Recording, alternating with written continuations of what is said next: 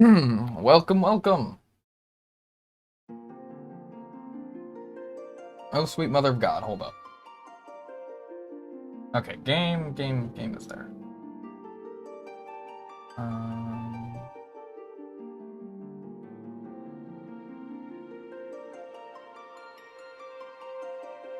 it already showed it, but whatever.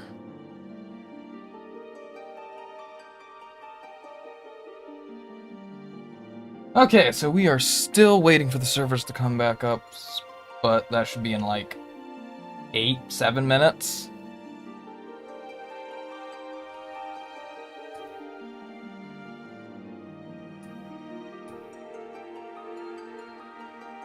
Aha! Oh!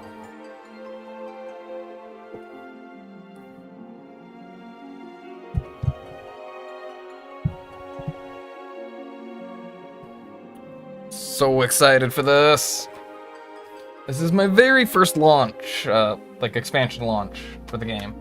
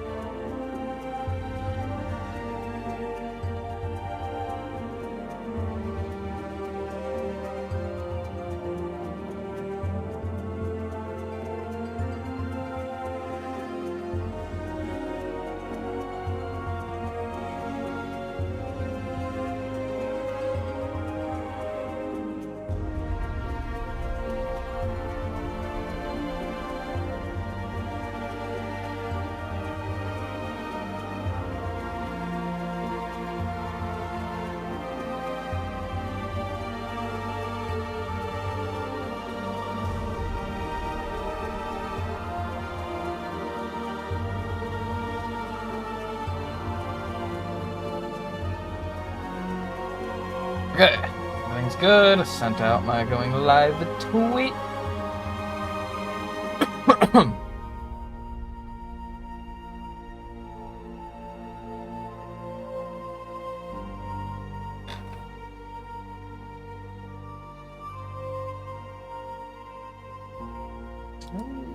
It's got like 4 minutes. I wonder if they'll open it up early.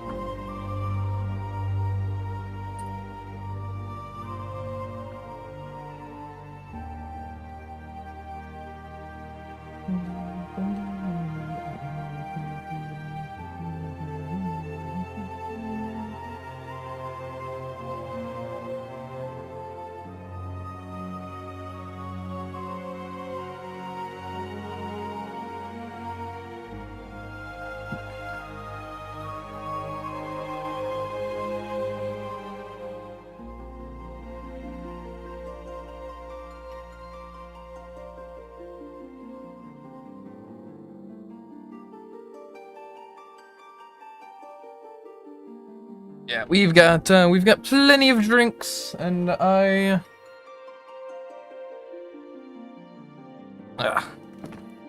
I've even obtained a box of the most delicious snacks. Probably not most delicious, but I still love them. So, you know. Gonna have those sit right here on the desk. Oh, God, let me in. Let me in. I've honestly, I don't think I've been this excited for like a game expansion release in years. Like, I'm just so excited.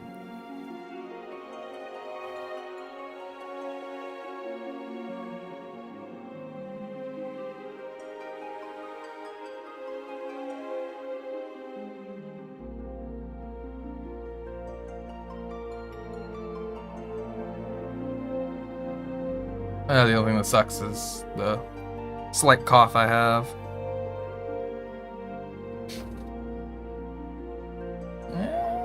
2 minutes?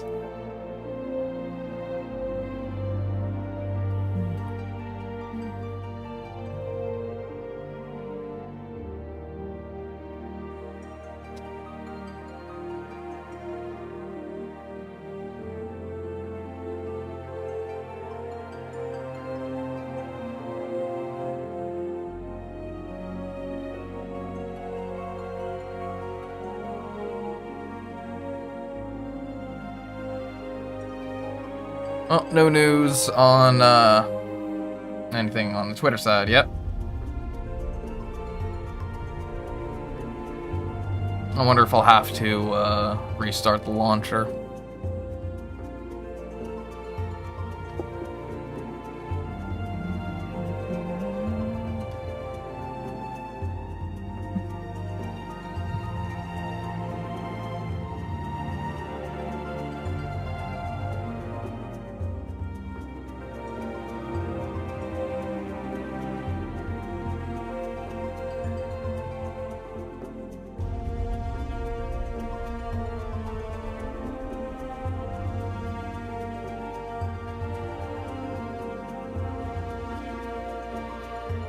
Well, I didn't mean to bust the tab off my drink, but here we are. That's unfortunate. I don't like it when I do that. Oh. Just let me in, let me in, let me in, let me in.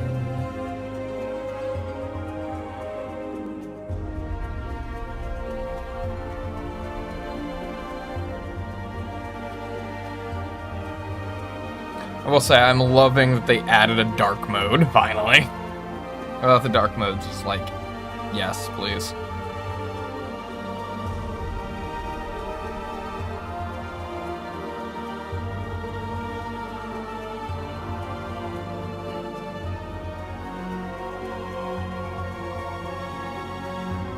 It's 3.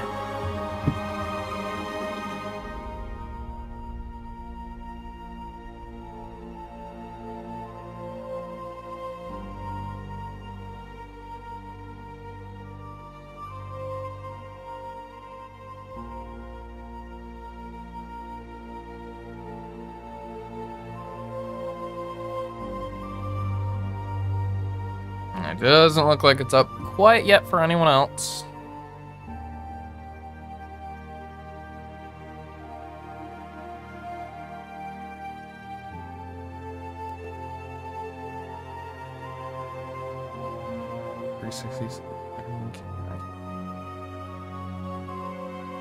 Oh no, I guess people are finally getting in now and their servers are crashing.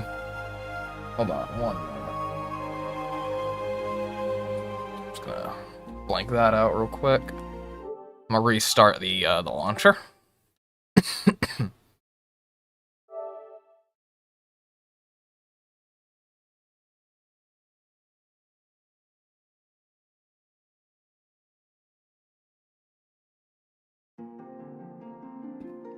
Oh, I'm seeing that people are getting in.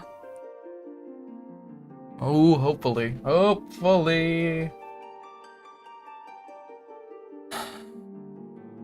Such illumination was not my intention.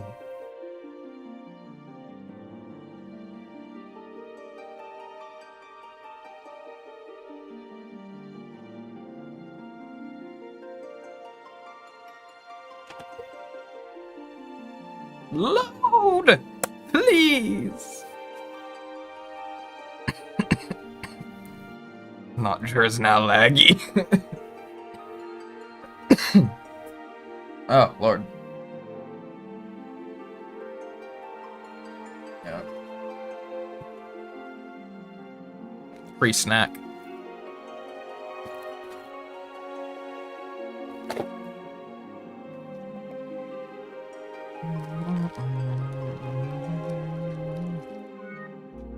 No, no! Oh, God, it's timing out on me currently. I just had it time out. Oh, Lord, did I make a mistake by leaving the launcher the first time? Have I done goofed? Find out next time on Dragon Ball Z.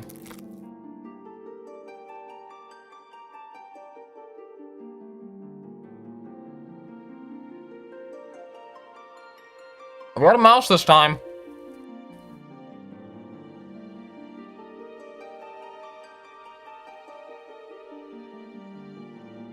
Wait. Are we in?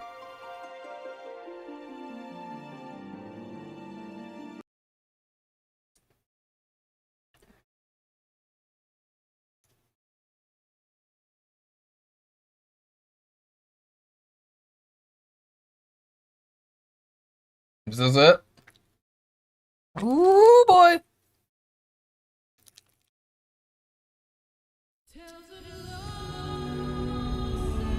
Oh, it's beautiful.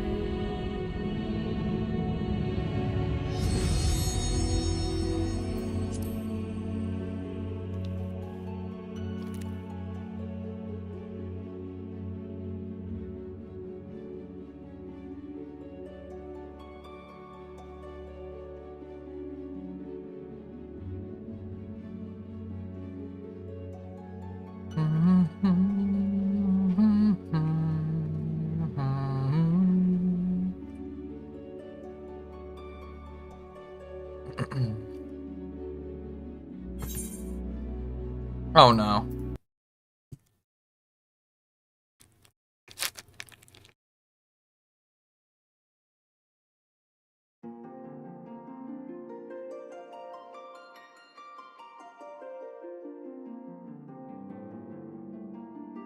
Did you send my ass back to the launcher?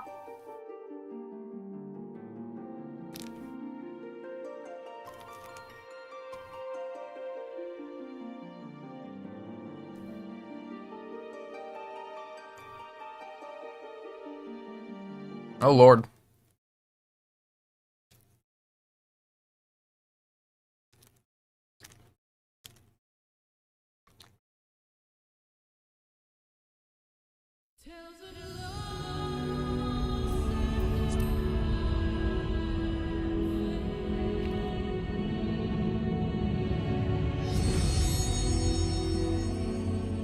Oh, Primal-Famfrit, get me in there.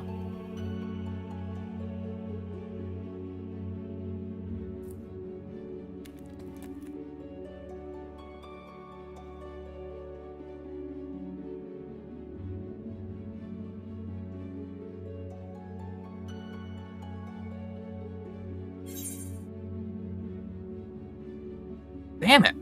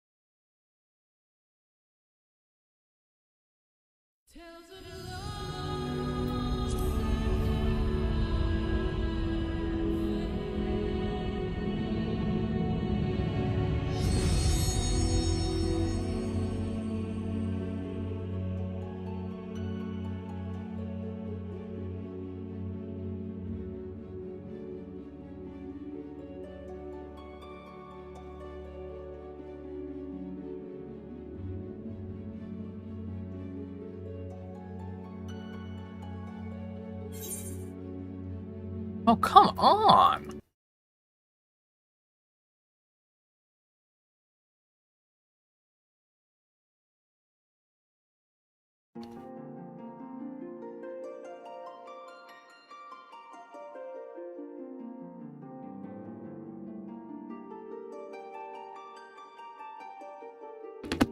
I'm gonna try crashing it. I'll reload it.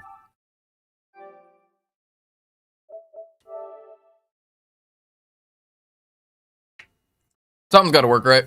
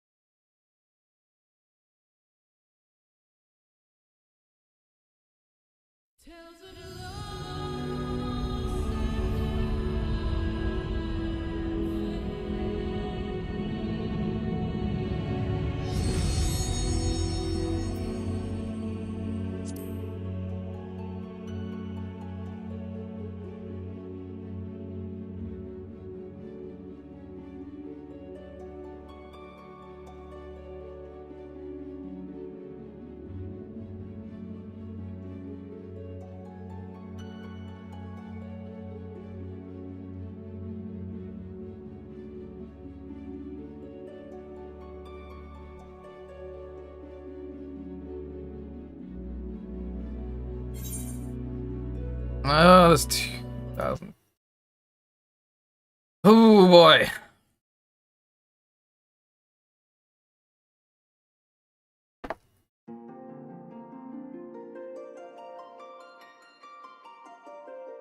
This is gonna be rough, isn't it?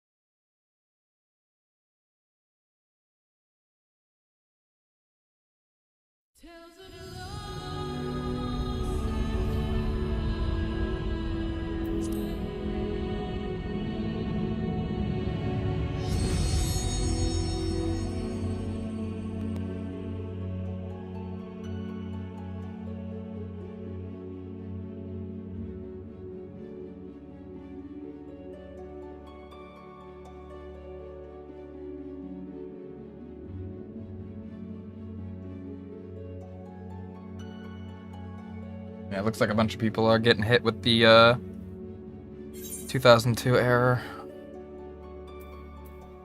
Oh my god. I know people on my server that are getting in. Ah.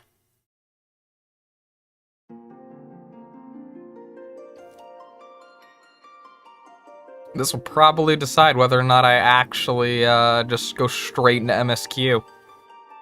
I was thinking of I mean, I'm already in front of where Reaper is. So I'll pick that up. Or at least pick up the quest for it. But I'll probably just start and get moving with the MSQ if I can get in, that is.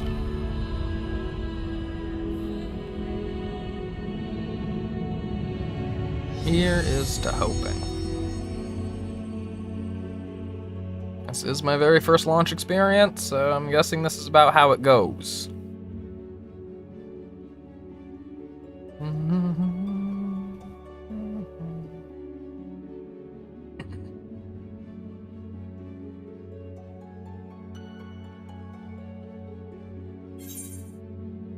Damn it.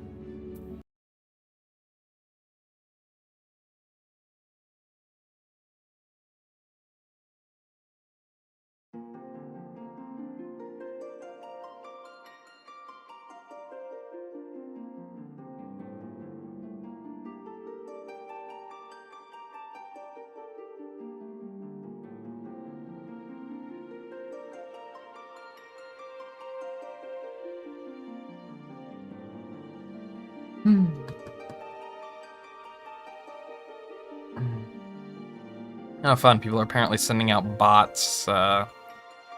People have already data mined the story.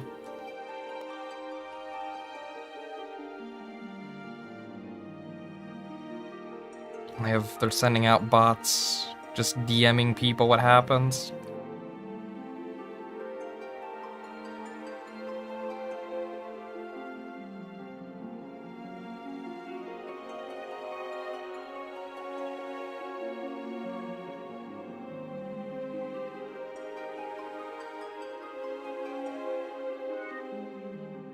What?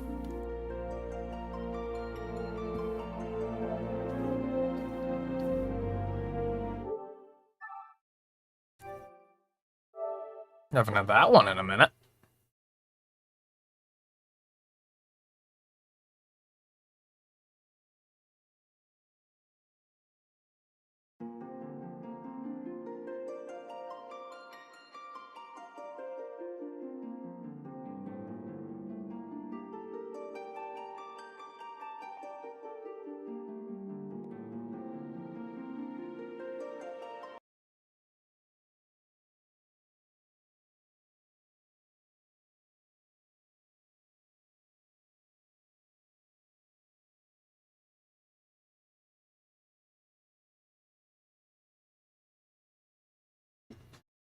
Okay.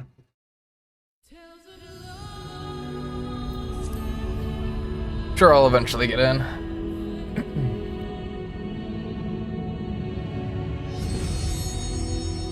I mean, this start screen is still beautiful. So there is that. I want to know what that ship is that's taking us to the moon. At least, yeah. Like, what is with the space Dorito? Oh my god, let me in, please. I'm begging you. I'm begging you, Final Fantasy, let me in. Oh, man.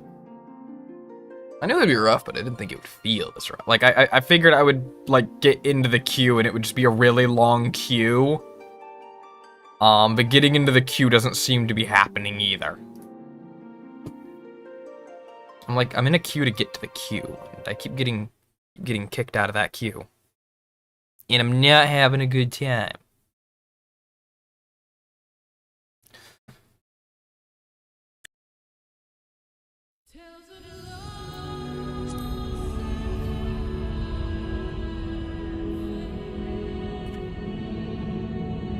Wonder if it has anything to do with my slow PS4. Big sad. Big sad if true.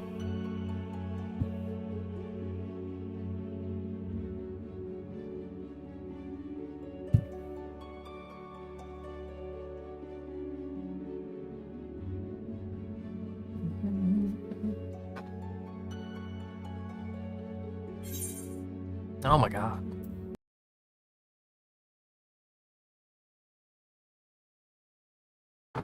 That's what I get for not having this on freaking PC. My load times are slightly longer.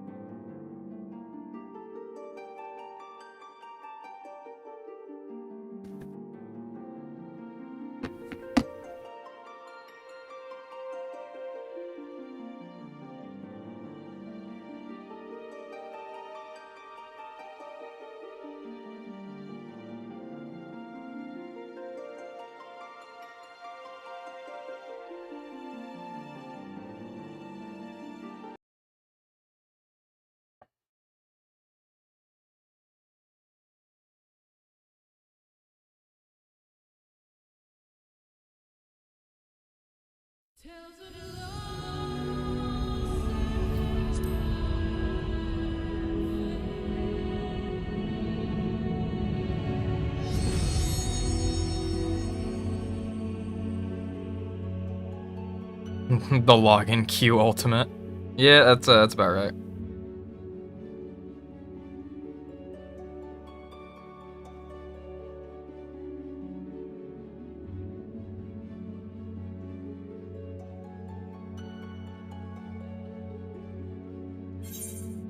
come on. What is causing this?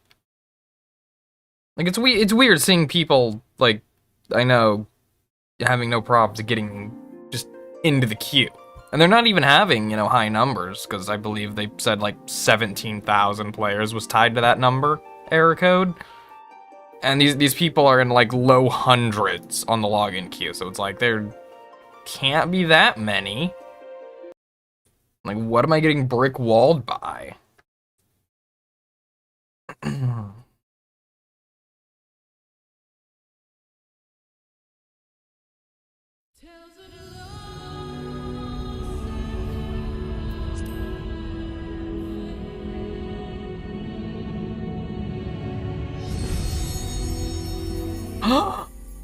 Okay, okay.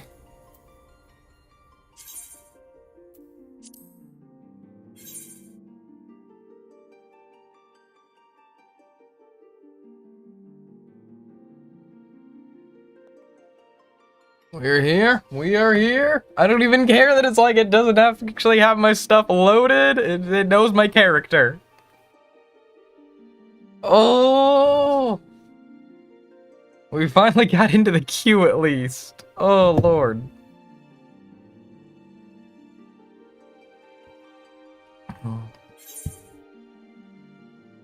That scared the shit out of me.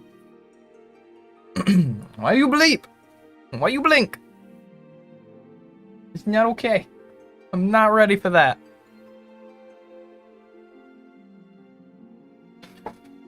Oh, Lord.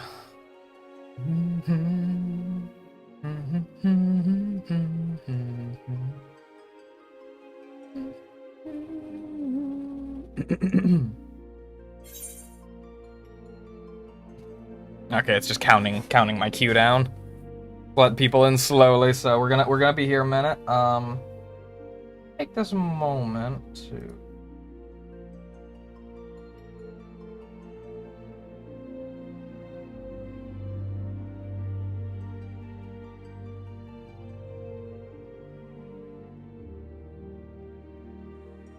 I'll go ahead and just shrink my camera that way. So I know around the bottom there is like where it deals with like dialogue, so I don't want it to cover that.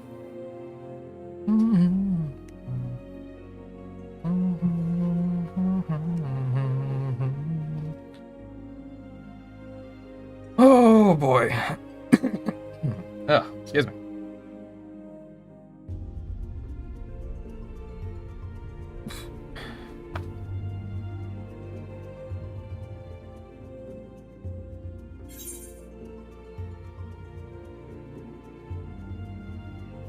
Ah, 1953.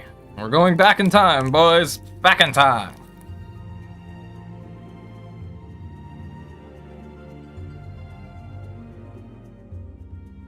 God, I wonder how stats are gonna look.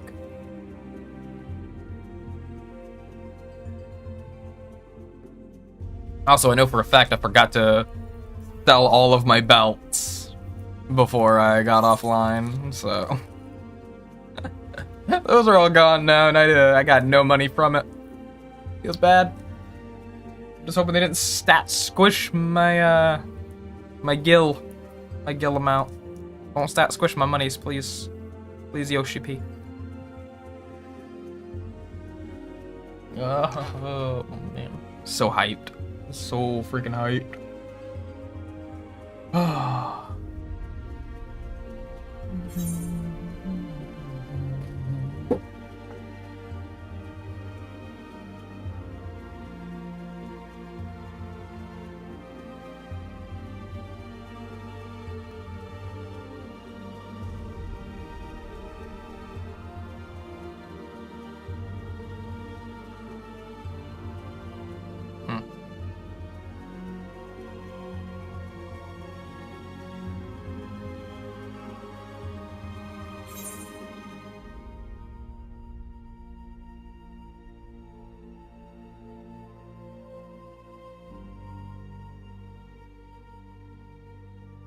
Got something stuck in one of my teeth. Getting there, 1848. Going back in time, boys.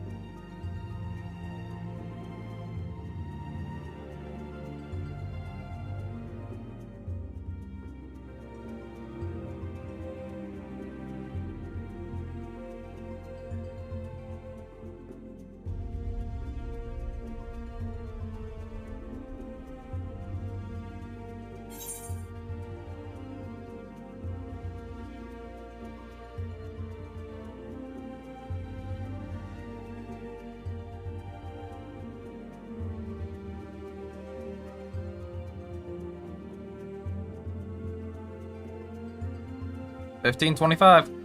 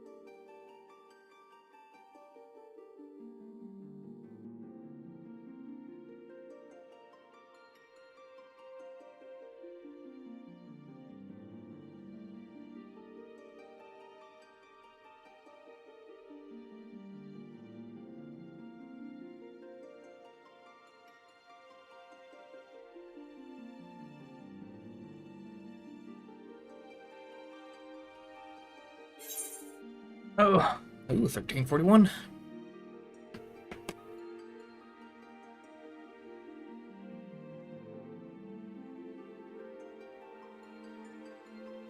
Ow, my elbow.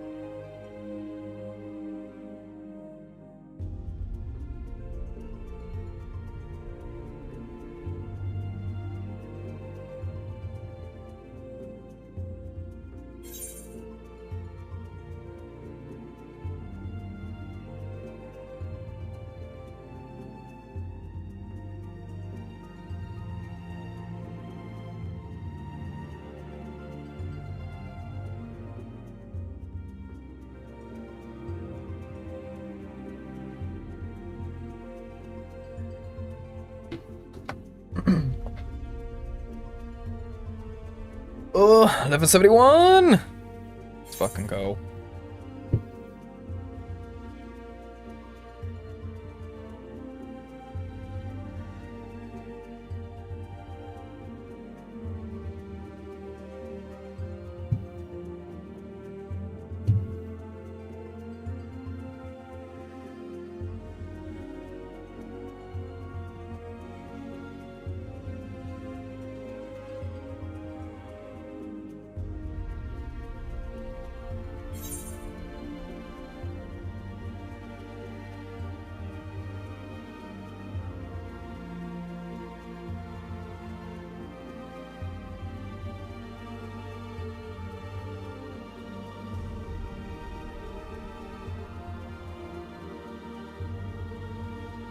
Oh.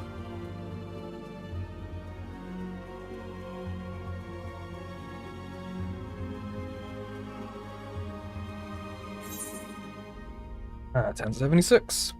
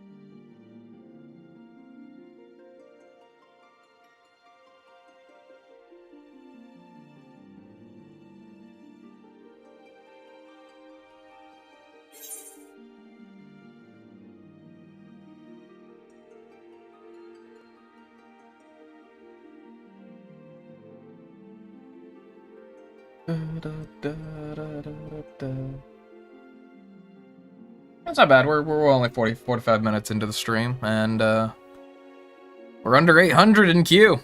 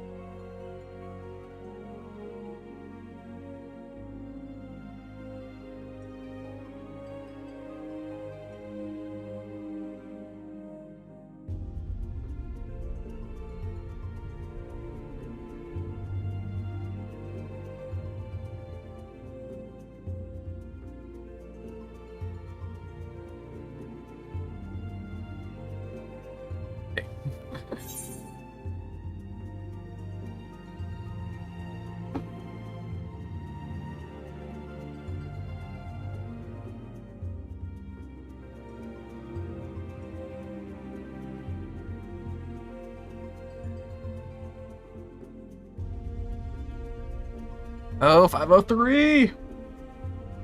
That's jumping fast.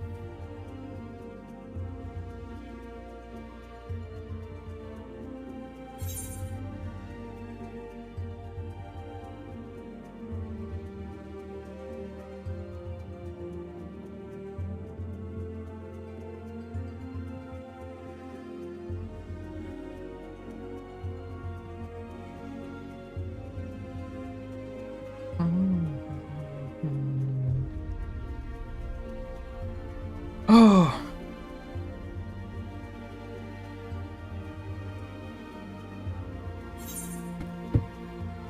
355.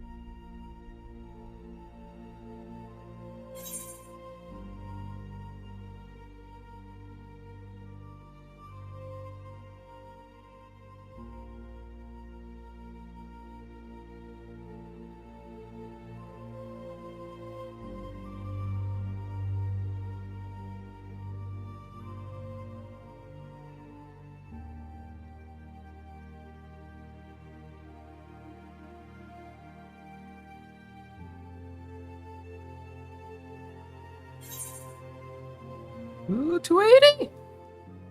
Whoa.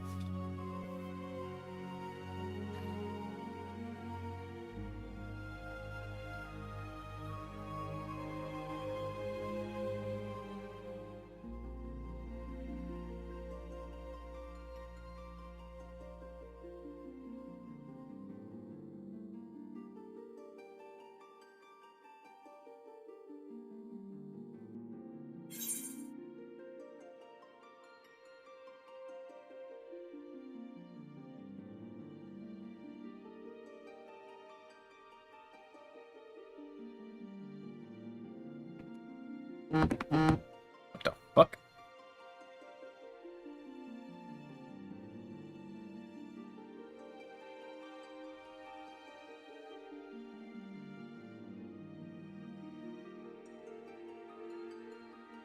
I don't know what just buzzed on my desk, but it was loud.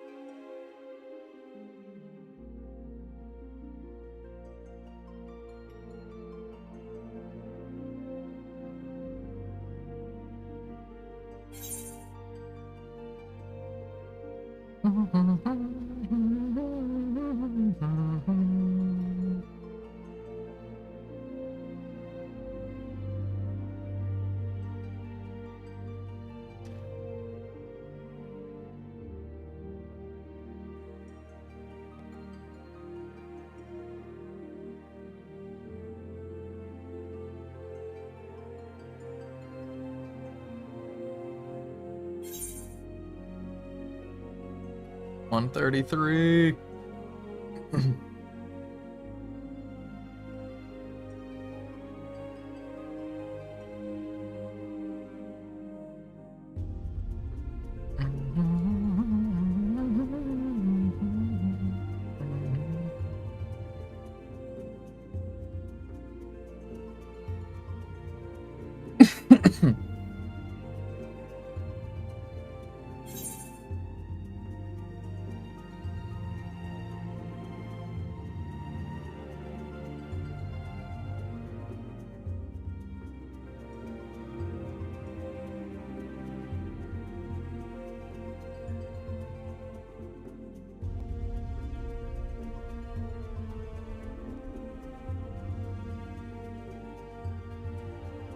Boy, oh boy, oh boy, oh boy.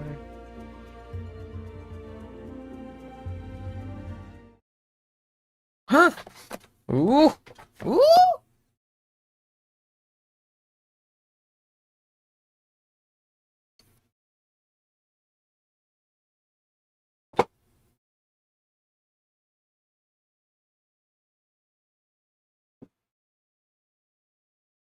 We are in, my dudes! And dudettes.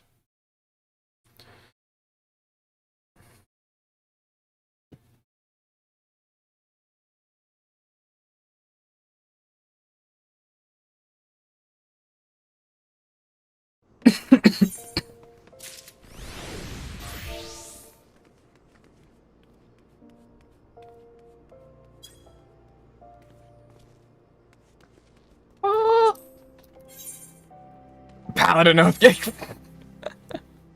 And by the way, you have an oath gauge. Yes. Yes, I do.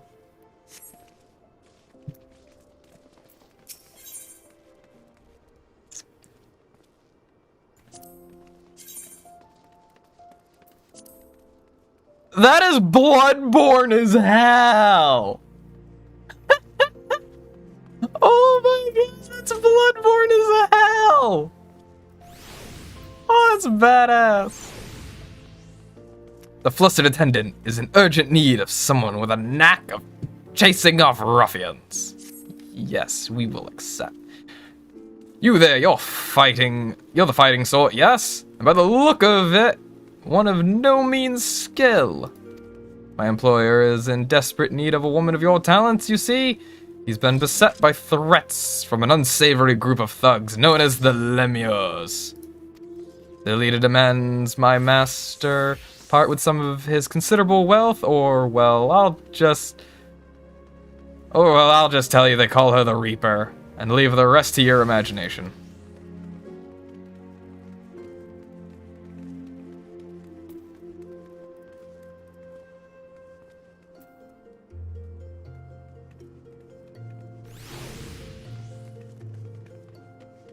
You don't intend to acquiesce to these churlish demands without a fight, and a stout arm by your side would go far to ensure our survival. Your arm, perhaps.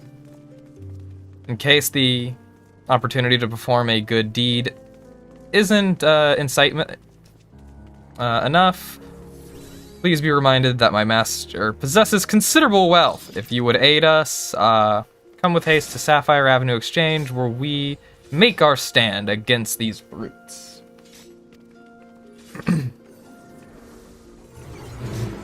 Duty Finder's left.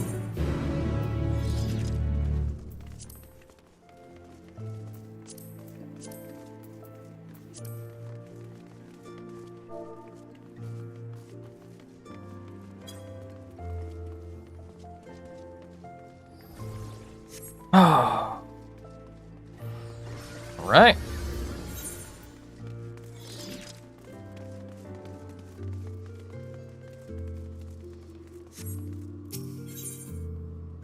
Oh god, this looks cool.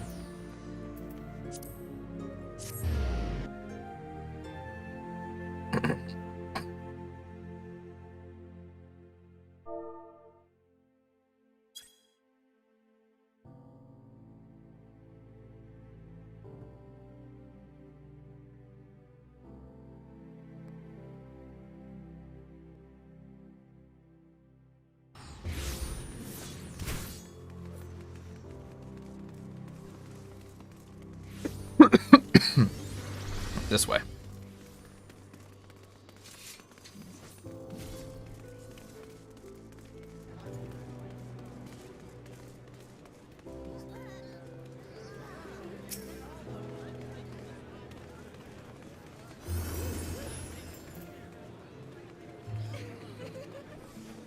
I got.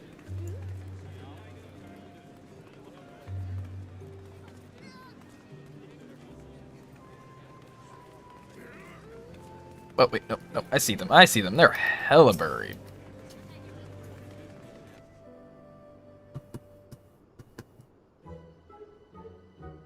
Oh my god, it's a Lalafell. No wonder they're buried. They're so tiny.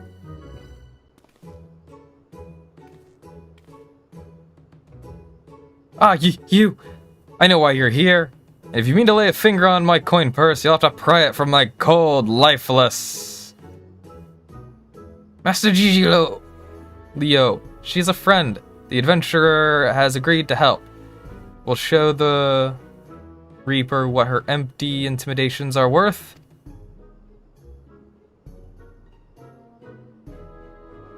Ah, I see. My apologies, madam. Tensions have been high as of late, as I'm sure you can understand.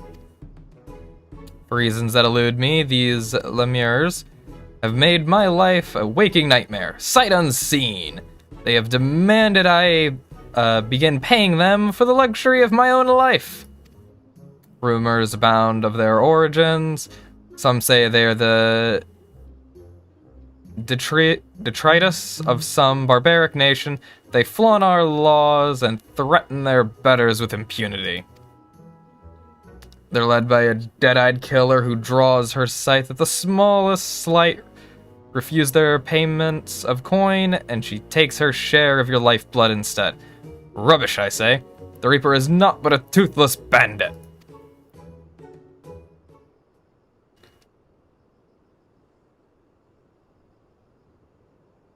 Interesting theory you have there. Care to test it? Ooh. Hello. You're the Reaper!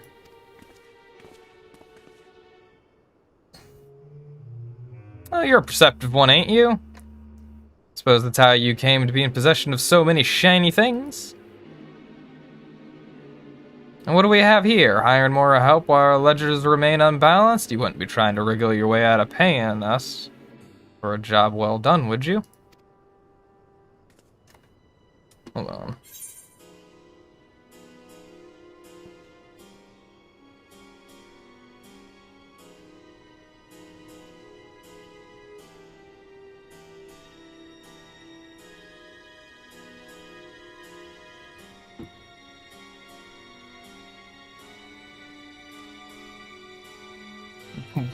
Ooh. What was all that about sight unseen? You've hired these lemurs before?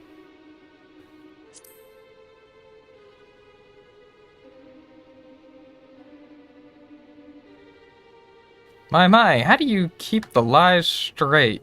Didn't tell your hired muscle here what great friends we were? So great, in fact, that you trusted none other than me and mine to put the scare into your competition? A job we were happy to do. You can't find your fortune in this fair city without stepping over a few bodies on the way. After all, but as flexible as our morals are, I'm afraid without the coin to bend them, we only have one recourse, unless...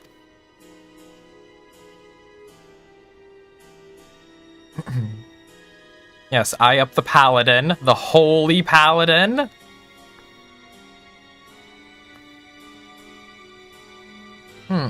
One does wonder how you found yourself with a bodyguard of such uncommon mettle.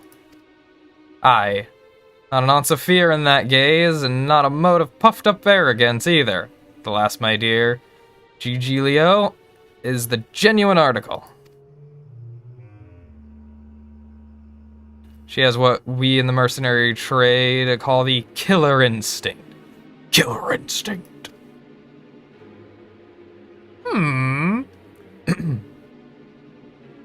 How's this? For the sake of our long-standing friendship, I'll make it simple. Allow me to take this adventure off your hands, and the debt is forgiven. What? That's all? I believe this is what them in your trade call a bargain. I mean, you don't even have to ask him, lady. You got the scythe. I'm all here.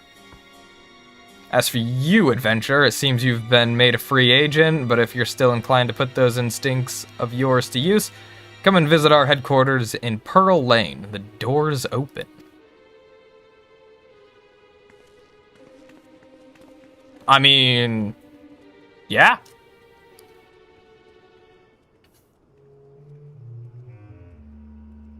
I am here for it.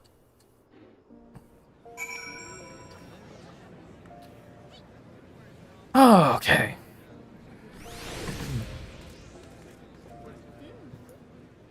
How do I get around this place?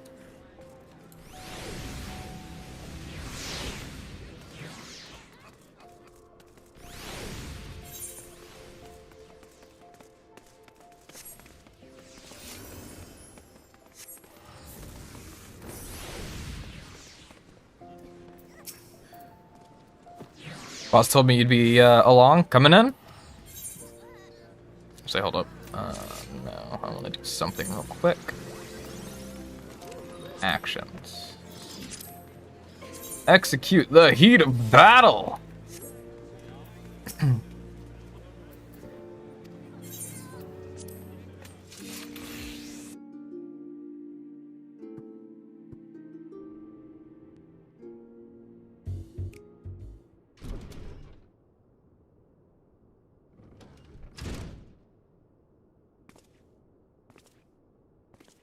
What is this, freaking Devil May Cry headquarters? Boss, the guest of honor's arrived.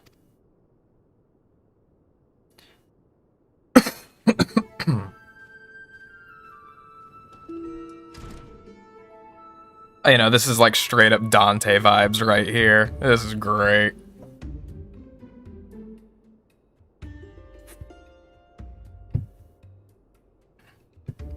The savior of Ala Mhigo and Doma deigns to appear before me. I have heard all about you. It's hard not to in this line of work. The stories paint you as ferocity incarnate, a force of nature few have survived. peace, friend. I have no desire to put the killer to the proof personally. I don't have a death wish.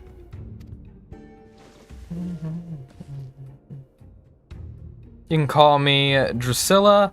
I'm a Reaper, one of many, and the leader of this little family here.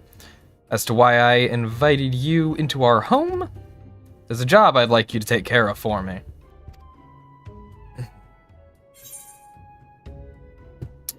I mean, it depends on the job.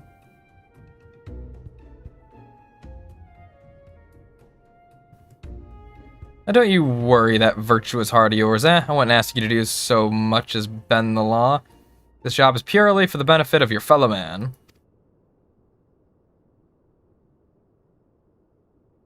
All you have to do is kill one for me, though perhaps kill ain't the right word, seeing as he's dead already.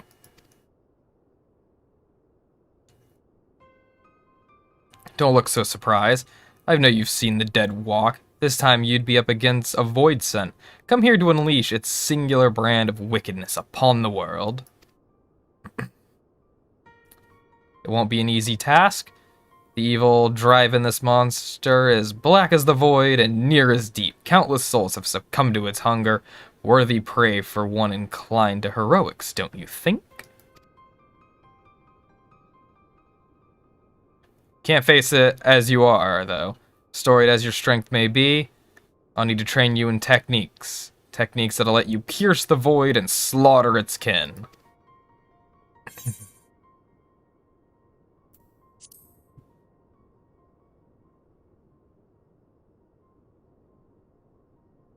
Keep talking.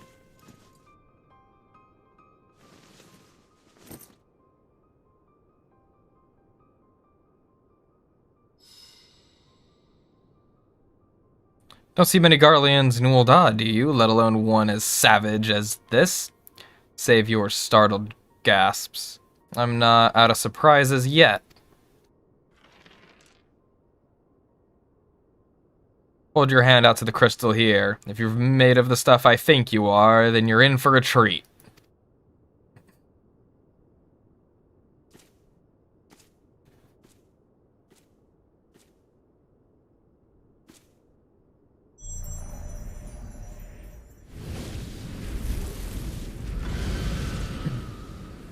Ooh, hello there. That's it. I knew you had what it takes. This would be an avatar, a manifestation of your essence, and the Stygian power of the Void Sent on the other side. A Void Sent to which, if you so choose, you will bind to yourself. You'll gain skills unlike anything you've ever known. Skills that have allowed people like me to operate in the shadows and kill those that need killing since time immemorial. Oh, I want it. Give it to me. And your first assignment, should you walk this path, is to use the power of one Void Sent against another for the betterment of the realm. Your reward will be the wisdom of countless generations of Garlean assassins. But if siding with my kind makes your stomach... Whoa!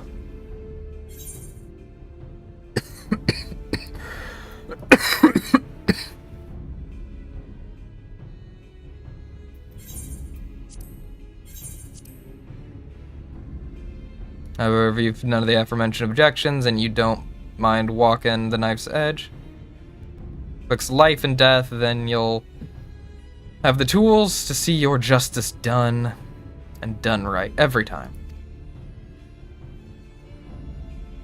This is the choice you must make, and soon every moment our quarry stalks the land is another opportunity for it to do harm.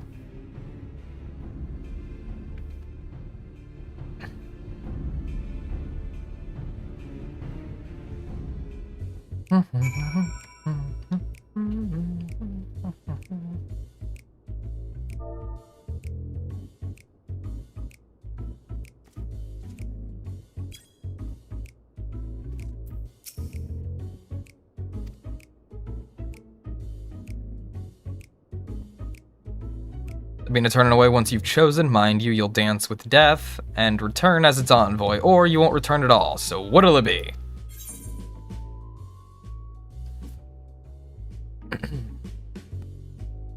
I will not suffer this void sent to threaten the innocent. I will dance. Very good, then let's not waste time. Take up this crystal and attest to both worlds that you walk as a reaper. Bind yourself to the void and claim the strength that the weak of heart shun. Through the avatar at your side does the void scent bring its power to bear, feeding upon the souls of the fiends you cut down in return. Not a bad arrangement, eh? But I'm sure you tire of words here. The traditional weapon of our order. Let's see how it looks strapped to your back. Yes, ma'am.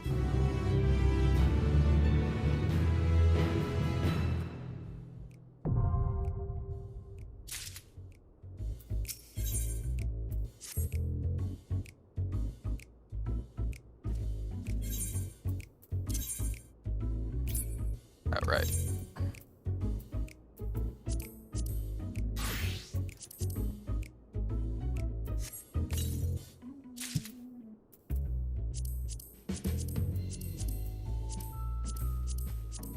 Oh, this stuff looks cool. What?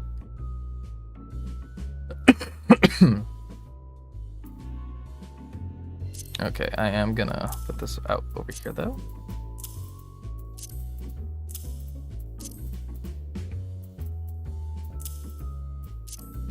I just wanted to see how that looked real quick.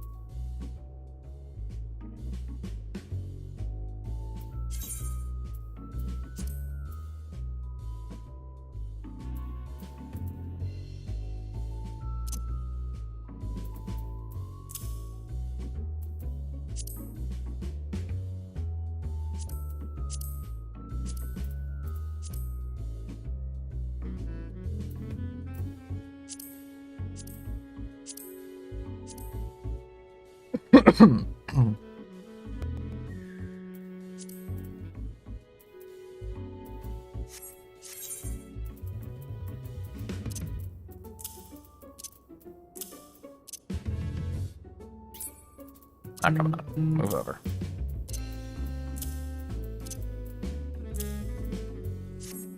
Soul Gauge. Soul Gauge can be filled via the execution of certain weapon skills or by defeating enemies afflicted with Death's Design with sufficient souls stored in the gauge. You can execute actions such as Bloodstalk, Grim Swath, acquired at level 55, or Gluttony, acquired at level 76. Well, that needs to get back and moved.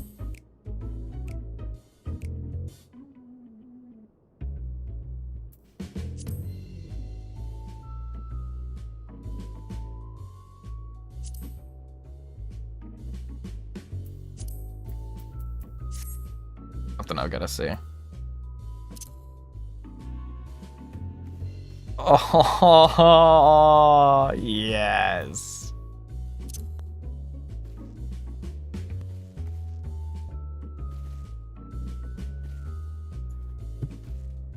Okay, that's badass. Okay, now the biggest thing. I need to set up my bars.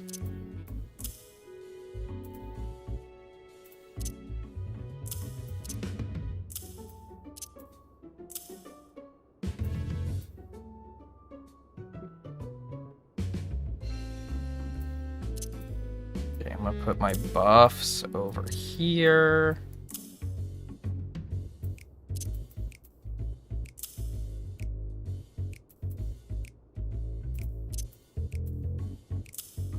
I'll keep those there because those seem fine. Okay. Okay, so slice, waxing, slice, infernal slice. Slice, waxing, slice, infernal slice. You go there. What's harp look like?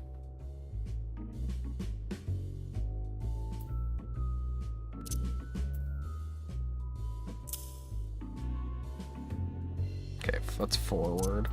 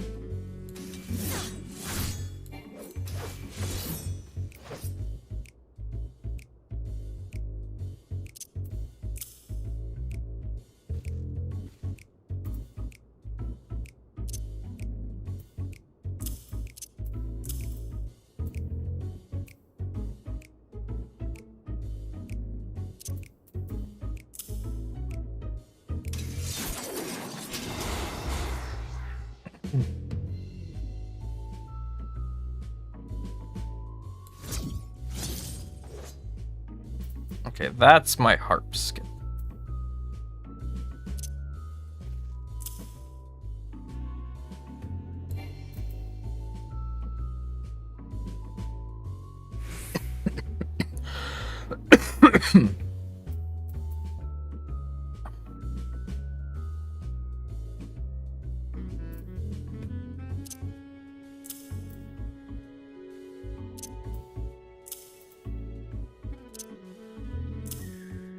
That is tricky. Rear flank. Okay.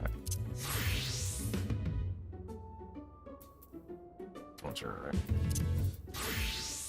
Yeah.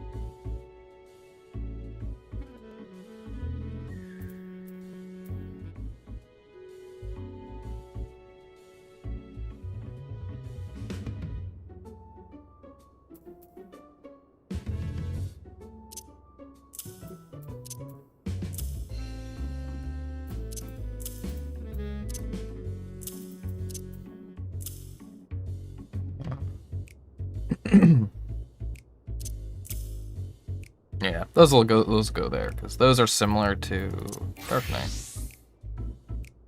Yeah.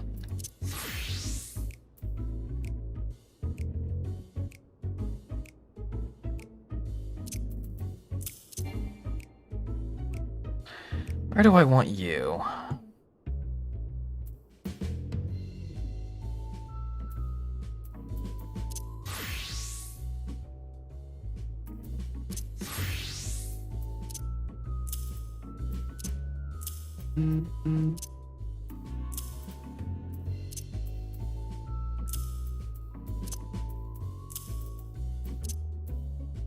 Put that there.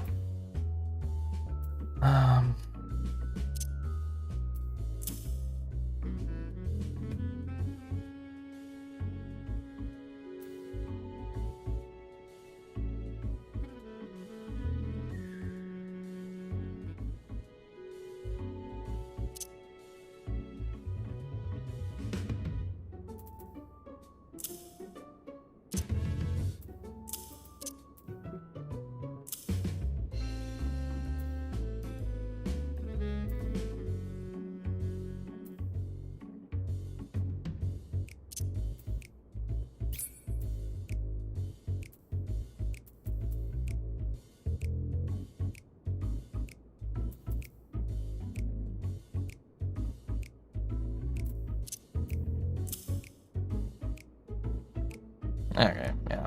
That'll work on Q.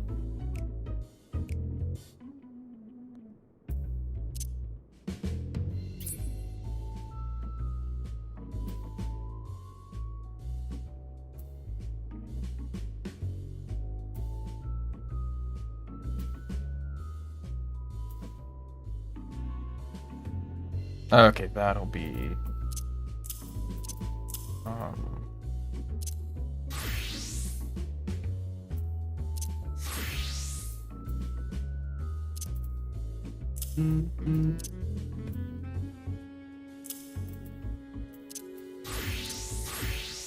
Yeah, that works.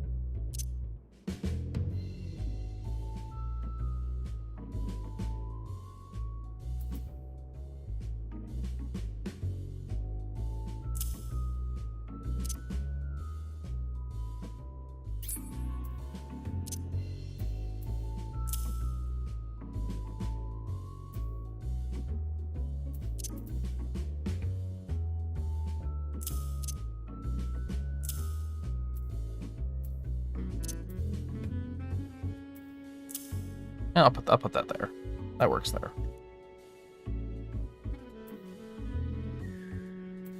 Where would Communio end up?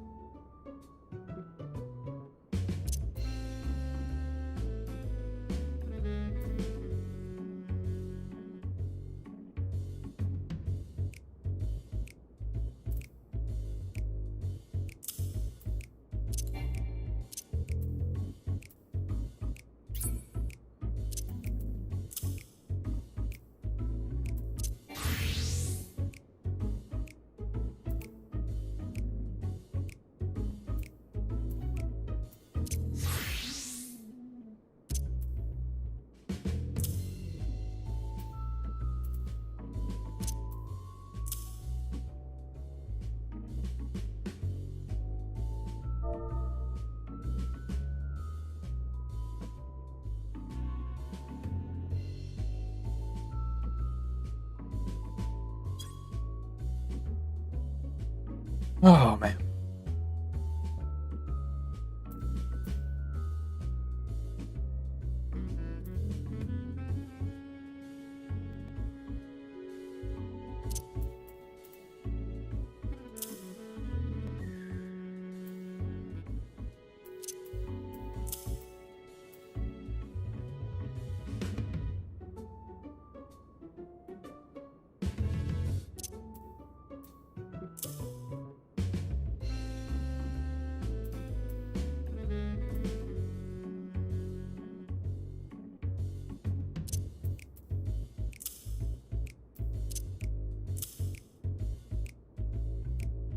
Alright. I think that should work for where my skills go.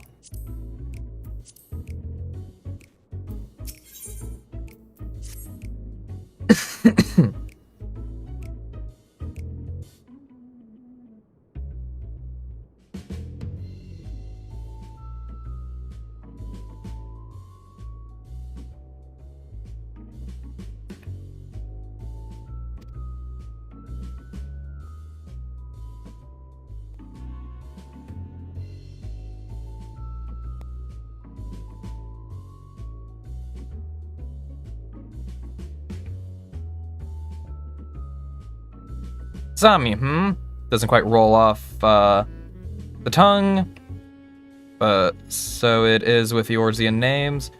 With every new one I learn, one more is forgotten. Yours can replace Gigilio. After our little conversation, I'll think he'll give us a wide berth. Any road. We've more worthwhile concerns than shifty merchants, namely getting you conversed well and proper with the tricks of our trade, and the best way to do that is through battle. One of the family is having trouble with a particular vexing fiend, and has sent word asking for assistance. It goes by the name of Arnagus, and he's stationed out near Cutter's Cry. Not much of a fighter, but he's got a keen mind for trade and what can find a needle in a stack of needles if need be. We'd best hurry before he ends up at the bottom of the monster's gullet. Oh.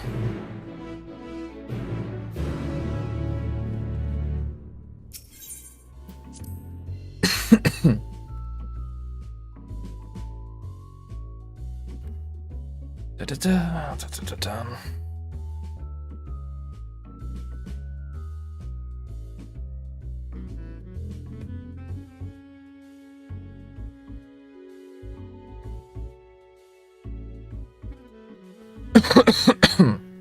Blah.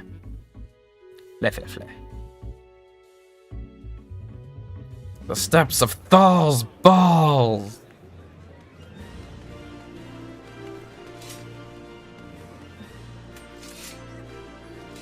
And so many edgy Reaper boys.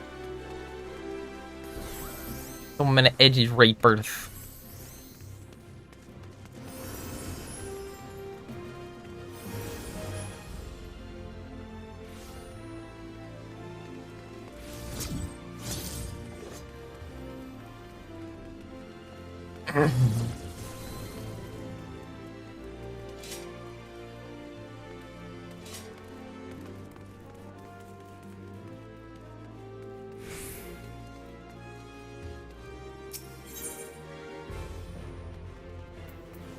I'm interested to see if there's anything in here for Reaper already.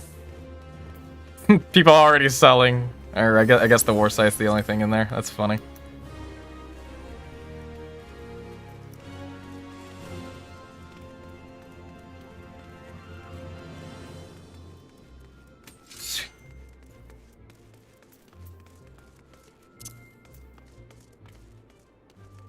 God, that's so cool.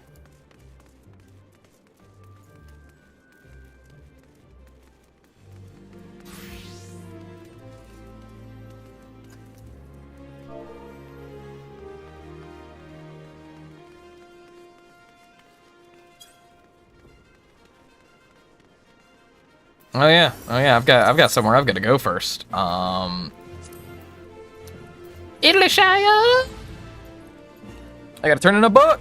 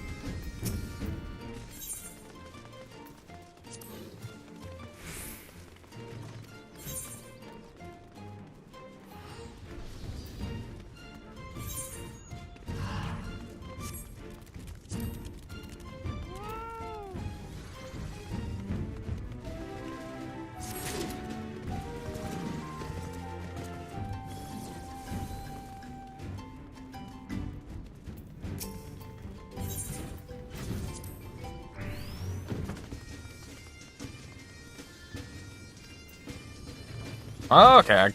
And like that, I have another book. What's this one got on it?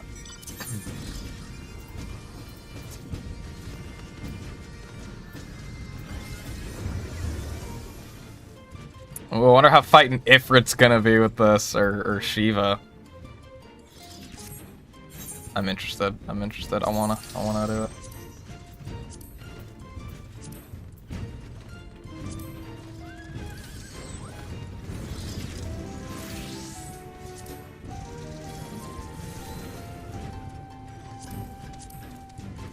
Let's see how level 70 matches against Shiva, because I do believe that they can do it.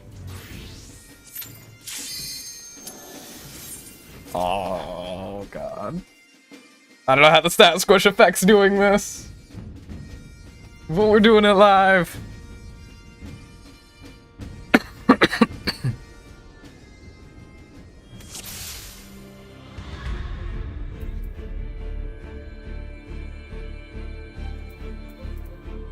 Okay, so I've got to hit him with Shadow of Death.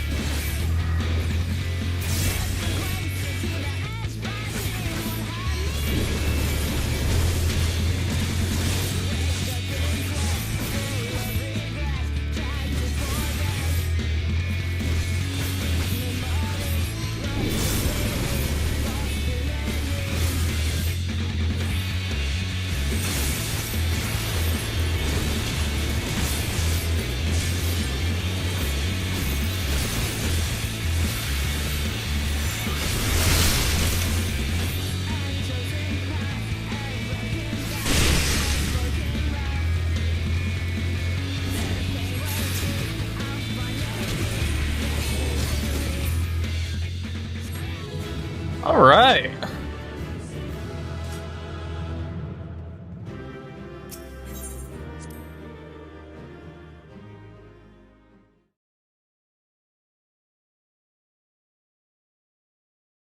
But that wasn't actually that bad. It feels so slow now, I guess, because the stat squish.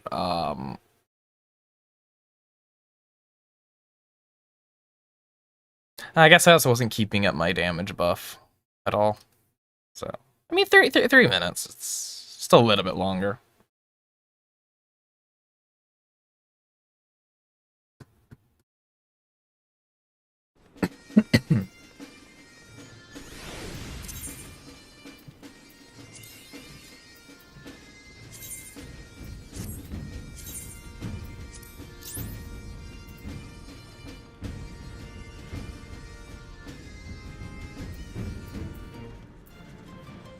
Dun, dun, dun, dun, dun.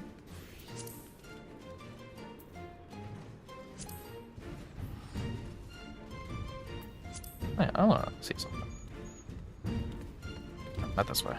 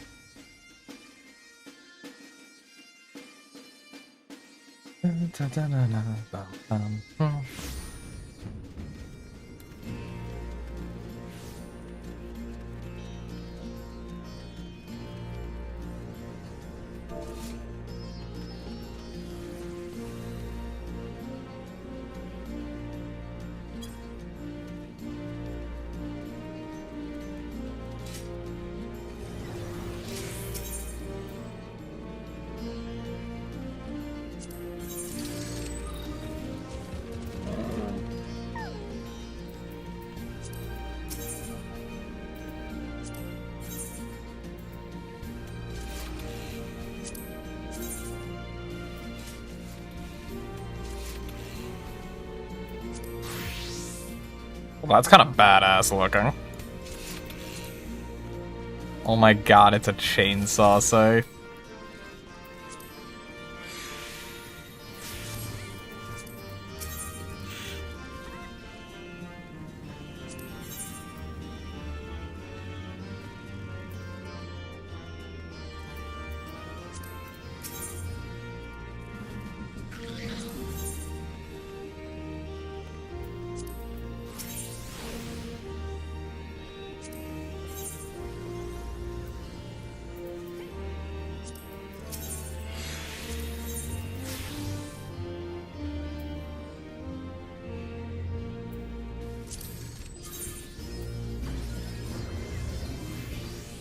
These are cool.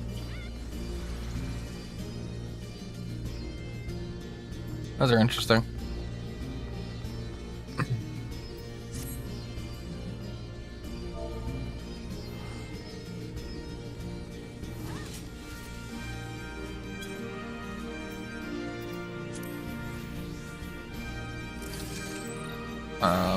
Honestly, I will buy the scythe. Just because I think it's better than what I currently have. Yeah, 385. That's 400. Yeah. Gimme.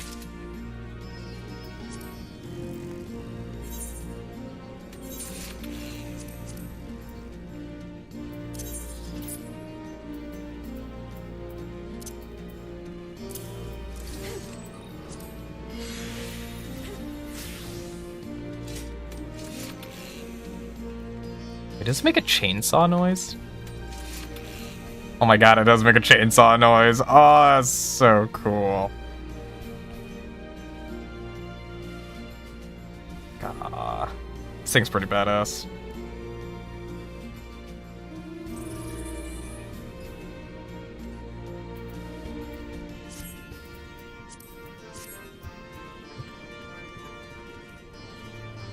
Whoop!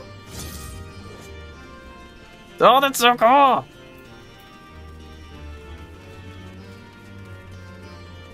Oh yeah. Hey, yo, Male Moogle, you got anything for me?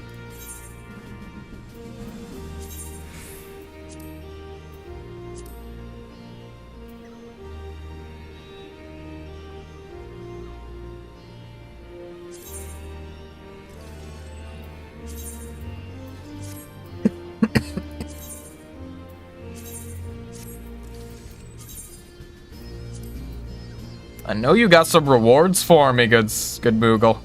And I wants them. I wants them, and I needs them. There's a scythe in there that your boy's gotta have.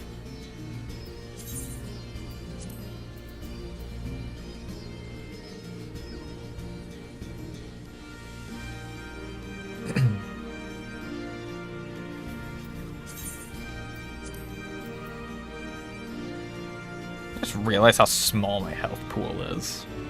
Feels bad.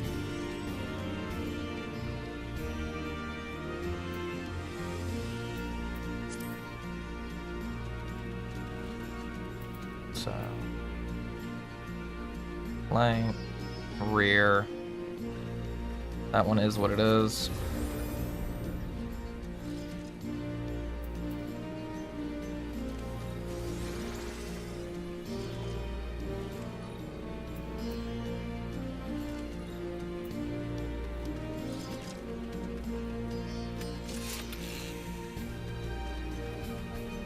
Okay, I can't take the chainsaw noise seriously.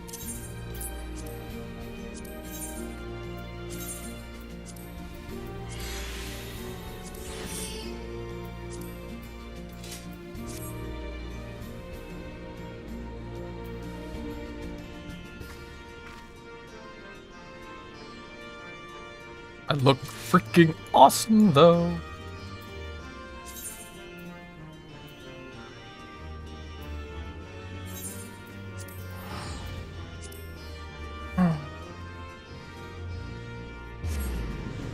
I am in no rush, honestly, right now.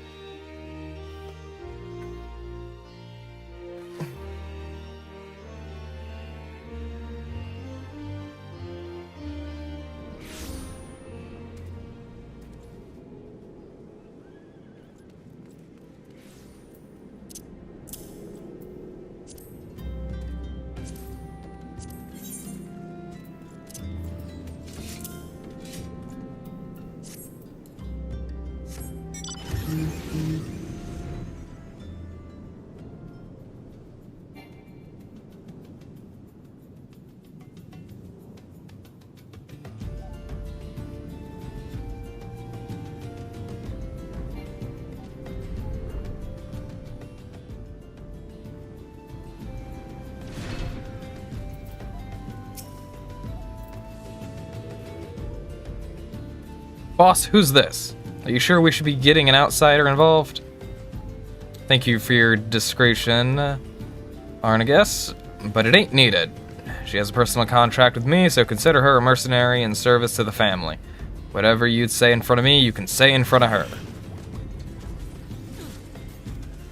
By your will, boss. A chimera has been making these sands a living hell for anyone who dares wander into its territory, which would be us, since our trade route cuts right through it. The men I've hired to carry my goods are scared to death, and I can't blame them. None of us are fit for monster hunting, so I sent for you. We'll see what we can do, Arnagus. Might want to find a rock to hide behind, though. Chimeras ain't known for being the most discriminating of beasts. So many rippers. So many rippers. Time to put your new skills to good uses, Ami.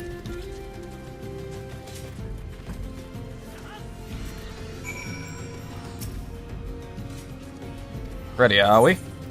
Proceed in the direction of forward.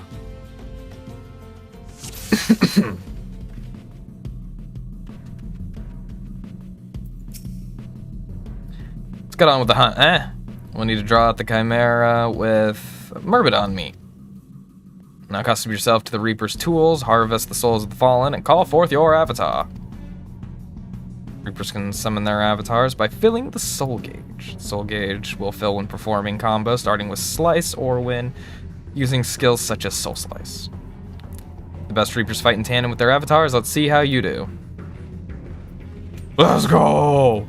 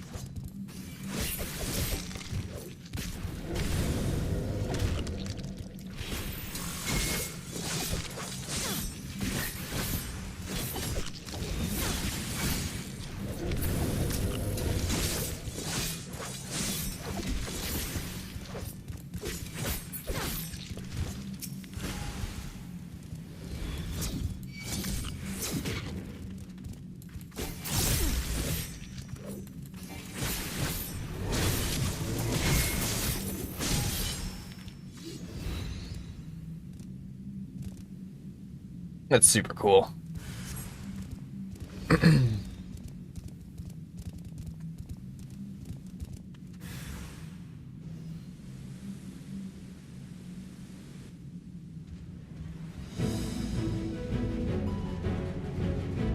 Mired Chimera.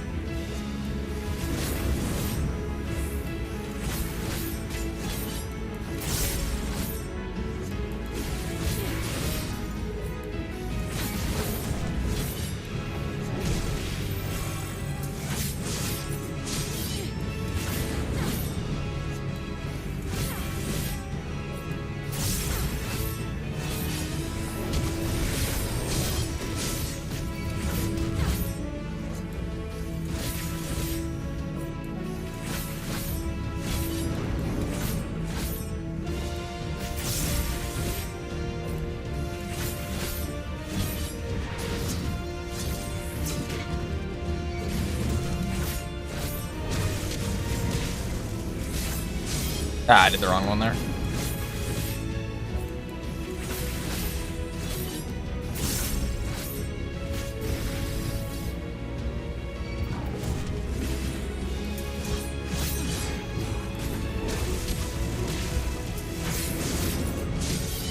Okay, so I gotta remember to use those every 30 seconds to get just 50 points.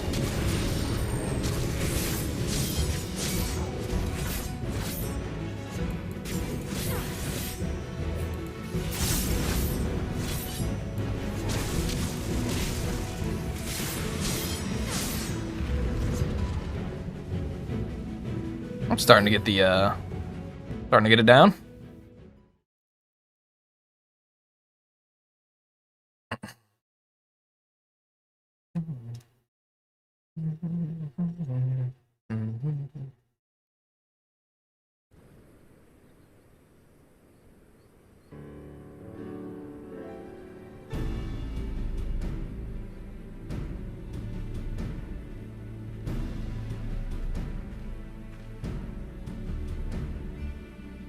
Bloody impressive work, that. I knew there was something about you, but truth be told, I didn't expect you to make such clean work of that chimera. I reckon even I might be hard-pressed to match that display.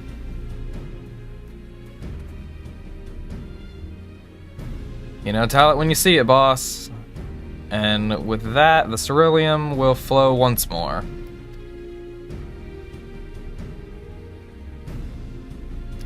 Among his many roles, Arnegus is a merchant of sorts. He sells ceruleum at a price that'd make those gill pinchers at Amagina and Sun's bulk, but still turns a pretty profit.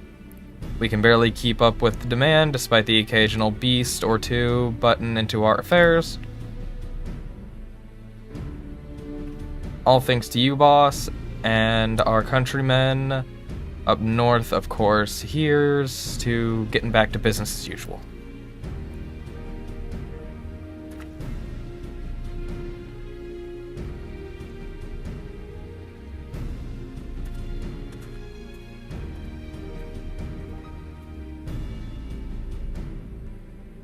Ceruleum ain't easy to come by, as well as you know. Amagina and Sons protects their monopoly with a gilded fist, but they've yet to force the Imperial stragglers up north out of the market. Now, before you go running off to the flames, let me assure you that this arrangement is entirely above board. Selling goods to Imperials is forbidden by law, but there's nary a word writ about buying from them. I know you Eorzeans like to call Garleans by all sorts of colorful names, bastards, tyrants, invaders, and we've got all those and worse. But while a foul deed has been committed to for the glory of the Empire, we ain't megalomaniacs to a man. Even amongst the purebloods, those that serve don't always do so by choice. Could be argued we're all casualties of the great Machina's ambition. No small number of the Empire's troops would return home in a heartbeat if they could, but the world being what it is, most settle for sending their family what few coins they can afford to part with. Most Eorzeans wouldn't suffer a wood of color to complicate their black and white view, but if you're going to fight with us, you should learn the truth of our past.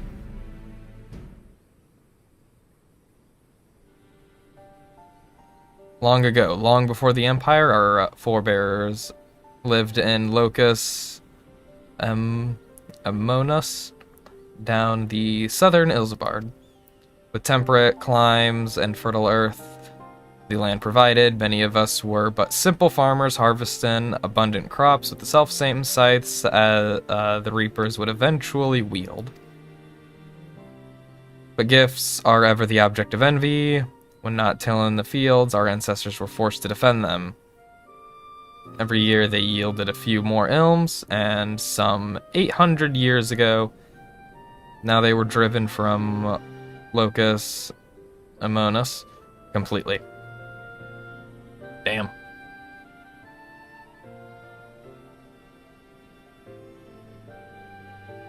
They fled north to the frozen region that would become Garlemald. Even there, they fought tooth and nail for scant resources of frigid land. From the fires of hardship were the first Magitech devices forged, and with innovation upon innovation, that humble group of farmers grew into an insatiable empire. But before that miraculous twist of fate, we were a dying breed, bereft not only of our magic, but of hope itself. With no natural advantages to speak of, our mere survival was in question.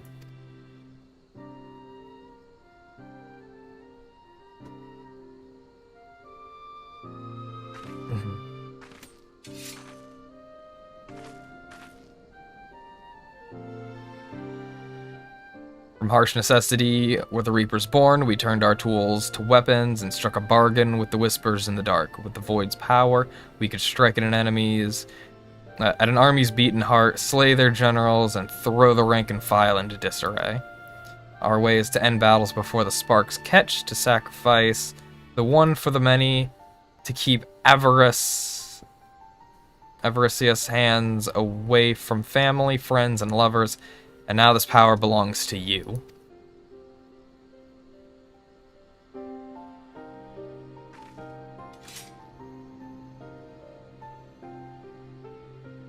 Remember our story, remember what drives a woman to turn to the void, and you'll not be led unto deeper temptations.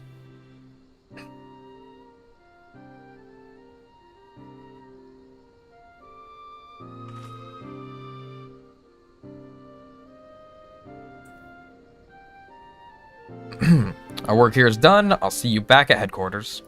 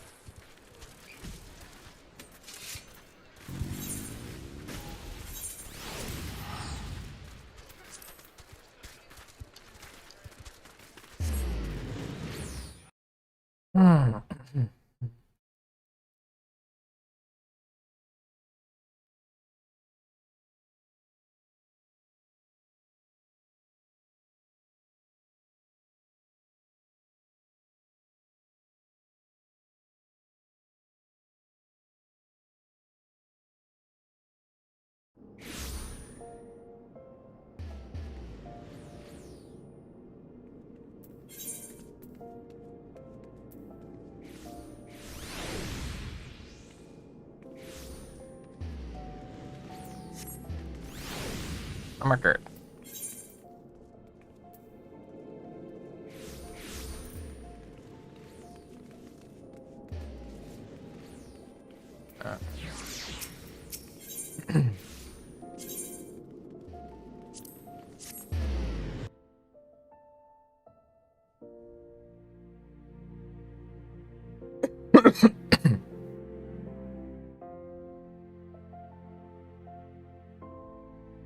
Damn.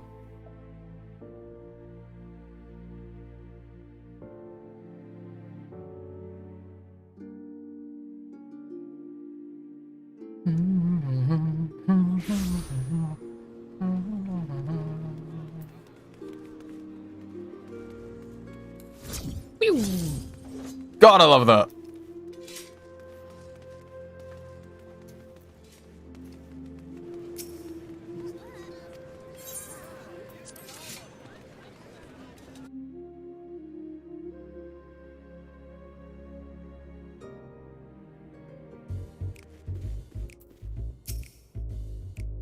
Your first out, and you did good. I think you've earned the right to know just who's this lot you've thrown yourself in with is.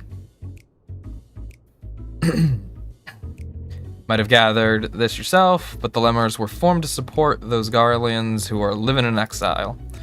It ain't easy being far from home, let alone in a place where most would sooner gut you than offer a helping hand. Off the only place to make a living is the shadowy corners that lie outside the watchful gaze of the law. I don't expect you to embrace us like brothers and sisters straight up. But know this, I do not expect you to apply yourself to this job.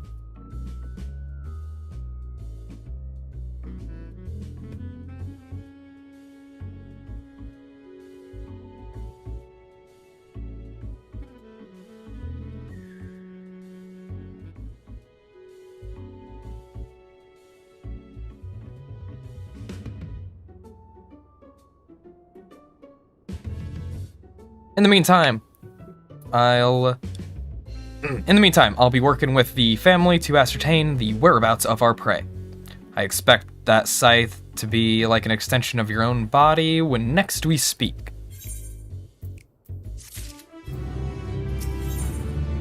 $73.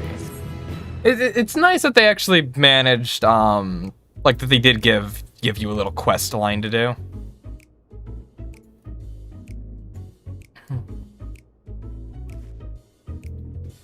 So I'm happy about that. Yeah, this is what I want to check.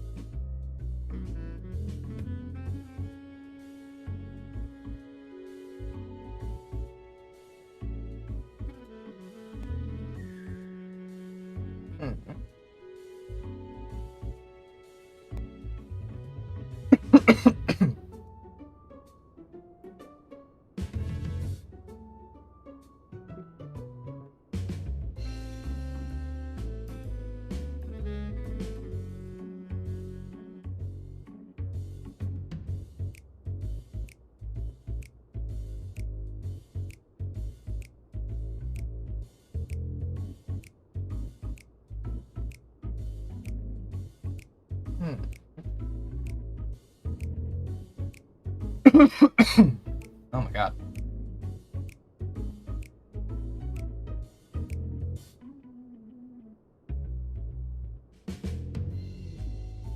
I'm guessing for the most, let's see.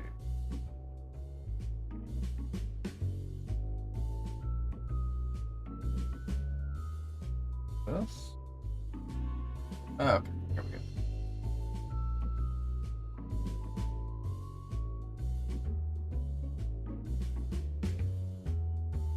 Huh.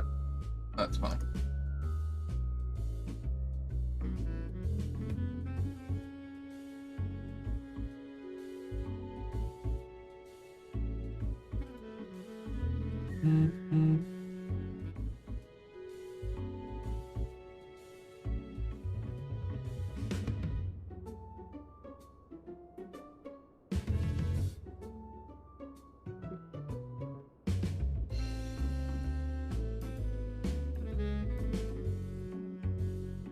Yep, I had a feeling that was coming.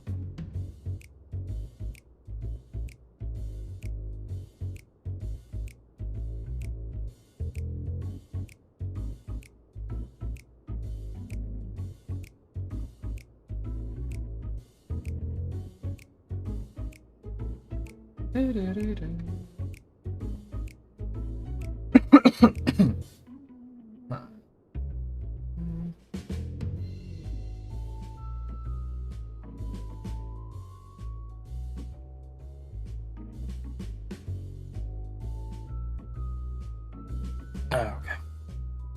I was checking Mog Station stuff.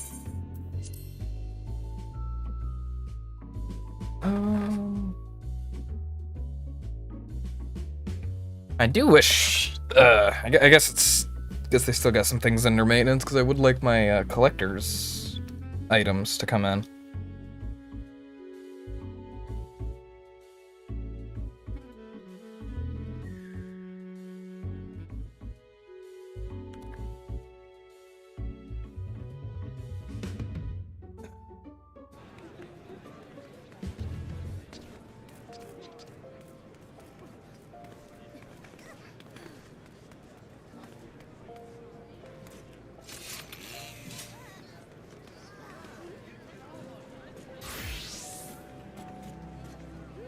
Oh.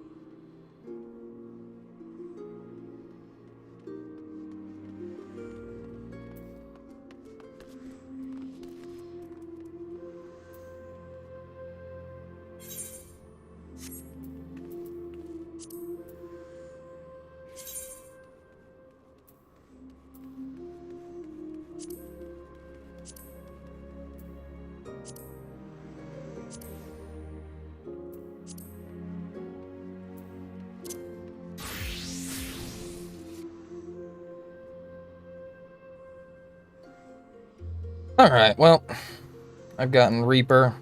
Let's kick off. Let's get our ass to Mor Dhona.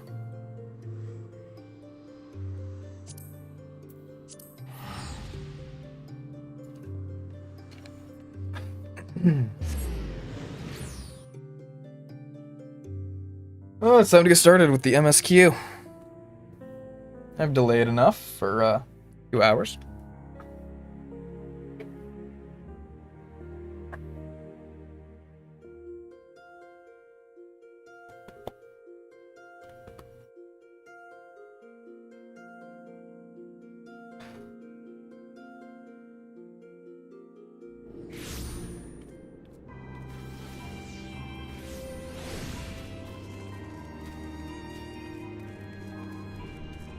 Yeah.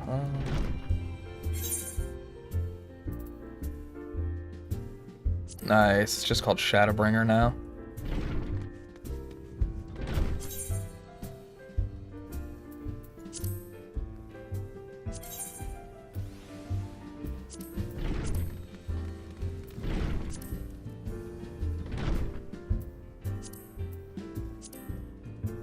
Oh, that's cool. It just changes the blade. Oh.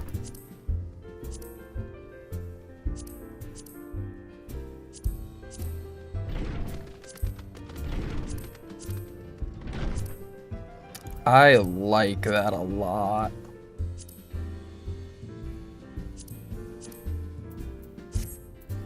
Okay, but enough of that. Enough of that.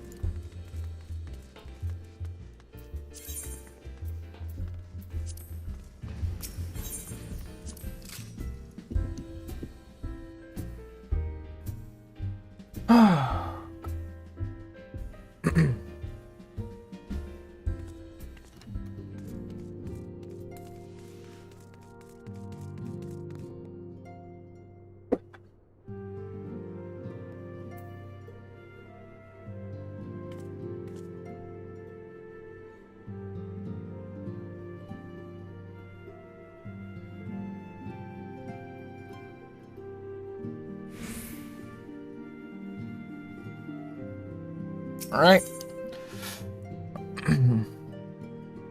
Oh, throw in the weapon coffers at us immediately.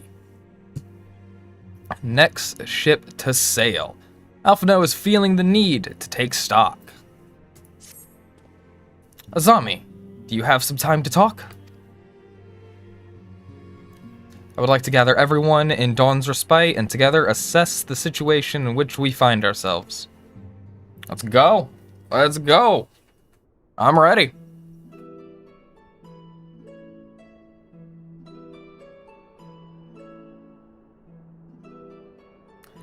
Let's take stock of the facts, shall we? The crisis at hand began with the sudden appearance of ominous towers in a multitude of locations throughout the world. We have since learned that said structures were brought into being by an organization known as the Telepharoi. The Telepharoi stated purpose is to recreate the final days of aeons past, an apocalyptic event that would result in the destruction of all we hold dear. Already have these towers of theirs been the cause of untold suffering. Countless innocents kidnapped and imprisoned, their faith perverted for primal summonings.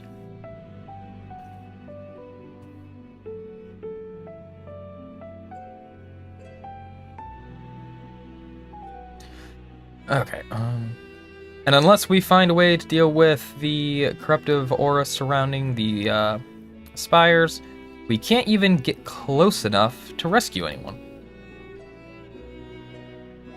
Those shielded with the blessing of light seem able to resist being tempered at least. But after what happened to Ehrenwald and Fordola, we need to be very, very careful about how we proceed. Yeah, well, these threats close to home are of paramount concern. We mustn't lose sight of the situation in Garlemald. As you know, the Telepharoi are under the leadership of Fandaniel and one other delightful fellow, Xenos Yegalvis, the Crown Prince and our dear friend. Today he has reclaimed his old body, murdered Emperor Varys, and plunged Garlemald into an even deeper pit of chaos. Capital has probably seen the worst of it.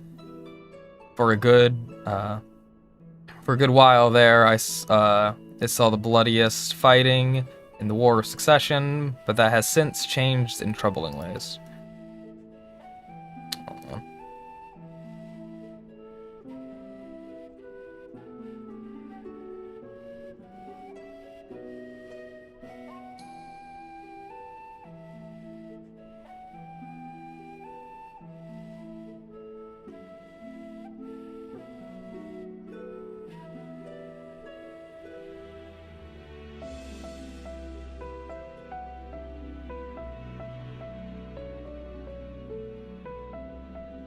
Aye, during our reconnaissance, the air was not once rent by the barking of cannons or cries of discord. It was an eerie fog of silence which did blanket that ruined city. The inhabitants appeared to have been tempered, and with nary a word spoken did they labor to transform the palace into a soaring edifice born of nightmares. Sounds fun. If they were indeed made thralls, it seems safe to assume that these events, too, were orchestrated by the Telepharoi.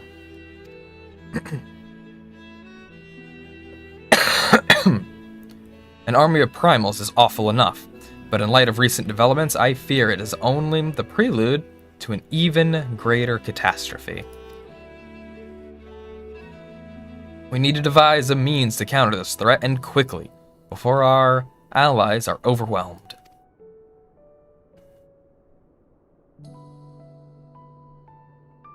We'll find a way in Sharlayan, I'm sure of it. Master Fortunalt's comments regarding the finals days were curious, to say the least. The forum knows more than it is letting on. Sorry to interrupt. We just received word from Mistress Kryl. She says that arrangements for your visit have been finalized.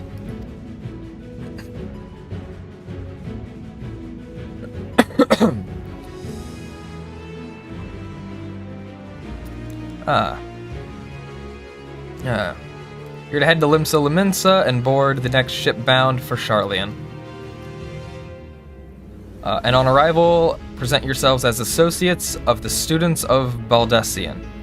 Come to assist with the Order's restoration.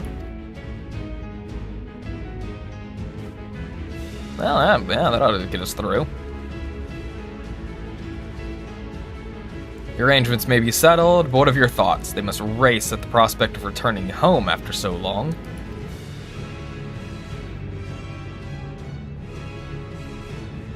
I'm eager to see it, of course. Ahem. We should set off at once.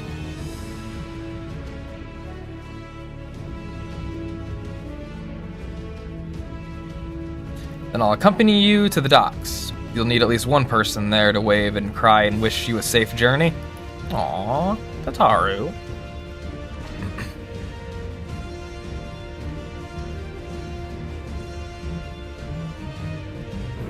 God, that music is so good.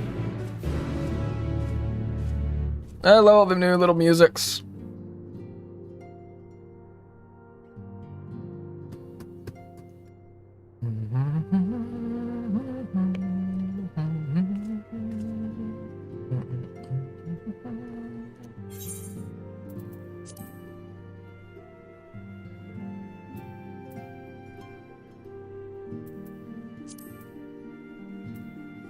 I cannot wait to get this.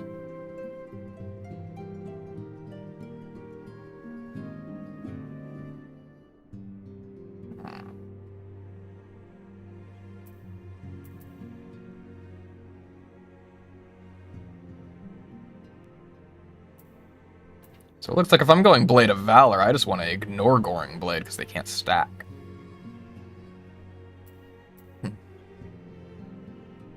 I love how all of these just like, hey, you want some MP, my bro? You're gonna get MP.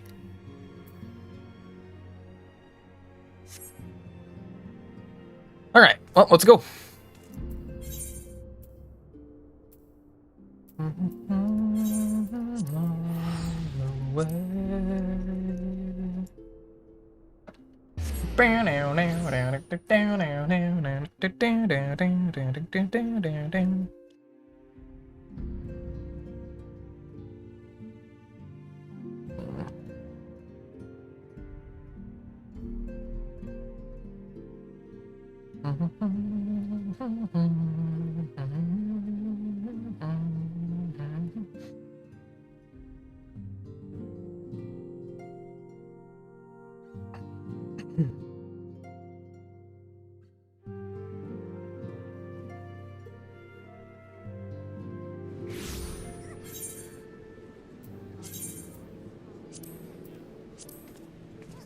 Oh god, it is all tanks. That is funny. That is funny.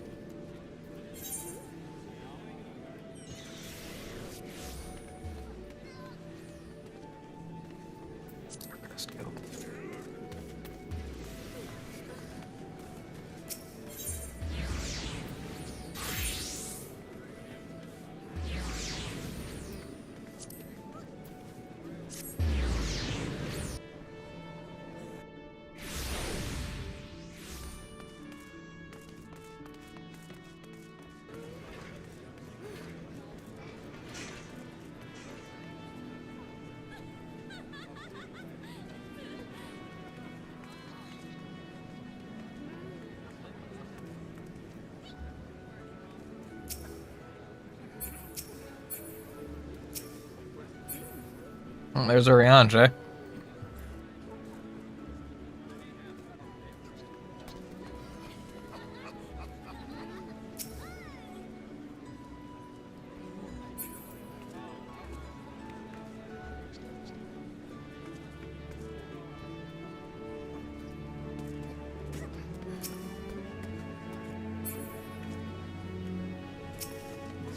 There you are. Everyone's here, which is good, because I've already paid for your passage. And the fee is non-refundable.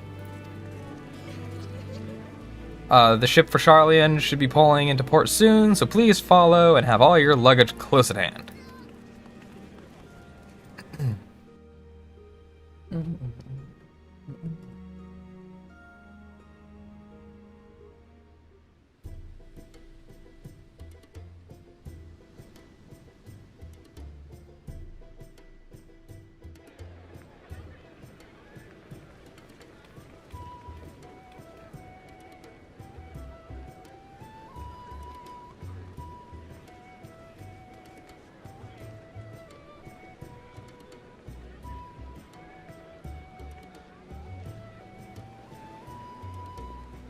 They've almost finished loading our cargo.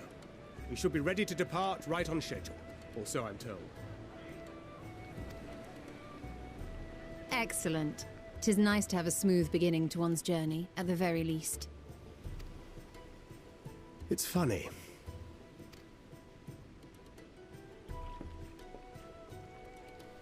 Master Louis Soir came here on a ship very much like this one.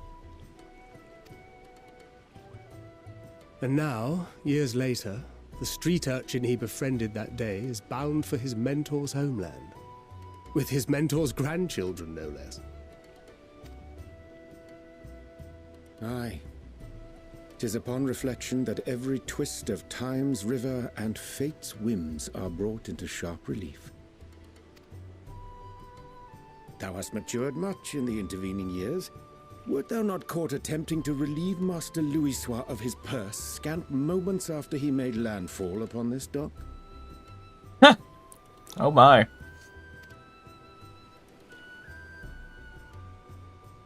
Oh, really? Now that's a tale I'd like to hear.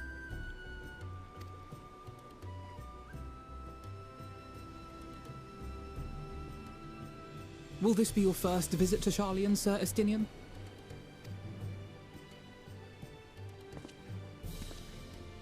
Sir Estinian? Are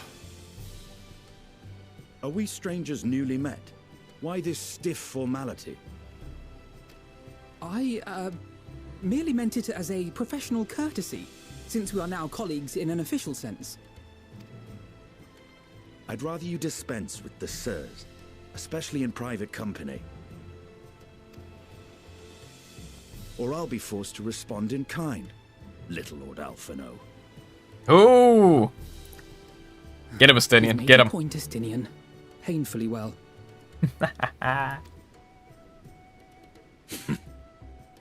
Better. Better.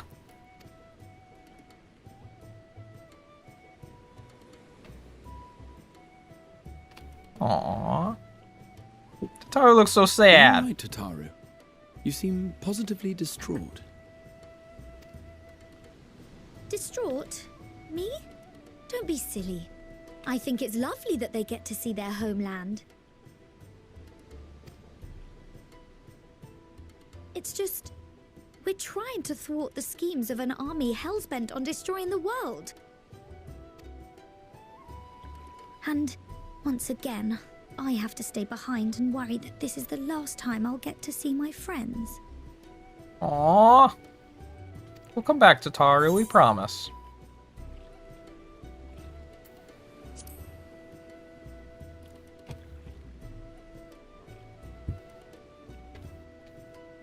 I'll hold you to that. You better, Tataru. You better. Someone's got to. Ah, good. You're still here. Horrible! Hori! Kultine! What brings you all this way? We're to assist the Maelstrom and the Kobolds with a lunar primal operation, so we thought we'd see you off before heading to the tower. Flamine and the others wish you all a safe journey, and promise that they'll look after things here until you return.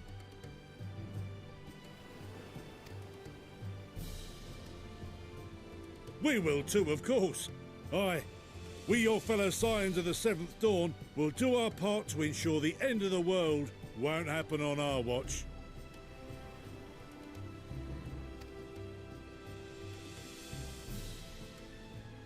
We're set to sail! All aboard for Sharlayan!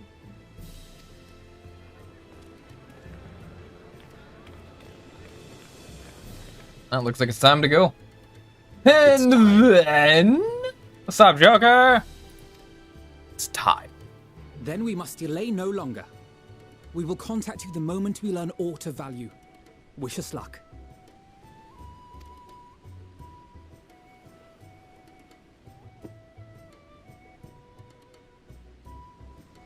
Have a safe journey, and please, please, be careful. I got sleep. This is just my natural look, fam. This is all natural.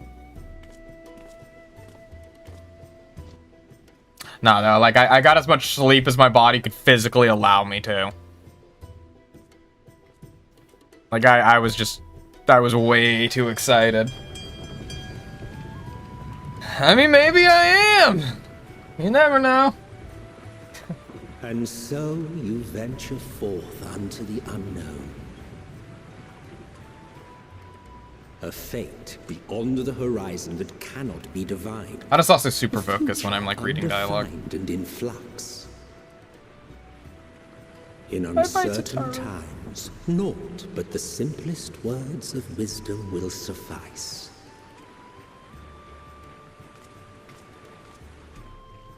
That which lives is destined to die.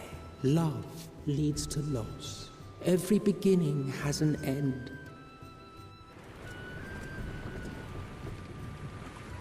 Treasure every moment, every step of your descent.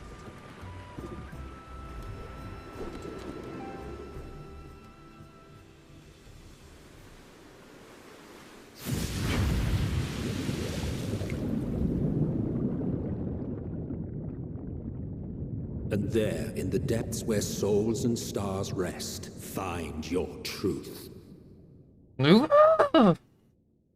Ah. You haven't even met this guy yet, Joker. You haven't even met that voice. Oh, it brings chills.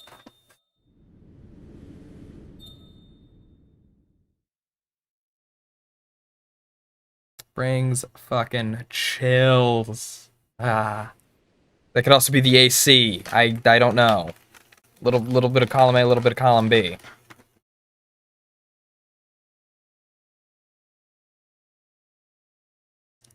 Joker.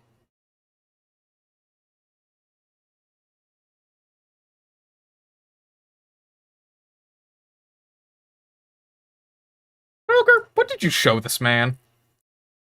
What did you show Nath? Why did you scar him with an image of Tataru?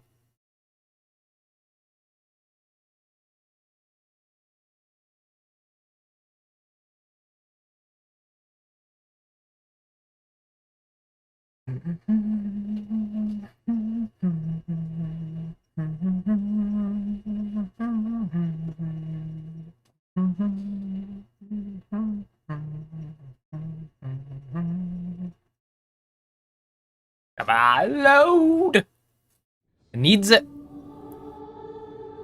Oh! Answers? Why are you here? Why am I hearing answers?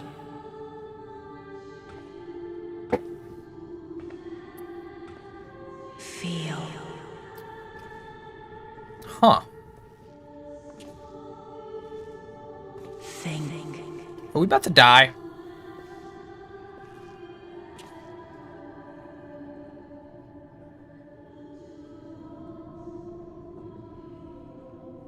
The day has barely dawned, my fellow earlier riser. Hello, Graha. Though we're hardly alone in that. Envious of those still sleeping soundly, no doubt.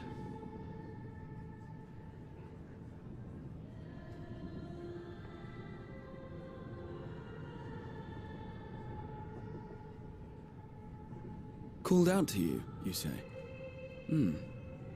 I've heard nothing myself.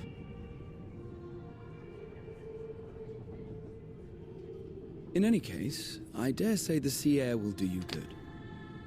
Why not join the others on deck? Sharlayan should be coming into view at any moment.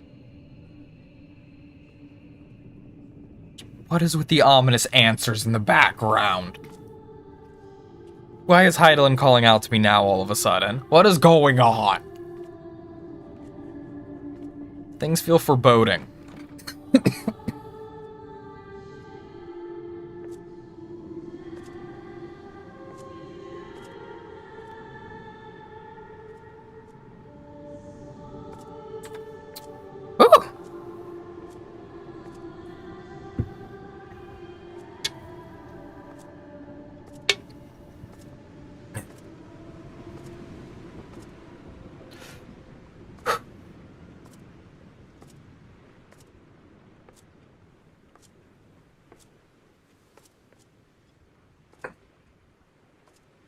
Oh. Hello. My voice yet reaches you. I am glad. Hello, Hydaelyn. Feel. Think. And thus do we meet face to face at last. My warrior of light, guided by the crystal. Go on.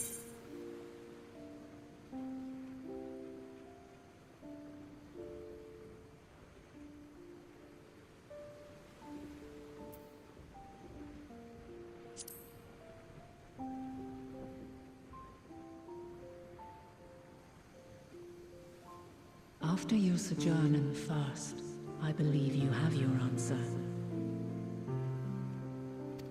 No. I need to hear you say it. Gained an understanding of what I truly am, what Hydaelyn has always been, a primal.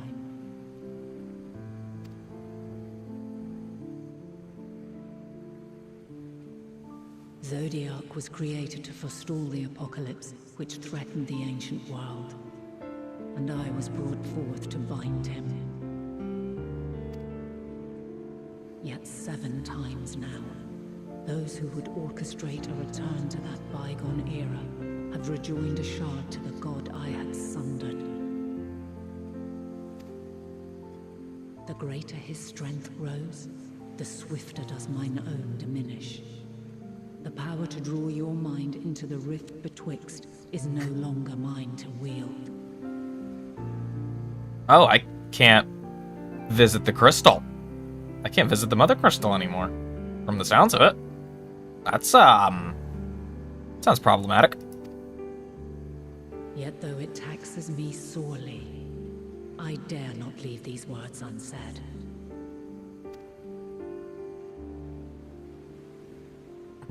Even bereft of my guidance, you and your companions have accepted the burden of this star's troubled past.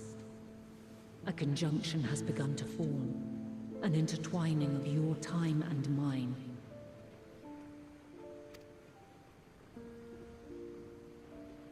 Wheels shudder and turn.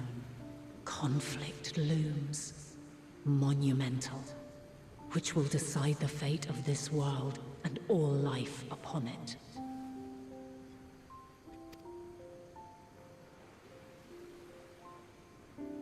When you truly understand what is at stake, and your journey has prepared you to surmount the insurmountable,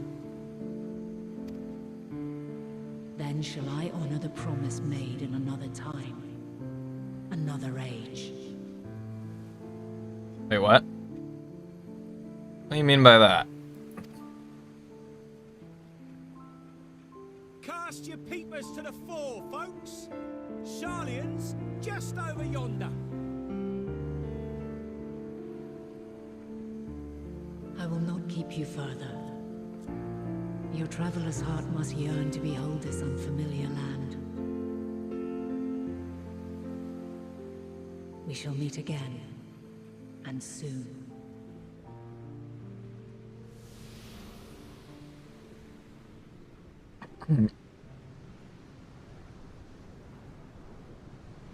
Well, okay then.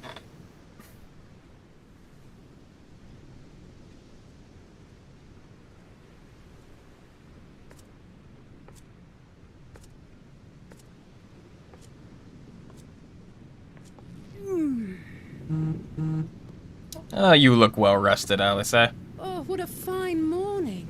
Oh, still a bit stiff though. And a good morning to you too. Taking a look at the island already? Nope. Then let's go. Let's go. Might still be room in the prow if we're lucky.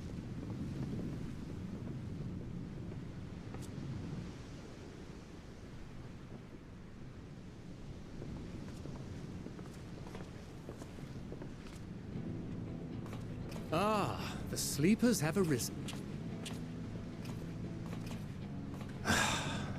There she is. Good old Sharlayan. Oh, I see it. Ooh. It's pretty. Home. Home at last. Well, maybe not in Father's eyes. But we'll manage on our own, if we must. You do know you're not alone in this, don't you? Indeed. 'Tis as Sir Estinian said. Forget not the comrades who boarded this ship at your side, I prithee.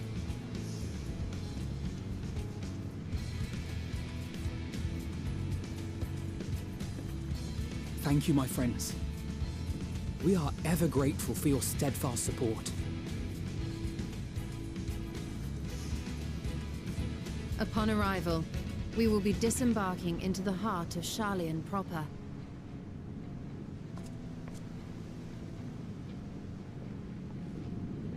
There is no greater concentration of wisdom in all the world. I am confident that somewhere within that center of knowledge and learning, we will find the answers we seek.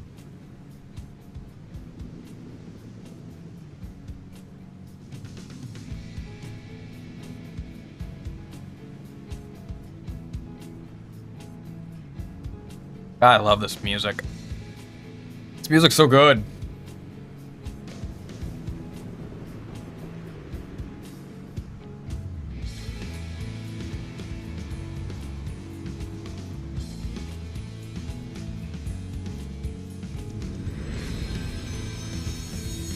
There we are, Endwalker title screen. Woo! What Sharlayan's got for us.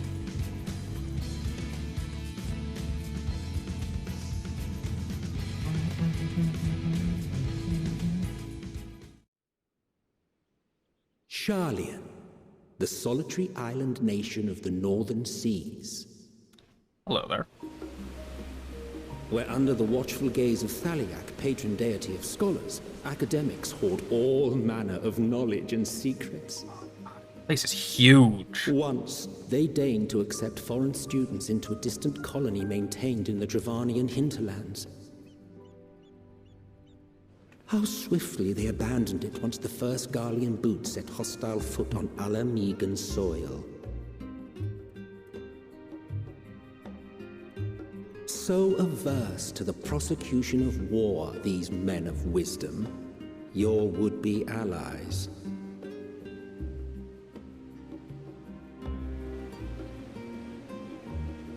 The Northern Empty, old Sharlayan. Oh god, finally here. I thought they'd never let us off the ship. What's next then? Entry applications? I don't put it past them, Thancred. Please. Don't even utter those words. I don't want to have to do paperwork. Hopefully they find no cause to deny us.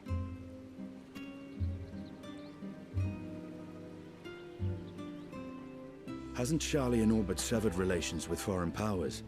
Those of us without direct ties, myself included, may be refused outright. 'Tis true that, as a nation, Sharlayan only forms trade agreements with a select few neutral countries. But from a practical standpoint, an island cannot afford to be overly strict with its borders, especially not if that island's people are wholly devoted to the accumulation of knowledge. If one submits the proper paperwork, with satisfactory evidence of identity and intent, then foreigners may be granted entry. May. May. I love how Obsidian picked up on that. May. So what you're saying is, there's a chance I get kicked off on the next ship. Quite. So let us be absolutely clear on these points before we proceed. The immigration officer will ask for your affiliation and your purpose of visit. Considering Sharlayan's views on intervention, I strongly suggest we avoid any mention of the Scions. Kral has laid the groundwork for us to act as associates of the students of Baldesion, and our ostensible reason for being here is to aid in their order's restoration. I understand. Grahatir, it might expedite our progress should an actual student be seen at the head of our little group. Would you mind leading the way?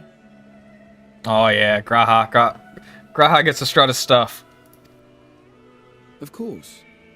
The immigration officers were this way, as I recall. Shall we?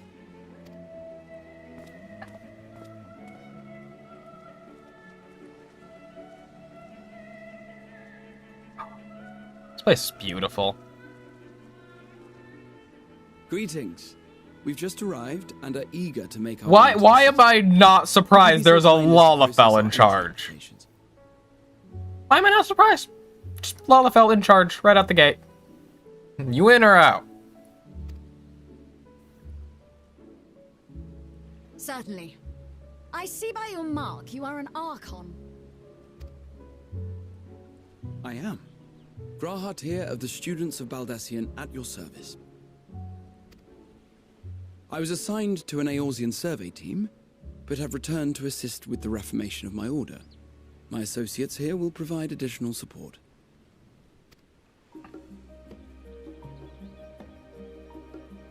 Very good. I have paperwork detailing your group and its scheduled arrival for today. And it seems some few of your companions are also Archons. If you'll step forward, we can process those applications first.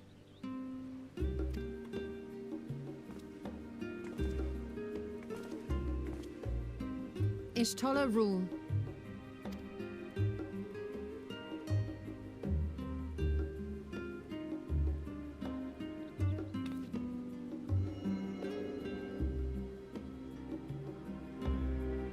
See how it glows? That list is etherically linked with the citizen registry kept in the main repository. That's convenient. I've confirmed your status as Archons and amended your travel records accordingly. Welcome home. Now, who do we have here?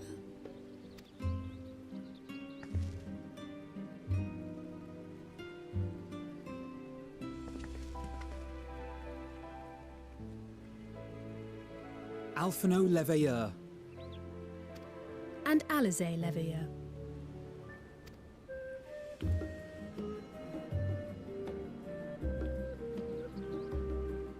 Your applications have also been approved. Having said that,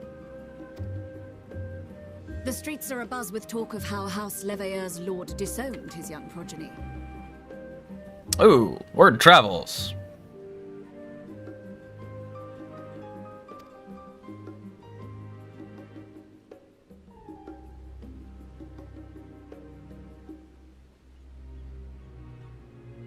And while such personal circumstances constitute no reason to deny you entry, I urge you to avoid exacerbating your present situation. Times are quite troubled enough already.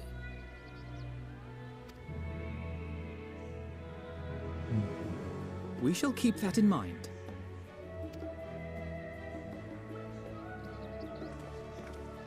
These last two are not Sharlayan natives, but you will find their credentials are in order. An application was made in advance.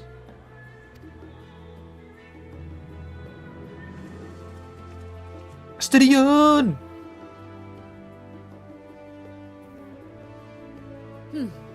Name and occupation?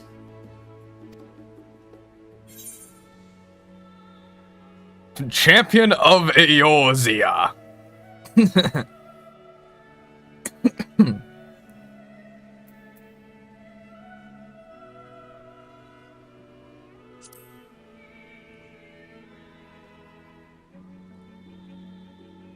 And it is a title well earned, I can assure you. Calm down, Graha. Calm down. An adventurer by trade is what your documentation indicates. No mention of this particular title. Self-appointed, I take it? Either way, your employer seems willing to vouch for your character, so I shall, albeit reluctantly, grant you entry. Champion. And you, sir? Well, he's the Azure Dragoon. Justinian Varlino, formerly of the Order of the Knights Dragoon in Ishgard. Formally, at least. And what, pray tell, is your profession now?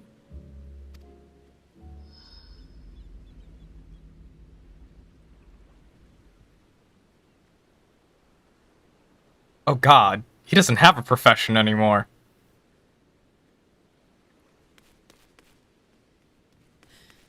If you'll allow me...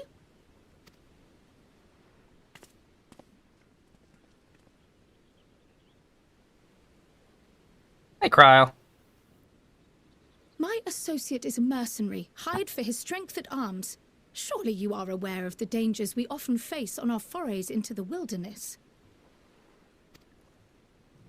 Mistress Baldessian, if you insist on sponsoring his entry, then so be it.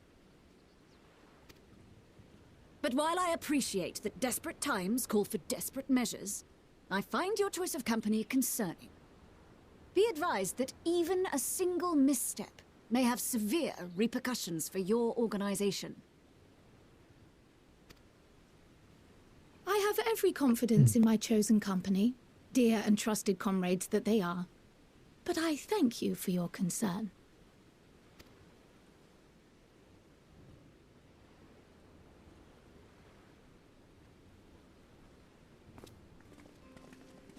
Oh, the Vestinian's just like, the hell am I now? Kryl, it is good to see you. Likewise. Long voyage notwithstanding, you will seem none the worse for wear. There is much to discuss, but this is hardly the place. Let's be on our way, shall we?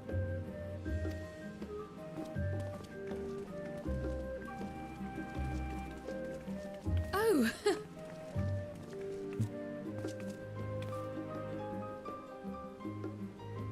Welcome, friends, to Sharlayan. Aw, thank you, Cryo. As your mercenary, I should hope my welcome includes a generous salary.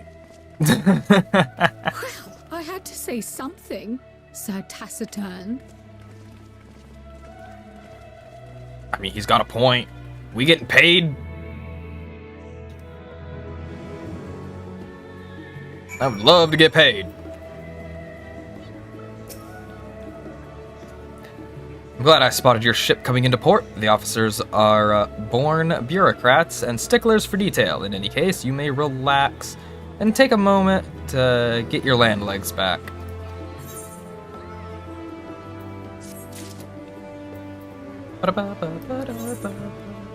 So my stuff is a 535, which means you're not useful at all.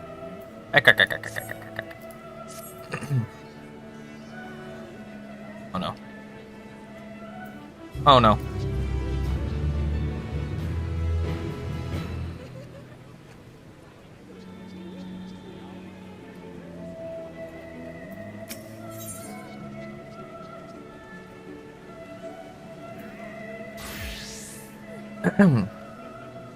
Old Sharlayan, new to you.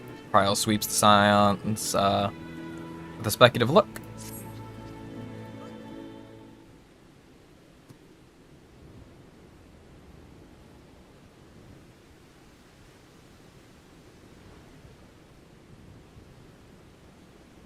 I thought to launch directly into an explanation of what I've learned and how we might proceed. This is Azami and Estinian's first time in Sharlayan, and for the rest of you, a homecoming that was long overdue. You must have places you wish to visit and people you are dying to see. Therefore, I propose we postpone our agenda so that you all may have sufficient time to recover from your journey and get your bearings in the city.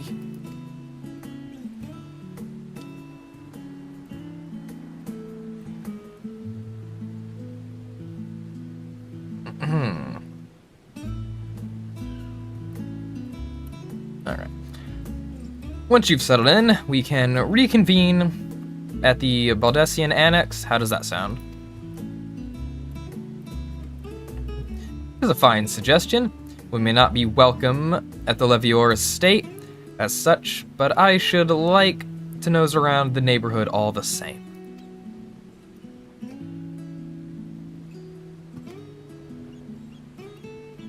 I am equally untethered, as it were. There's no particular place that my kin call home. Still, I would not pass up the opportunity to reacquaint myself with the city. Likewise, a quick tour of our old haunts might even yield some useful gossip. The annex was west of the Aetheryte Plaza, was it? I shall join you there anon. Yes, we'll see you there.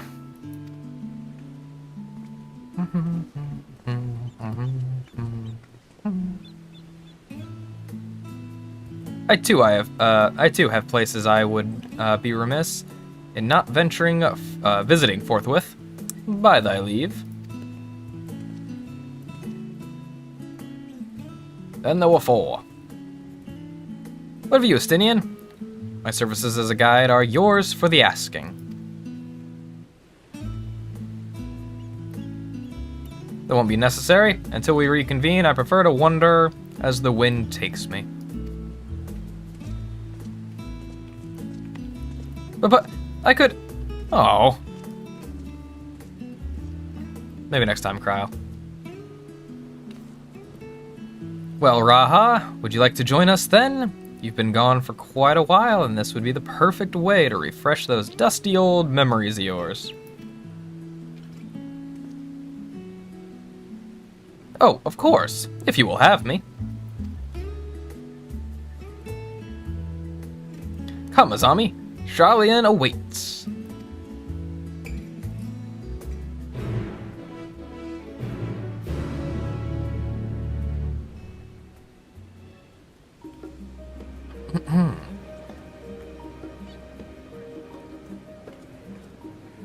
I would speak to the Gra of the Ha of the Tia if I could.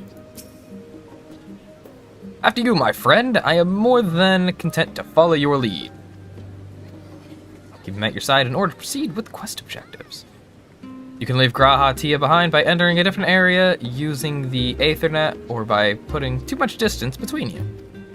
You can also speak with Graha Tia and select the option to part ways. If you wish to have Graha Tia accompany you again, return and speak with him at the original location. Graha Tia is accompanying you. Next, try speaking with Kryl.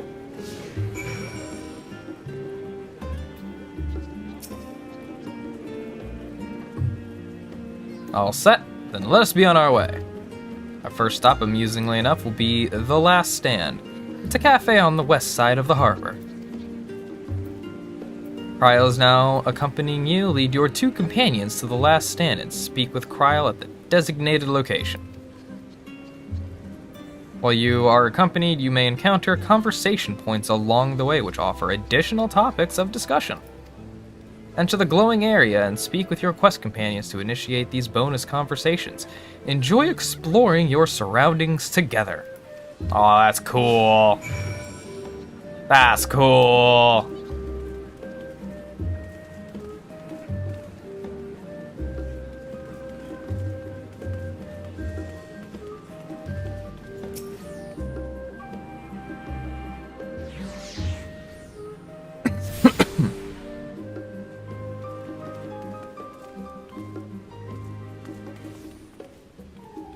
Oh yeah, I want to see something.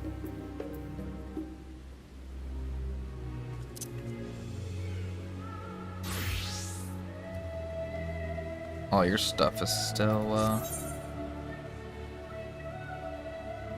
proper?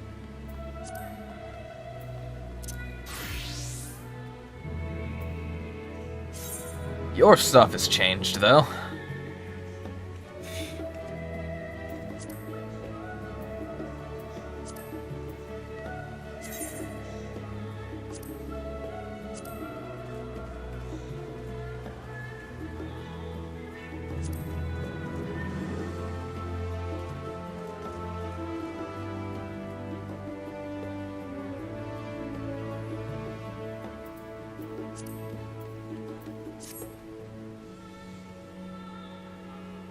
Jesus. Half my bar is useless now. Oh boy.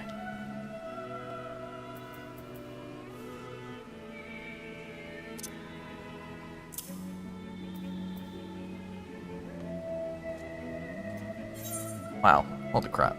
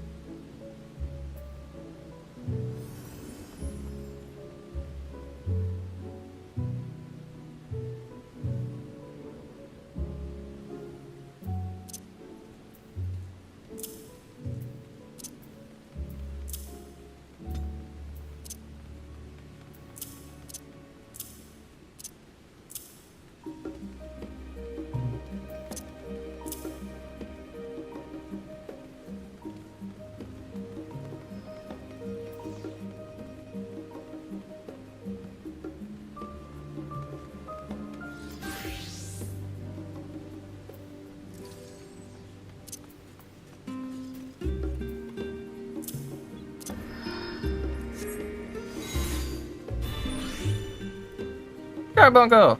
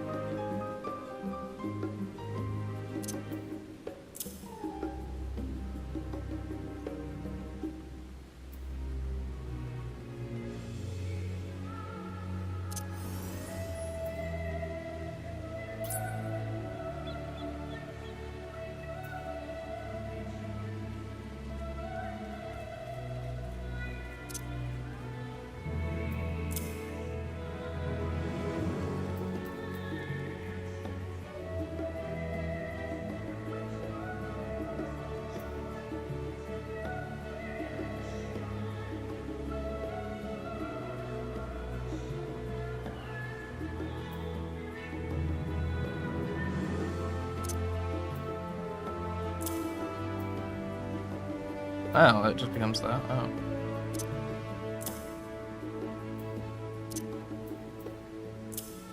I already have Fester in a slot.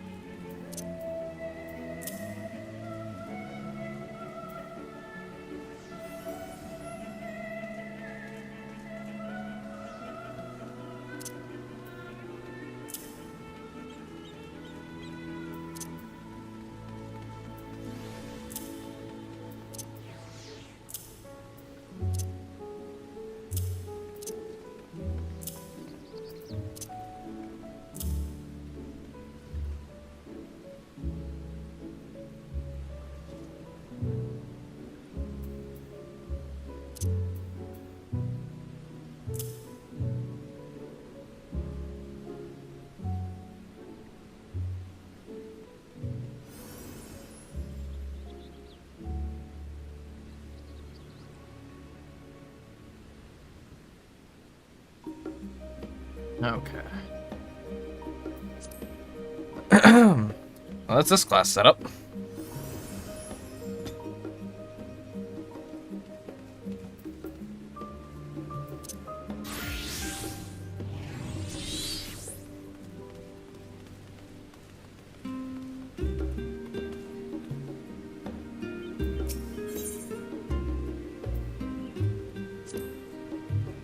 Well, that's a sight no one could hardly forget.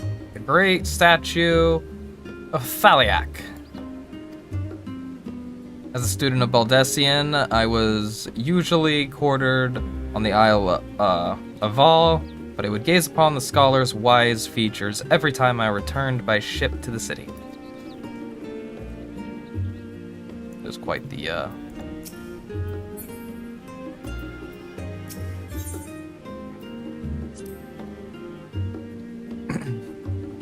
this path leading towards the sea is known as the Thaliak Stoa, so named for the statue of the scholar which stands at its end. As you know, the Sharlayan people prize their accumulation of wisdom above all else, thus when Thaliak was chosen as our patron deity, it was more a matter of pragmatism than belief. an alignment of principles, as it were.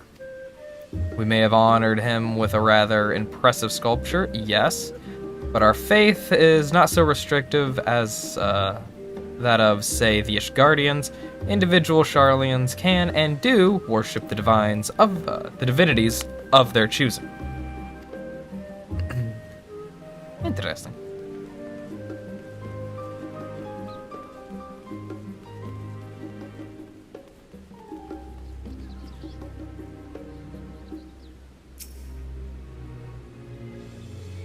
And here we are, the last stand. I may have mentioned this before, but although our research into nutrition and food preparations is quite extensive, the average Sharlayan tends to regard seasoning and flavor with a certain indifference. That sounds miserable.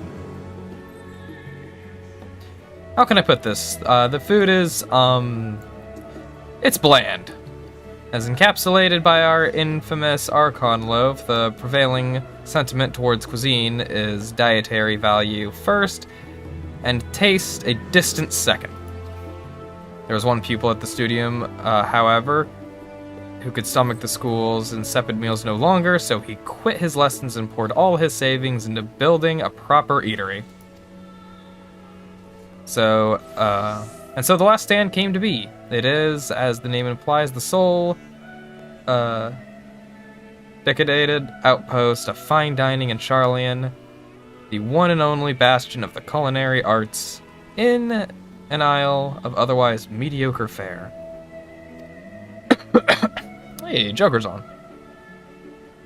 I seem to recall their burger being hailed as one of the more impressive items on the menu, not that I ever had the pleasure of eating one myself. Because you were a typical Sharlayan when it came to cheap and convenient, Raha, but surely Tataru has since taught you how to appreciate a well-prepared dish. We should all stop in when time permits and sample the cafe's delights. Shall we press on? The stairs to the side of the cafe there will take us up to the Aetheryte Plaza. I want a burger. Give me the noms. This is a stick up. Give me the food.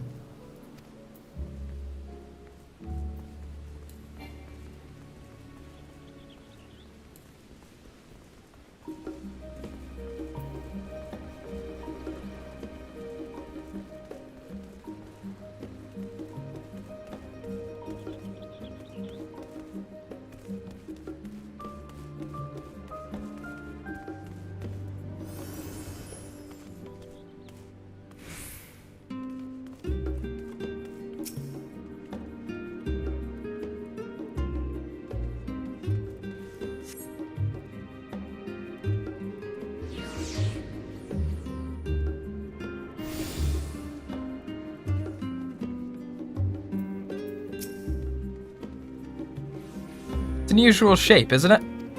I assure you, however, that it's a perfectly functioning aetheryte. Remember to attune yourself before we move on. Now, being the diligent tour guide that I am, I should make mention of the Confluence, a research facility located on this very plaza. Its much vaunted discoveries are the reason Sharlayan stands at the forefront of teleportation technology. In deciphering the underlying principles of Allagan Aetherites, it allowed us to understand and reconstruct what was essentially a lost art. And off we go to our next destination. Our path leads northeast to the Agora, Sharlayan's largest marketplace. Ooh.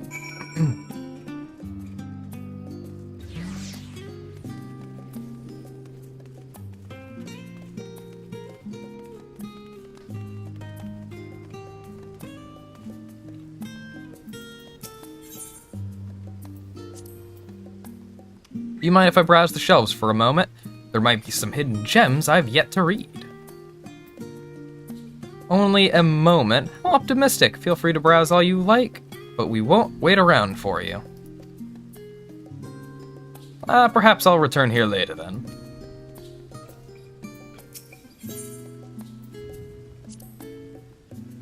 These little open-air bookstalls are so uniquely, Sharlayan. I'd always thought them a common sight until I visited other nations.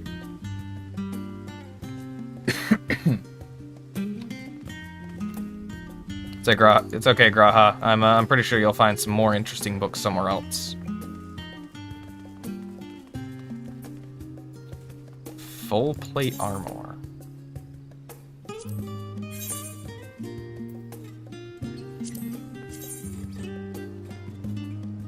That's an interesting looking little scythe.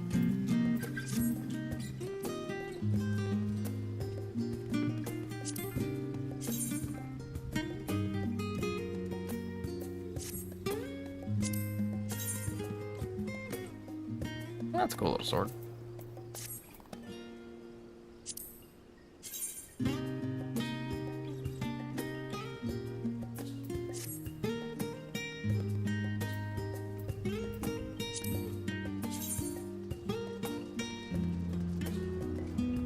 Oh, those are interesting. It's just 4 little crystals.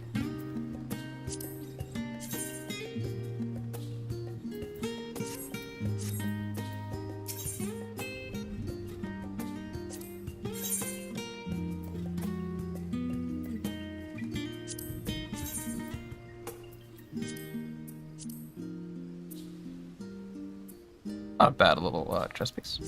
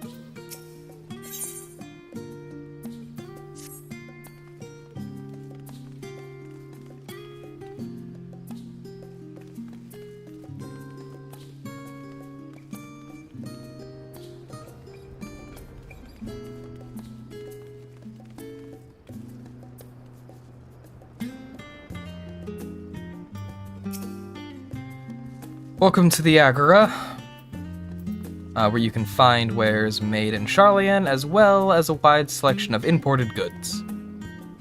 They also used to sell questionable prototypes from the various research institutes, but I think that practice has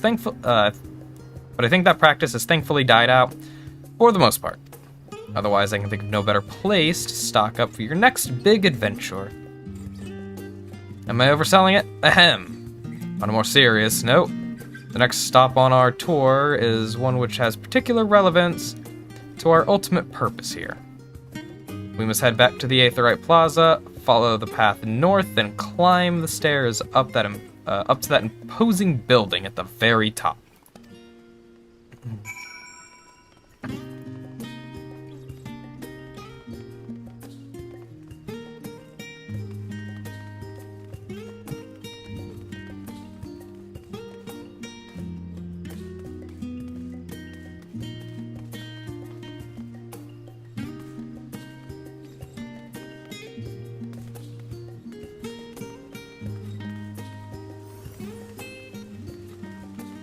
God, this place is just beautiful.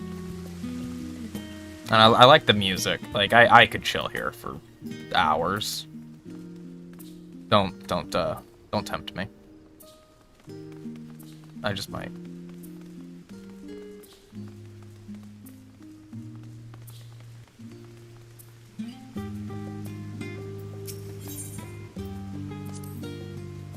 These little decorative features are typical of Sharlayan architecture. Aside from the research wing, our headquarters on the Isle of Val were rather simple and rustic by comparison.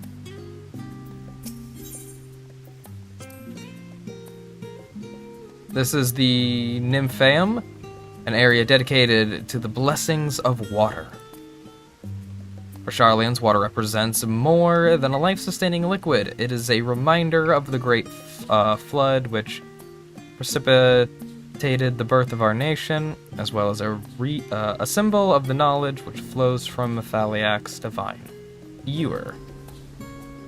This is the reason you see an abundance of fountains throughout the city, and a propensity of utilizing water as a decorative feature in our architecture.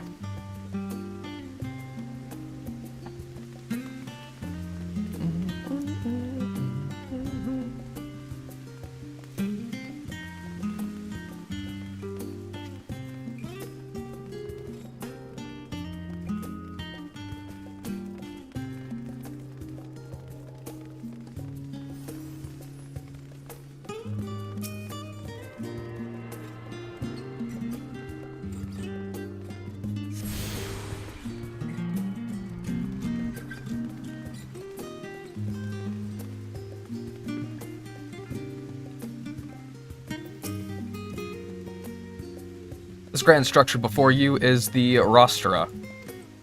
The name refers to the original public platform erected here, upon which a forum of elected representatives would deliver orations and debate policy. Although the stage has since evolved into council chambers, the nature of the forum and the duties of its members remain largely unchanged. Am I boring you, Raha? You seem awfully distracted. My apologies. From here, one can see the entire city spread out below. If it's to put me in mind of my arrival in the first, those who had gathered at the Crystal Tower asked me how they might go about building a new home. Naturally, my answers were all inspired by my knowledge of the finest settlement I can think of, the great city of Sharlayan. And bit by bit, those few buildings grew into a town, a community, the Crystarium. I can almost see its echo. I see. Feel free to come up here whenever you wish. I don't think the counselors would object to you simply enjoying the view. Such memories should be treasured. For now, however, the tour must go on. Our spectacle of sightseeing concludes with the fittingly named Journey's End. Walk down the stairs to the east and continue straight ahead. Honestly, I really hope they do something with the characters in the first, because we kind of just left them. Makes me sad. I miss them.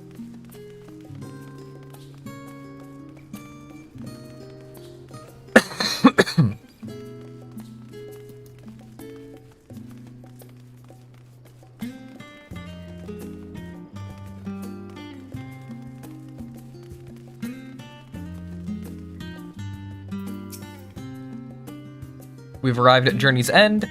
History tells us that this was where those who put ashore the Archon Neumkref built their first homes. In the present day, it serves as the residential district for the most important officials and the oldest Sharlayan families. You'll see that one mansion is clearly larger than its neighbors. That estate belongs to our friends from House Levior. All things considered, we should probably keep our distance for the time being. Nah, man. I'm gonna go TP their house. Who's got some rolls of toilet paper? That house is getting decorated. And with that, we bring our little Sharlayan tour to a close. I hope it has proven to be an entertaining and enlightening experience. Now shall we head directly to the Baldessian Annex? You remember the way, don't you, Raha? Let me think. We head down towards the harbor, cross the bridge to our right, then follow the path to the Aetheryte, follow the path below the Aetheryte Plaza. Correct. After you, Azami. Woo!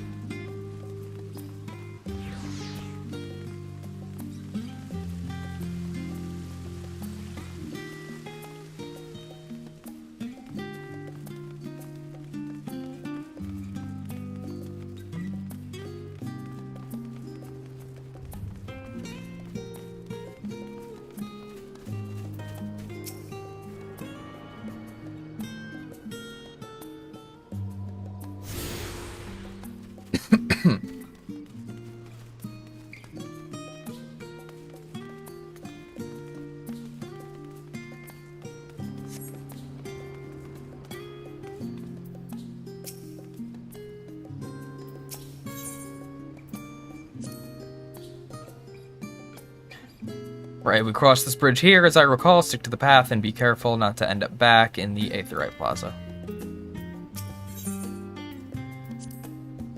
Sharlayan is full of educational and research institutions, but there are still professors who prefer to establish their own private practices. Not that I ever attended the exclusive schools they run in these residences. Perhaps the twins could tell you more about them. Mayhaps. Mayhaps.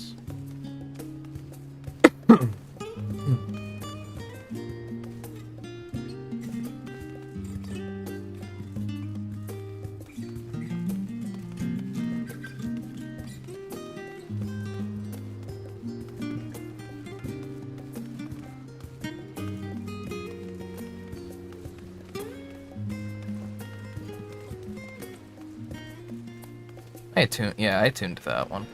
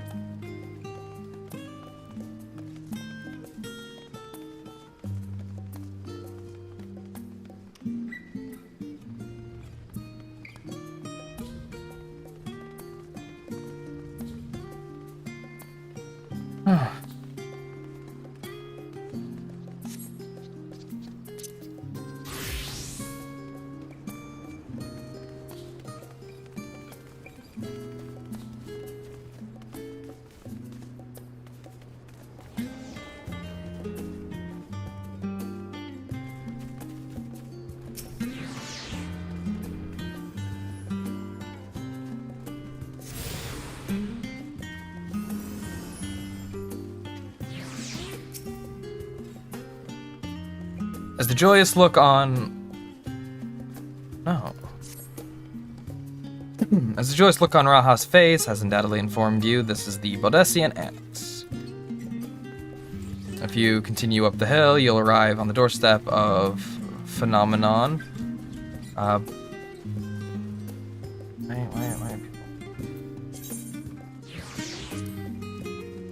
Inside with you, then. I don't know why people are sending me invites, like... No.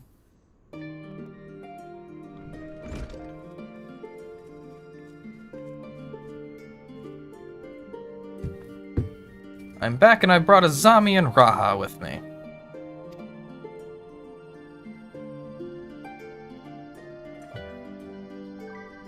Ah, you were right about the ship then. Hello, Graha. It's nice to see you again. And it's a pleasure to finally meet you, Azami. I've heard many a tale of your exploits. Ojika? Ojika Sunjika? It has been an age. Allow me to introduce Ojika Sunjika, Administration Officer for the students of Baldessian. He oversees the day-to-day business of the Annex. You may recall meeting his cousin, Ejika? Nope.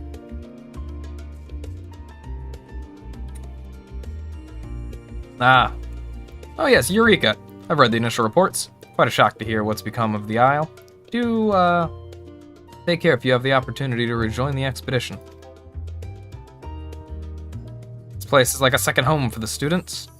The Isle of Val served as our main headquarters, of course, but we often had occasion to visit Sharlayan, whether to make use of the city's research facilities, attend conferences, or procure supplies from distant shores.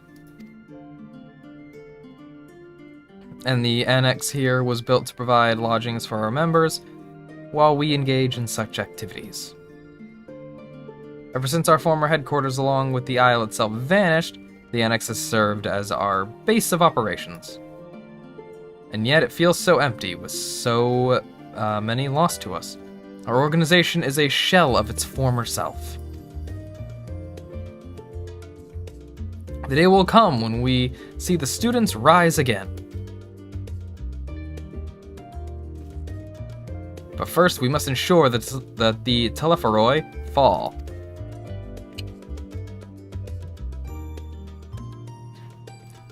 Through that door on the left there is the main hall where we can discuss our options moving forward.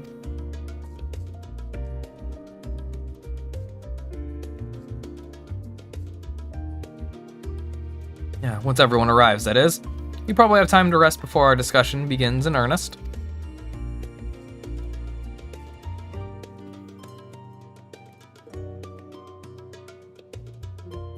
I've had private quarters prepared for you in the Andron, so please feel free to make yourself at home. Ah, the nap rooms. Perfect for an afternoon doze. Of course, Catboy over here would know about the nap rooms.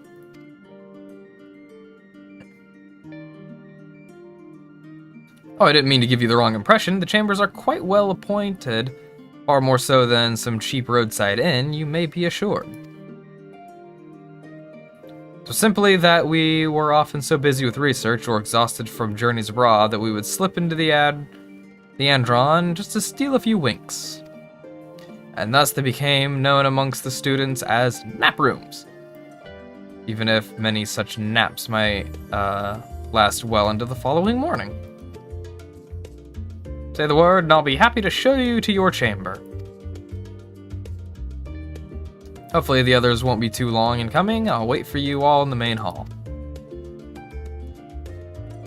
Oh yeah, you saying our inn room is made from the nap rooms? I am here for it. Give me nap rooms. They sound comfy.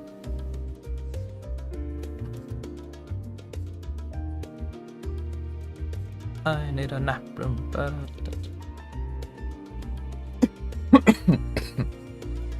And I wish I could stop coughing.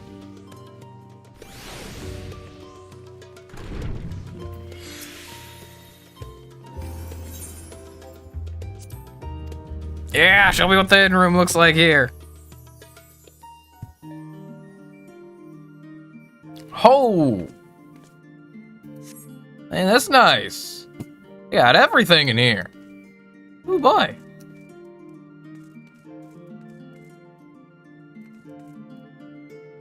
Ah, the behemoth on the mountain. That was in the ARR trailer. Oh, that's so cool. That's so cool. Oh, you got Ifrit?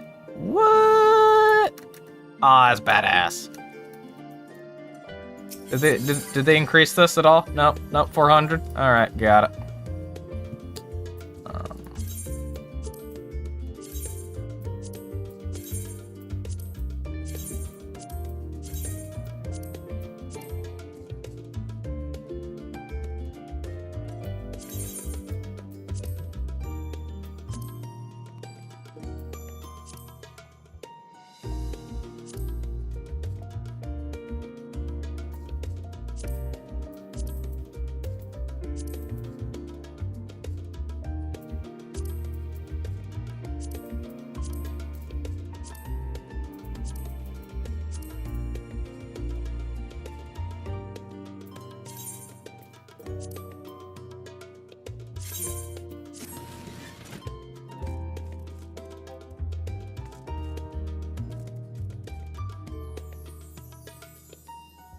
Give me one moment.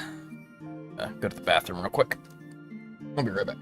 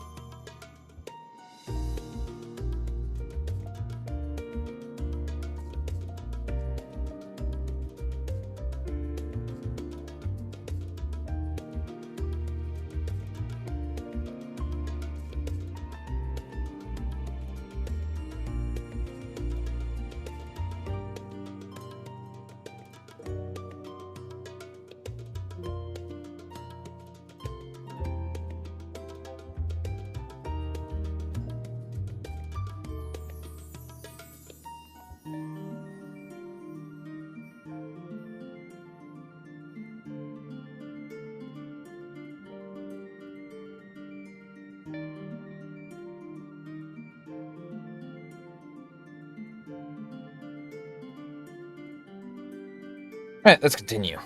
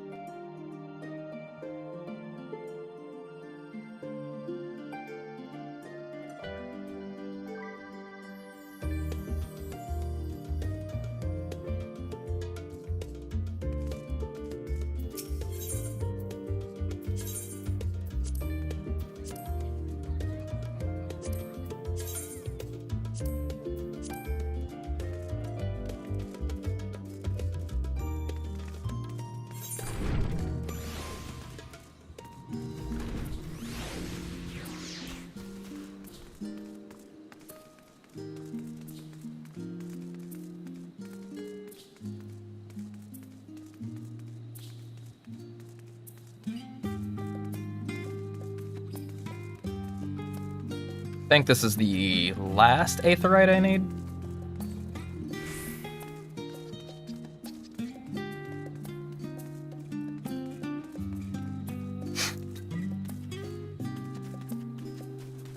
Huh.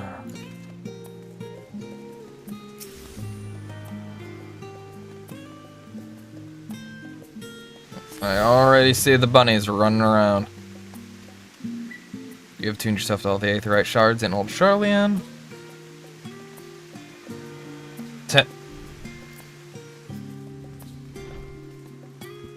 No extra little attunement spot for doing that. Understandable. I do see a chocobo thing up the top. I don't know why there's a chocobo porter, but there is.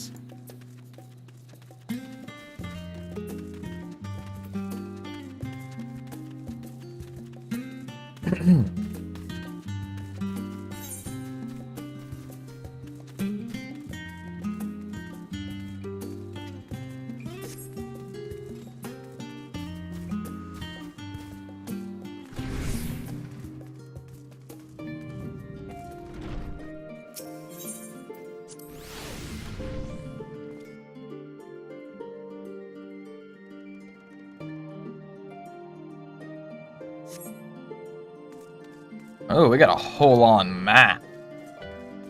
Oh, look at that thing. It's huge. It's from the trailer we got. I believe that's... looks like Crystal Tower. The Shard of Dalamud that struck down. Some weird Tesseract cube thing. Is that a Sin Eater? Looks like a Sin Eater. Why is there a Sin Eater? Feeling refreshed and alert? Our colleagues should be wandering in soon, so I suggest we stay here and wait for them to join us. Sounds good to me.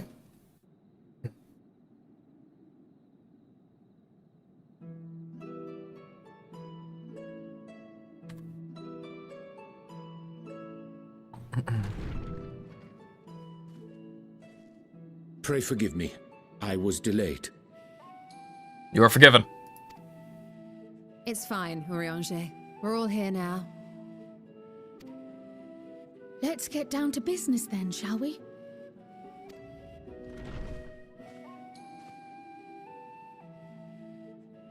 Come what may, we must prevent the Telophoroid's plans from coming to fruition. At present, I see two paths for gathering the information which may aid us in achieving that goal. The first involves an investigation into the change which has come over Sharlayan, not to mention the recent inscrutable behavior of the Forum. As most of you know, the 99 members of the Forum are elected from the general populace.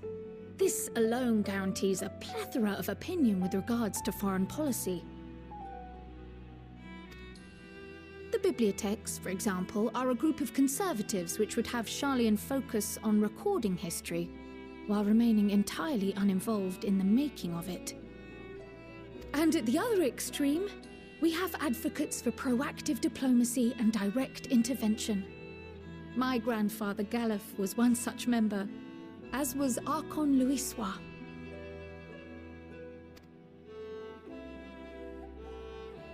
Yet despite our diverse factions and philosophies, the recent vote to deny Eorzea's request for assistance was unanimous. Even more concerning was the fact that many cited other, more pressing duties as justification for their recalcitrance. Fortuno's refusal in Gridania had those same undertones. 'Twas as if, having stared unblinking into the face of impending doom, he had simply turned away to pursue something more important. But what could that possibly be? Good question. A mystery indeed, and one which I ask for your help to solve. Our future may depend on it. As for our second potential path, it concerns a request made directly to the students of Baldessian.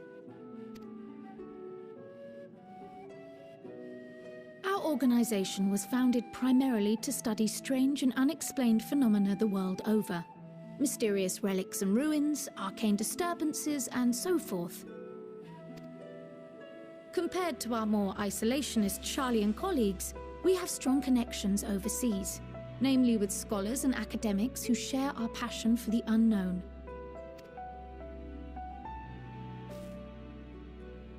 The request in question comes from one such acquaintance, Mor Dhona, an alchemist residing in distant Thavnair. Her missive describes the sudden appearance of a tower, and the subsequent summoning of what I can only assume is a lunar primal. Uh-oh. That's not good. In response to this threat, the satrap of Radzat-Han, the individual who governs the city-state, has instructed the alchemists to find a means to deal with the spire.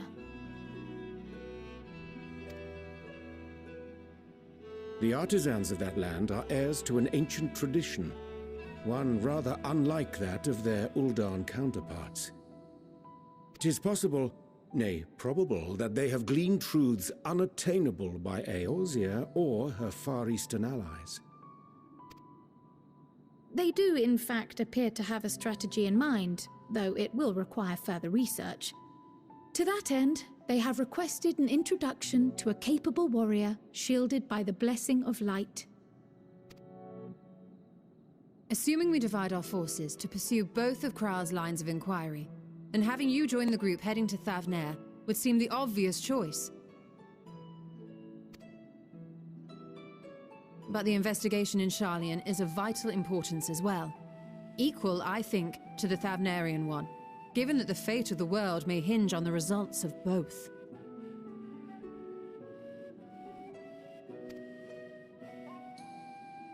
Yes, it is quite the quandary. Though it is a great imposition and an altogether too common one, our efforts would be more likely to succeed were you to lead the charge on both fronts. Let's go! You are indeed our champion. As to which task to tackle first, we will defer to your decision.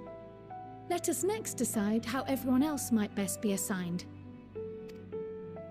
As for myself, I shall continue what I've begun in Sharlayan. I should also like to steal the services of an Archon or two. And thereby gain access to a greater range of reading material. I will help with that. Is that a joke because she's short? Allow me to offer my assistance. I have some small amount of experience in the field of research.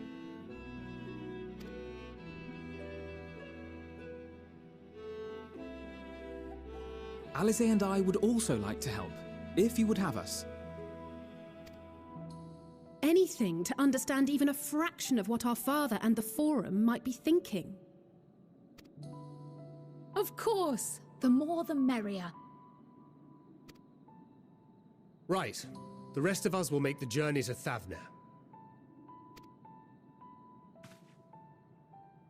Thoughts? Objections? I passed through Thavnair on my way to infiltrate the Empire, and though I'm not qualified to give a guided tour, I did gain a sense of where things lie. I'll be happy to have you along then.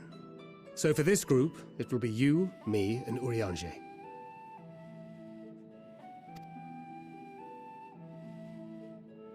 Give me a moment afterwards, and I'll supply you with all the details of Nadana's request. Man, this group would work if I were a DPS. So if we had to do any dungeon stuff, this ain't gonna quite work out. Consider this hall our rendezvous point once our respective tasks are complete. May our investigations prove fruitful. May they indeed.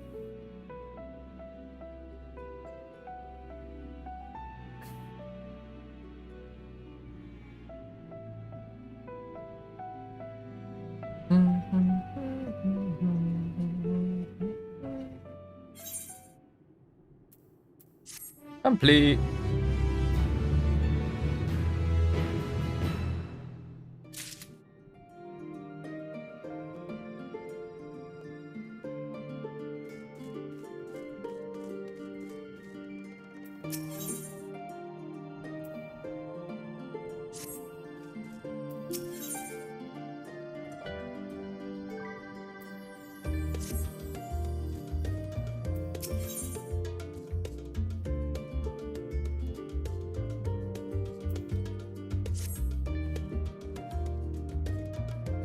An unsettling change has come over Sharlayan, but together we will divine the underlying cause of the Forum's callousness. As I mentioned before, however, questioning the counselors directly is a fruitless endeavor. They seem to have already come to a consensus as to what and how little they are willing to divulge. Which is why I began scouring Sharlayan's archive of historical records for any hint of connection to the final days. Suffice to say that progress has been slow. There are only so many dusty pages one can skim in a day. Now that I have this band of willing reinforcements, the search should proceed all the swifter. Let us reconvene outside Numenon, shall we? Exit the annex to the right, and you'll find the archives on the western edge of the woods.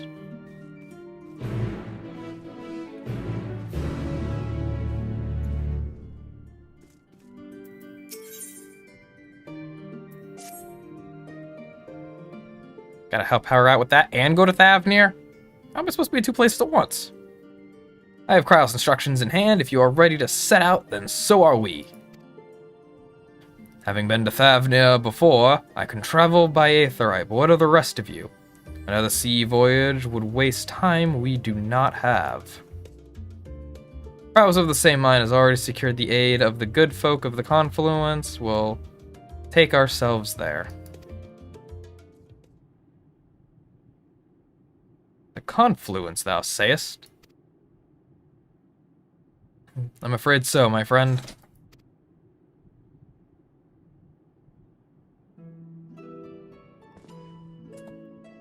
That with recall the hunt for Iceheart, unto whose sanctuary we delivered the owing to the knowledge of our comrade Moonbreda.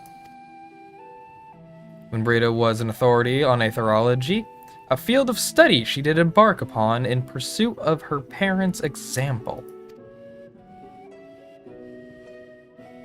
Both are authorities in their own right, and both are researchers at the Confluence. Oh, I see the problem. Haven't you gone to see them yet? I attempted to do so earlier, but to my shame, my courage failed me at the last. As it hath many times I thought to reach out to them after sending that fateful letter.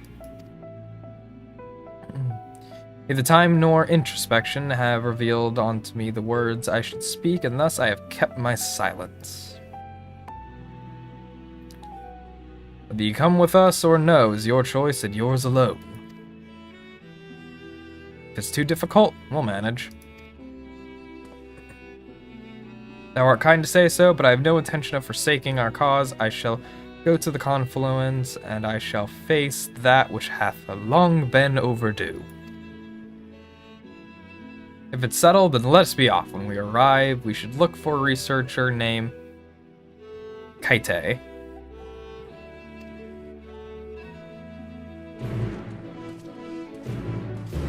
Ooh, Oriange's got some stuff on his plate to take care of, that's for sure.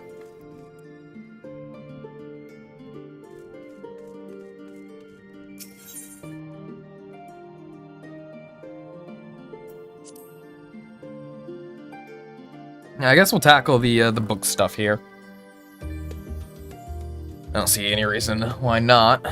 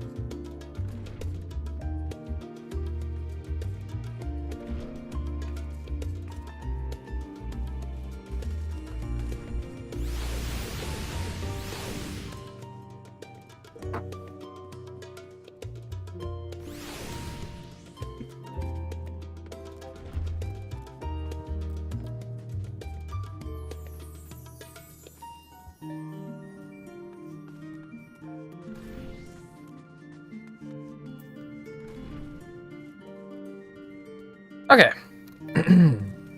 Let's see.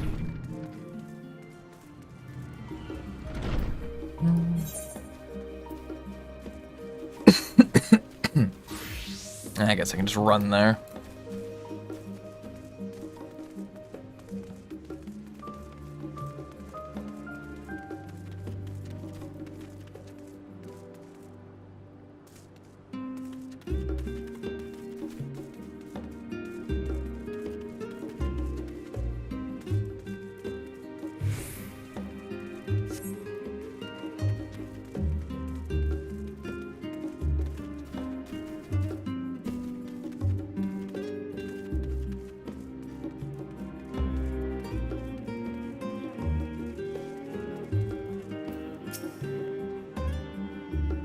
My directions were easy enough to follow, I hope.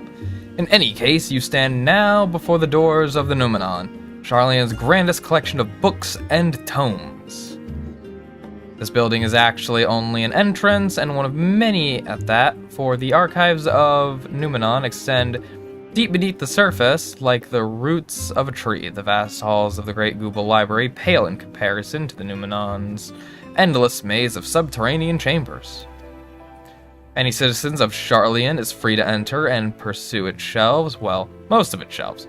Only Archons are afforded access to certain restricted vaults. I dispatched Justola and Raha to investigate those. Meanwhile, Elisei and Alphino will help me continue my search through the stacks open to the public, general public. Your status presents more of a problem. As a non-citizen, you are only permitted to browse the first floor here at the entrance. Even so, there should be a number of books which touch upon Sharlayan history or forum policy. Your task will be to find and study the relevant publications. I promise you a working knowledge of those subjects will make it far easier to spot the sort of clues we're looking for. Let us be about it, shall we? I have told the others to meet us at the stone benches over there once they've found some promising tomes. Happy reading. Good lord.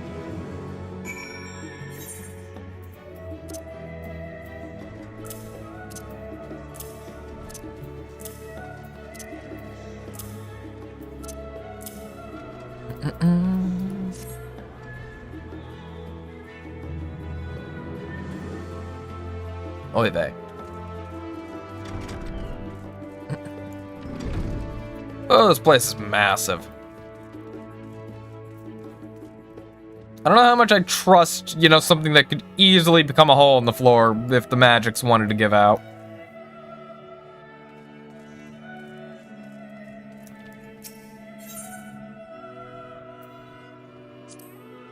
Story of Sharlayan. Long, long ago, on an island in the northern sea, there lived a Rogadan man by the name of Nunkremph. Nunkremph was a student of astrology, and he divined that a flood of terrifying proportions would soon sweep over the lands of Eorzea. So it was that he built a gigantic ship, assembled a crew, and set sail for that imperiled realm. The flood arrived as foretold, and to the horror, the strangely churning waters drove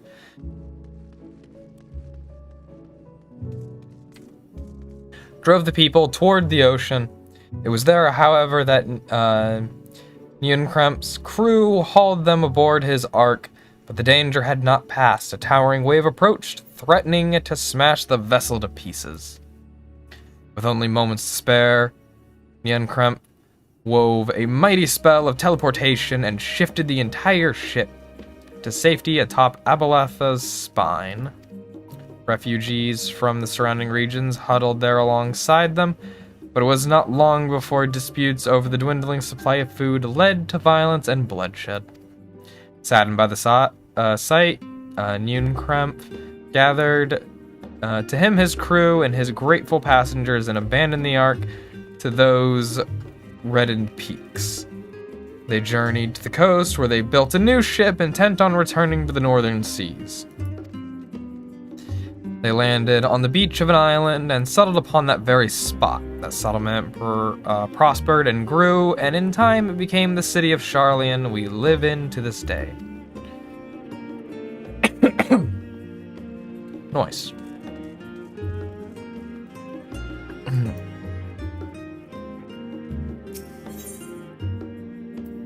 Hold on, I'm gonna grab some water real quick.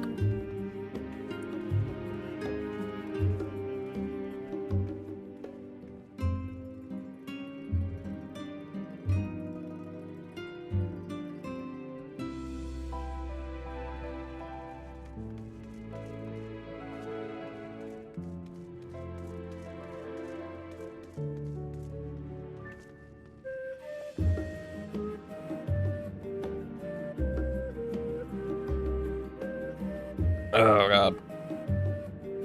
This is definitely a lot more taxing on my voice than I thought it would be.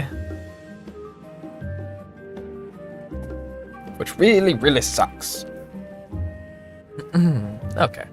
Red covered book. The Colony.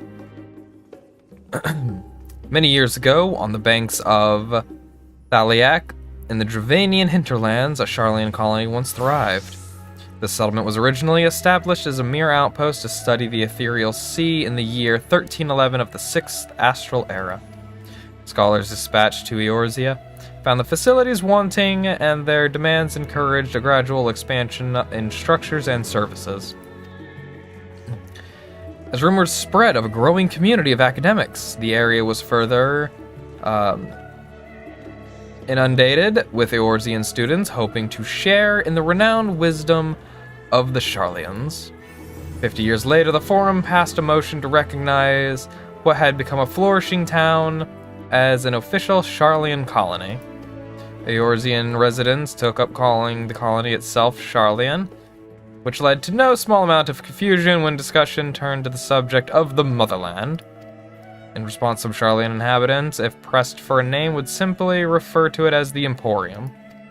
Following the Great Exodus, however, goblins and treasure hunters claimed for themselves a corner of the abandoned colony and gave it yet another name, Edelshire.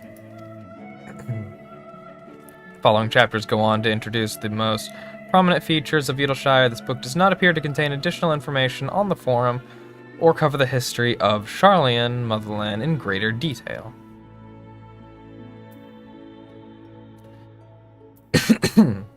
Alright.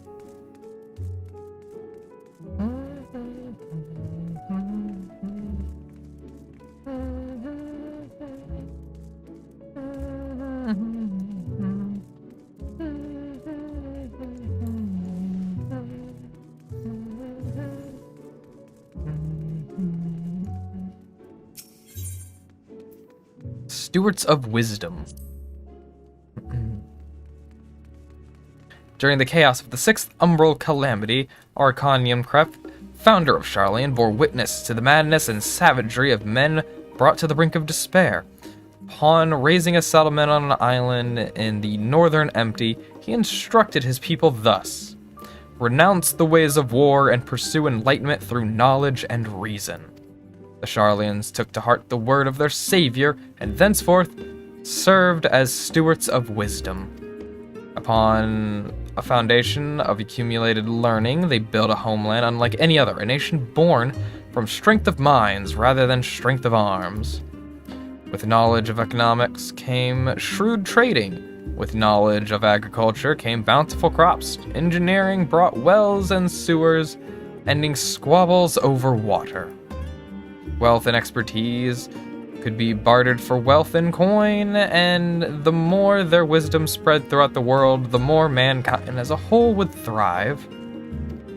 And so it was that no matter the trials and tribulations of the age, the citizens of Sharlayan would live by their founders' teachings. For the sake of a better tomorrow, for the sake of a brighter star, they would eschew the tools of war, and with knowledge deliver the world. Interesting.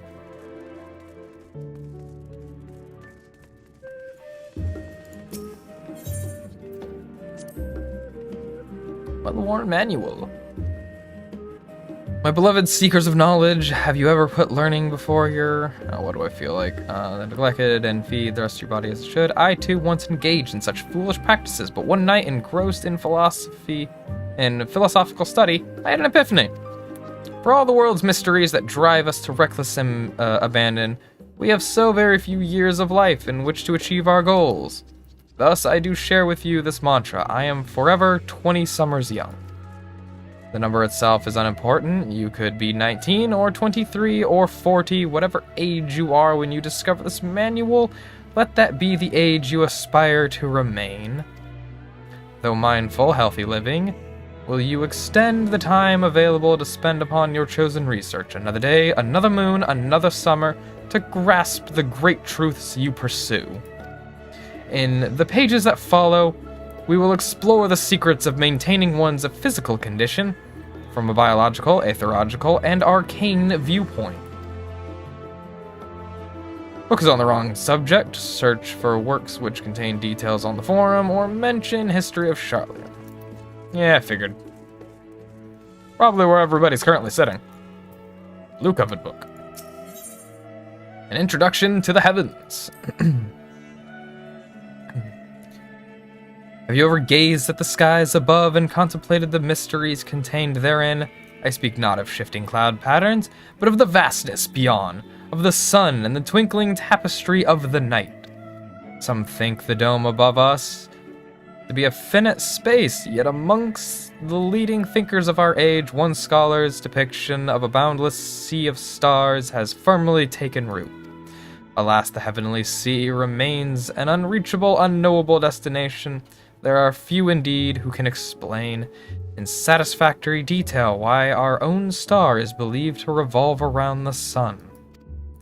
It was the technologicalists of Alig who came closest to understanding the laws which governed that starry abyss. It was they who launched Alamud and sought to expand beyond our earthbound existence. Having read their ancient ambitions, I wonder, has your interest in this field of study waxed or waned? What if I were to tell you that the eternal constellations were arranged differently in the distant past, that their positions continue to shift, almost imperceptibly, but measurably as we journey into the future? Would it shock you to learn that the stars drift further and further apart and may indeed do so forever? Are you eager to learn more? This book is on the wrong subject, blah blah blah. Well, dang. I thought that might have been the right one. Feels bad.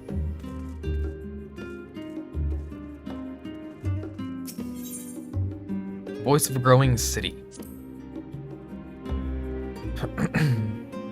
In the years which followed the founding of Sharlayan, civic policy and other matters of import were decided at the Eorzea, a public forum at which every citizen was eligible to speak.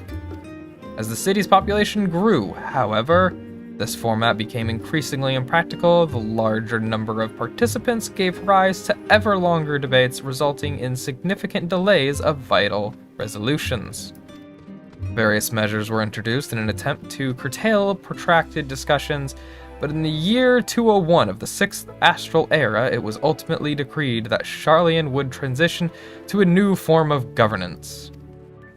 The nation would now be led by a body of 99 members, citizens chosen from amongst their peers by means of a nationwide vote. Thus was the Forum as we know it today conceived and created. You gain a fundamental understanding of Sharlayan history and the foundation of the Forum. Head outside to the rendezvous point and await your companions.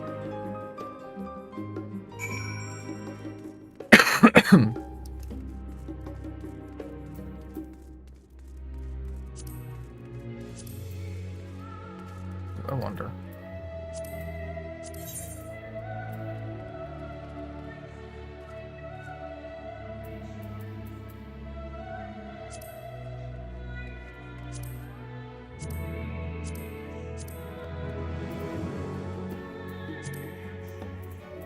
Weird that it doesn't have a spot for this yet. I mean, like I said, I guess it wouldn't have a spot for that yet.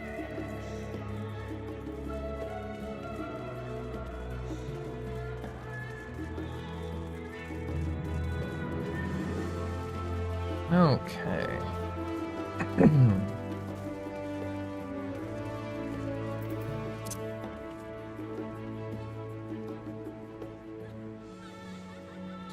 All right. I will have to BRB. Maybe 15 to 20 minutes. I'll be right back. I've got to go. I gotta go take someone up to town real quick. Won't take that long. Literally is like 5 minutes away. But I figure might as well grab something for breakfast as well, because I am a little hungry and my voice could use a slight rest. So I will be back and we will continue with this. So hold on until then, and I will see you all in a bit.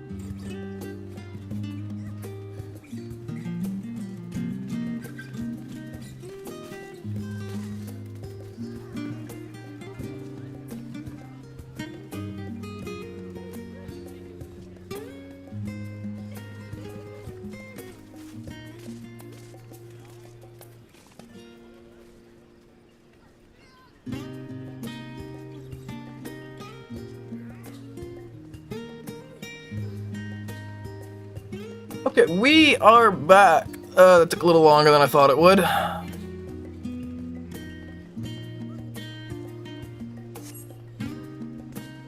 Oh.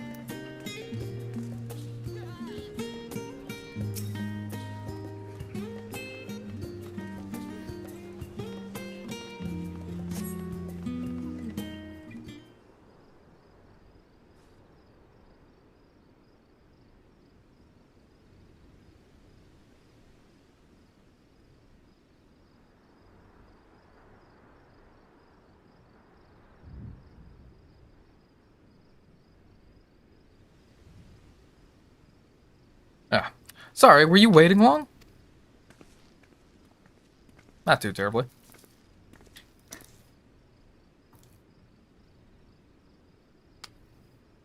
Yeah. I wanted to make sure I borrowed at least a few promising volumes. Alphino and Cryo should be along shortly. I was delayed in similar fashion as far as I could see. No titles in the Archon stacks mention the final days specifically. So we have no choice but to start with, the tangentially relative tomes, if they are even that. At present, the plan is to skim through as quickly as we dare and share our discoveries as we make them. It would have been nice to invite everyone to the estate, plenty of comfortable places to read, and a supply of hot tea. Oh, I was always quite fond of reading outside. But it is not about the little pleasures, is it? You miss your home. It's been difficult. After our arrival, we managed to speak with one of the family's servants and ask how things were. Seems our dear father has instructed the staff that even if Alphino and I were to return to Sharlayan, we were not to be allowed across the threshold. That's rough. A harsh measure indeed. I hope that our efforts to understand his position and that of the Forum will perhaps lead to reconciliation. We'll mend this rift one day, I'm certain of it. And what of you, G'raha? Have you been to visit your family, or do they not live here in the city? Ah, well, my situation is also somewhat complicated. I was raised in Sharlayan, yes, but I was born rather further away.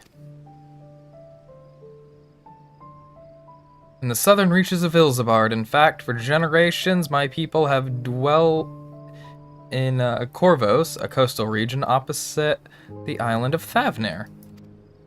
The Alians founded a city in that fertile land, and by ship brought in the subjugated tribes of the Makote to serve as laborers. Of course, the massive earthquakes of the Fourth Umbral Calamity brought an end to the Empire's reign, and when the Fifth Calamity froze the seas solid, many of the tribes still living in Corvos braved the journey back to Eorzea. My answers, however, chose to remain, that they might prevent the remnants of Allagan technology from being misused. Isn't Corvos under Garlean rule? For the past 50 years, yes. Some semblance of local culture remains, as is the case for most imperial providences. But Garlemald renamed the region Locus Amonas.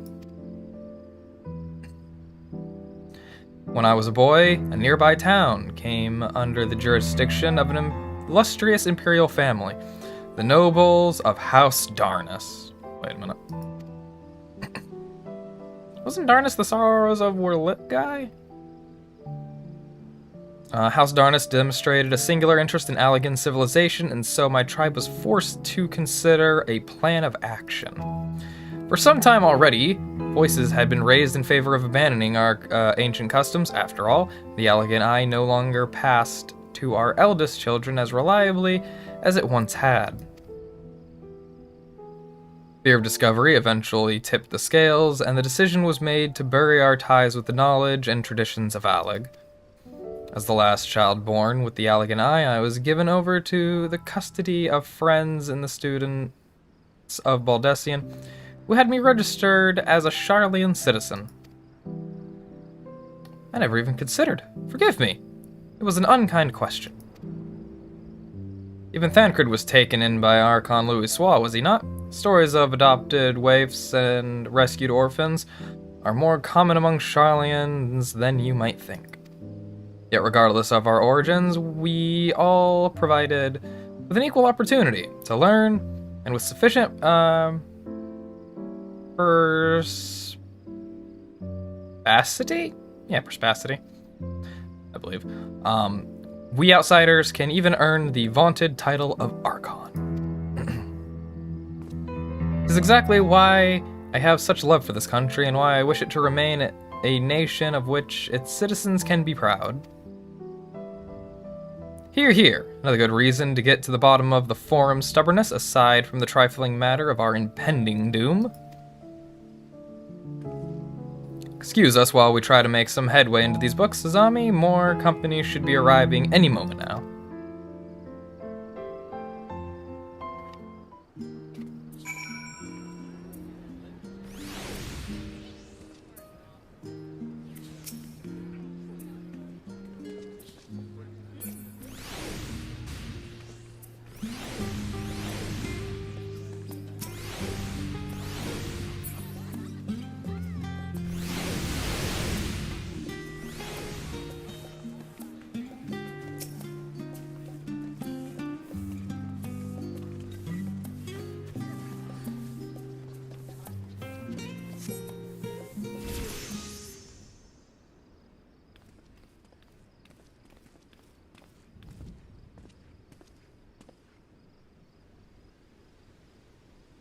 We've returned with our selections. Although I must say the pickings were quite slim indeed. Mrs. Cryle had already flicked through every history book devoted to disasters, and more than a few which barely made mention of them. As such, we'll be looking into research papers on the Umbral calamities, as well as articles written by prominent forum members. Perhaps their knowledge of the final days comes from an unexpected source.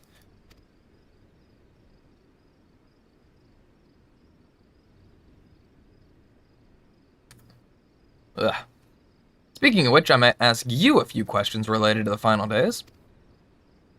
Am I the only one here who didn't witness the events of Amarant firsthand, and fear I may be overlooking critical details?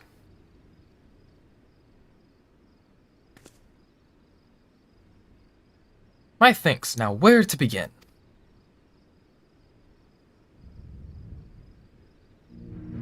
First things first, what kind of phenomenon did the ancients encounter as the final days drew nigh?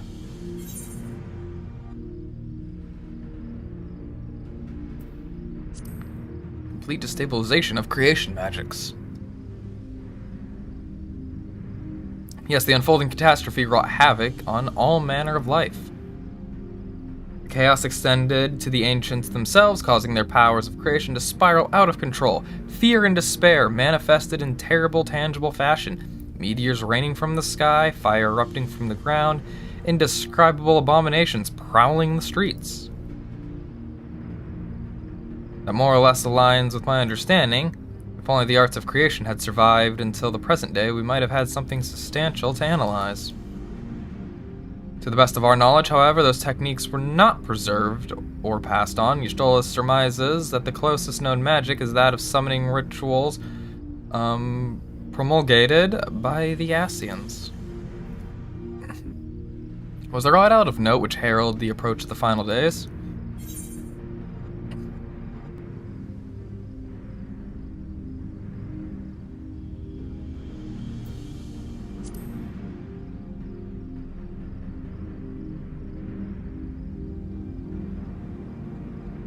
I think you may... Oh, I guess I misremembered.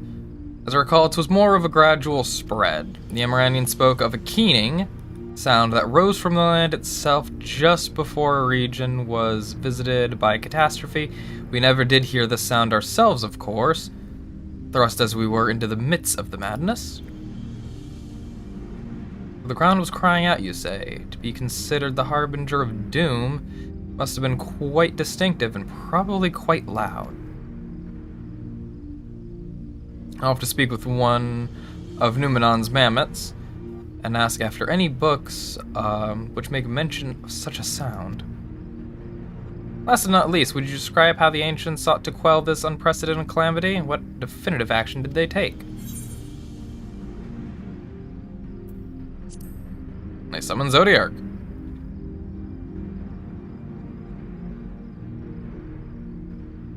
Yes, with Elidibus serving as his heart, so many gave themselves in sacrifice to bring him into being. We do not know exactly how Zodiark brought salvation to the star, only that by his godlike will were the laws of nature set aright. Then, once the balance was redressed, the ancients offered up a further sacrifice to heal the ravages of the final days. Lives sprouted anew, and it was these fledgling souls they intended to render unto Zodiark, a trade that would have allowed them to resurrect the shades of loved ones absorbed by the Primal. Or might have, had Venat and her fellows not manifested their opposition in the form of Hydaelyn. Thank you, both of you, for the detailed review. I feel much more confident now in my understanding of events. With all that freshly in mind, it does make me wonder what the Telepharoi truly mean when they speak of bringing back the final days. We've seen what they're doing with those towers of theirs. Is forcing people to summon primals a kind of catalyst? Are they attempting to mirror the conditions caused by unstable creation magics? Or are they simply using the final days as a figure of speech, a convenient metaphor for the scale of destruction they plan to unleash? But this is all just pointless conjecture at this stage. Let us return to our attention to the forum, shall we? We should keep an eye out for Y'shtola.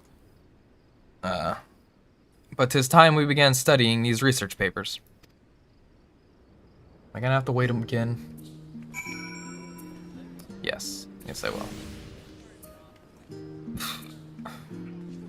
So many curbunkles!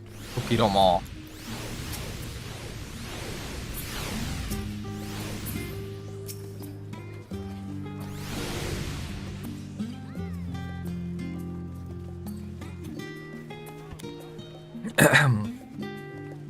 So many adorable corbunkles.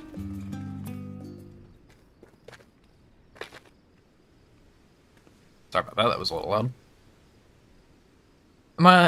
I'm the last, am I? Well, my extended search of the Archon stacks produced 1 or 2 possibly useful books.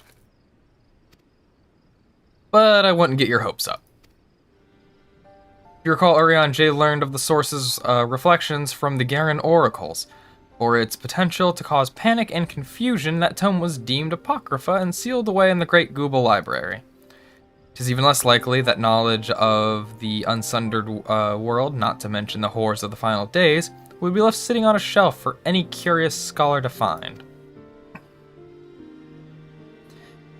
It stands to reason that my colleagues, be they archons or counselors, should perforce be largely ignorant of the subject. Yet when you confronted Master Fortunault with knowledge of the Telepharoi and their machinations, he scoffed at the suggestion that they posed a threat. He seemed adamant that the Forum would know if the final days were truly upon us.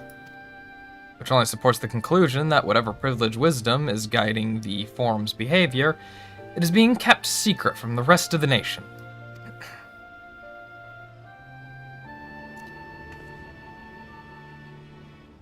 Not that I mean to excuse myself from reading, do they? Whether they contained mention of the final days or no, these books could yet hold something of value. You weren't thinking of leaving, were you? There's plenty of work for everyone. I mean, I gotta go to Fafnir. You know, it would be what it be.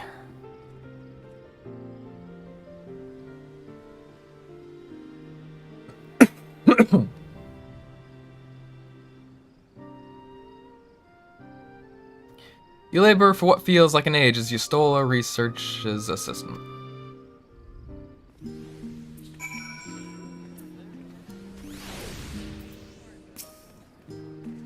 Oh dear, you look exhausted. But what about your studies? Were you able to find any books on the subject that I mentioned?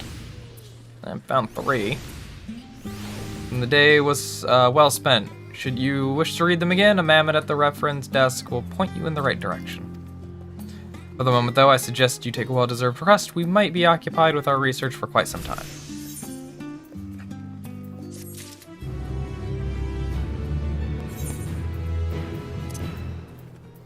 Boom.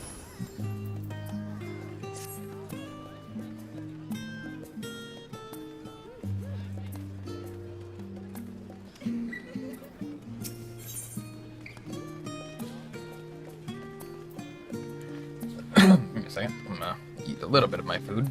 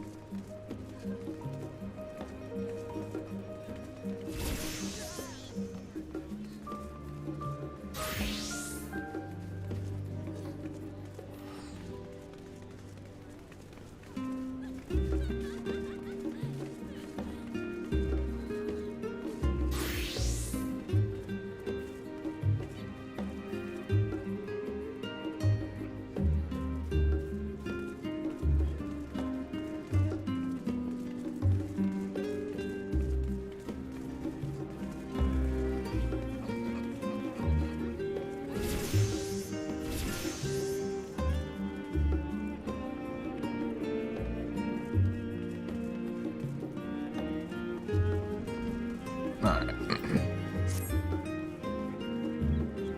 Ready for a tea break, Azami? I know I am.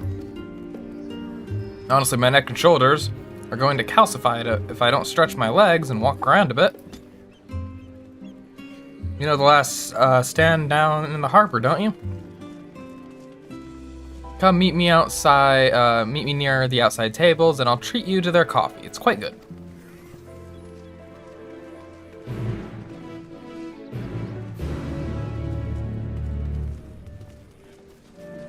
Sounds bueno to me.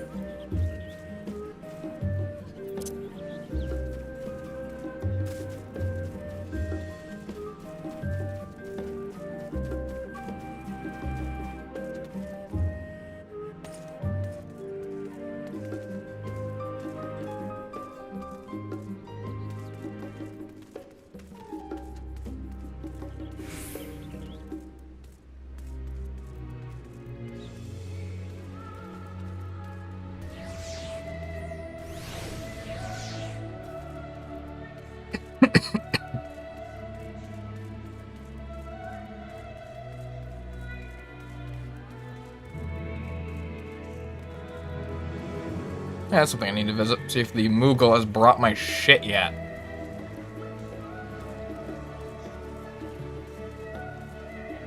Hold on a moment, Alice. I need to go beat up a Moogle.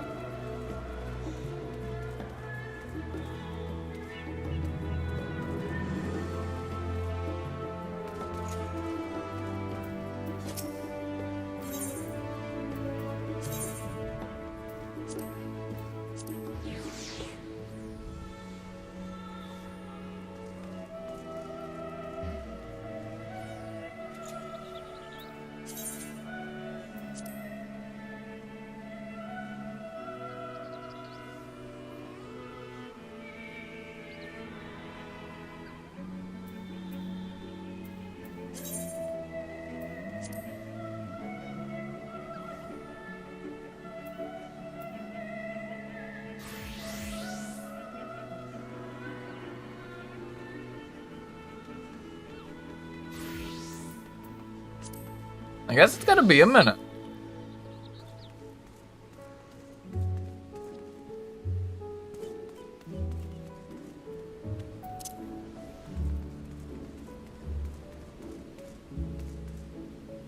Google does not seem inclined to give me mail.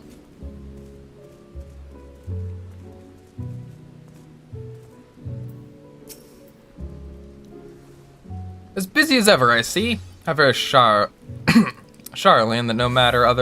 that no other gourmet cafe has sprung up to compete for customers.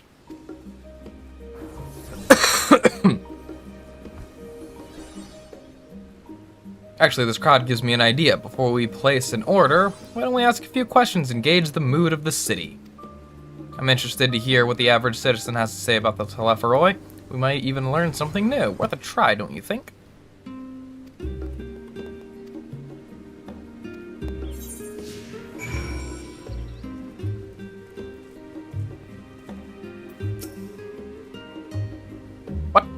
What is it? Can a man not enjoy a moment of private respite? If you're looking to share a table, then I respectfully request that you look elsewhere. You misunderstand, sir. We're simply wondering if you knew of the telepharoi. These enemies of peace have promised to end all that we hold dear, and... Wait, you're that House Levior girl, aren't you? This woman with you is obviously a foreigner. I've heard you were disowned for helping outsiders indulge their barbaric whims, and here you are giving truth to the rumor. I'll thank you to leave me be. I've naught to say to the likes of you. Well, I must apologize. 'Twas foolish of me to expect an ounce of civility from one so enlightened. Come, Azami. What a dickbag.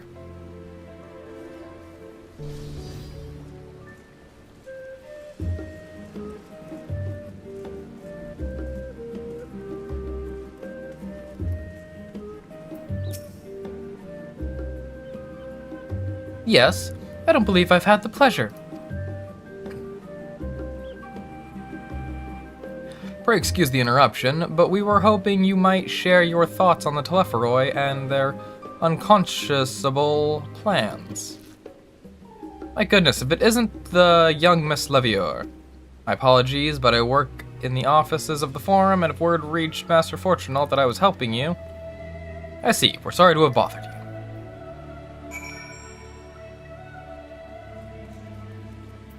Dickon! Biggest Dickon! Oh my.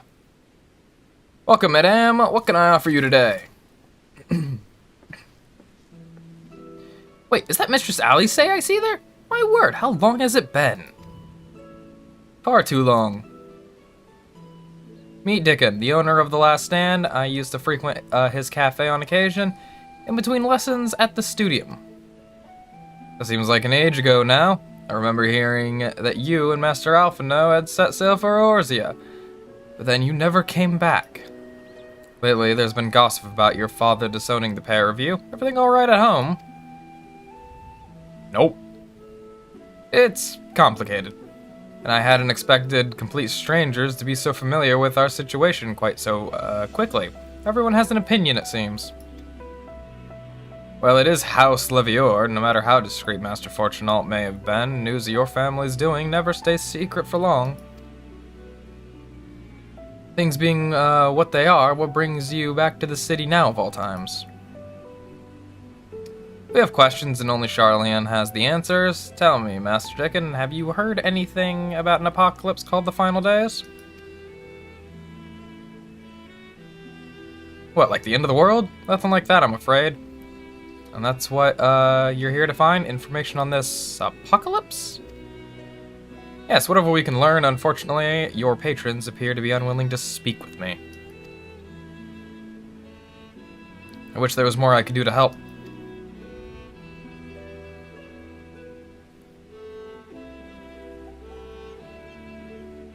But maybe there is.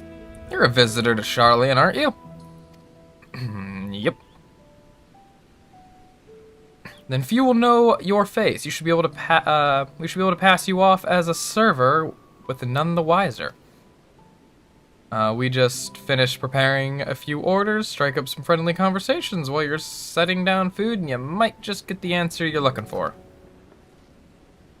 Ah yes, here's your tea. By the way, have you heard of the apocalypse? Not a bad idea, I hate to ask, but what do you think? I mean, sure, why not?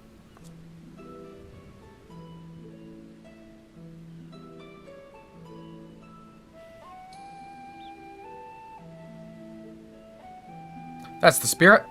Pay attention. Now, and I'll explain where each of these dishes need to go. Tea set is for the chatty group sitting by the water's edge. The omelet is for one of our regulars, a Highlander by the name of Gisla. She's sitting at an outside table with a friend of hers. Behind them, you should see a Makote gentleman. He ordered the oven-baked lobster. Ooh, that sounds delicious. Got all that? If you're not sure, just ask and I'll explain again. Good luck.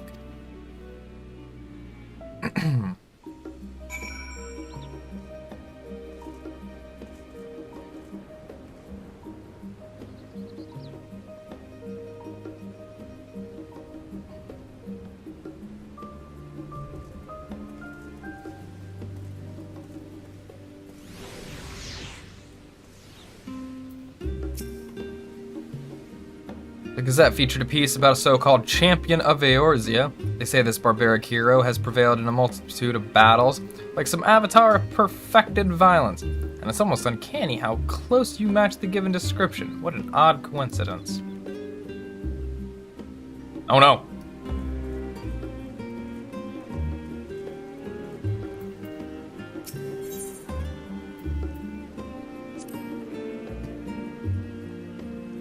Oh, my tea set. Lovely, thank you.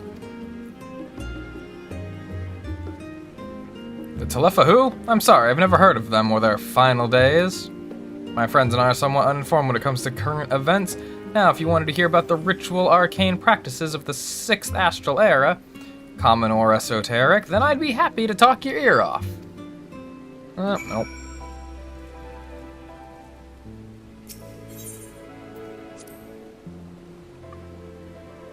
Ah, finally. 2, 4, 6, 8. Let's dig in, no time to waste.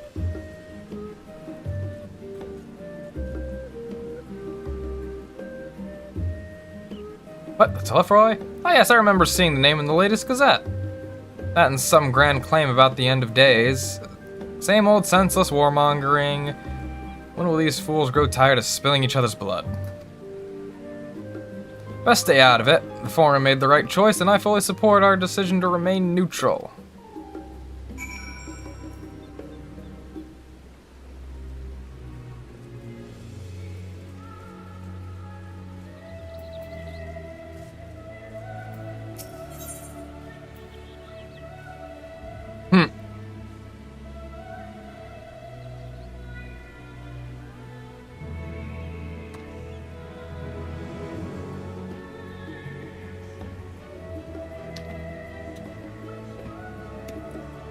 Alright. 1 oven-baked lobster.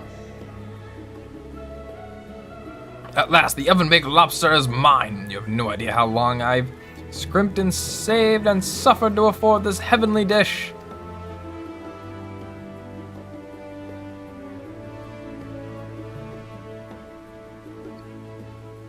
The final days is the first I've heard of it. Although that would explain why my friend has been rushed off his feet. Must be a busy time to be a gleaner. You don't know what a gleaner is? They're collectors of sort. Travel the world procuring things that we haven't got here in Sharlayan. Priceless books, unusual live specimens, and so forth. So named for those folk who trail after the reapers in the fields, picking up every grain which was missed. Aye, but by all accounts, gleaning is a most meticulous and demanding profession. If these Telephroi make good on their audacious threats, then many uncatalogued rarities could be lost forever. Why else would these gleaners be buzzing about in such a frenzy? Watch the harbor and you'll see what I mean. They're carting loads in from the docks all day. I've never seen... it's never been this hectic before, not like this. Oh. So they're off gathering, you know, all sorts of cool and unusual, you know, rarities. Any trouble with the customers? Were you able to get anyone talking? Got Cat dude talking. Interesting, they seem unaware of the final days, aside from whatever vague news the gazettes are printing. Even Dickon had nothing to offer, and he's the best source of gossip in the city. The Forum does have secret knowledge, and they've done an impressive job of ensuring no one whispers it in the wrong ear. In any case, thank you for playing your part so well. Here, that cup of coffee I promised.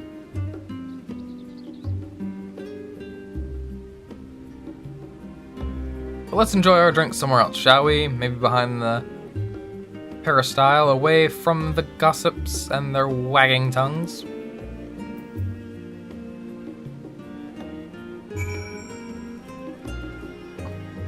I mean, this place is all sorts of sketch.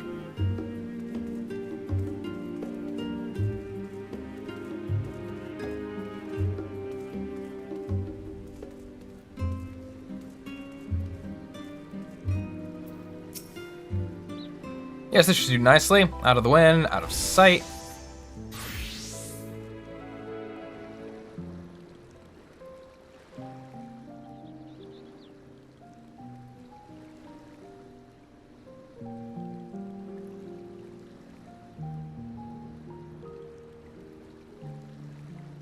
When our father disowned us, I couldn't believe what I was hearing.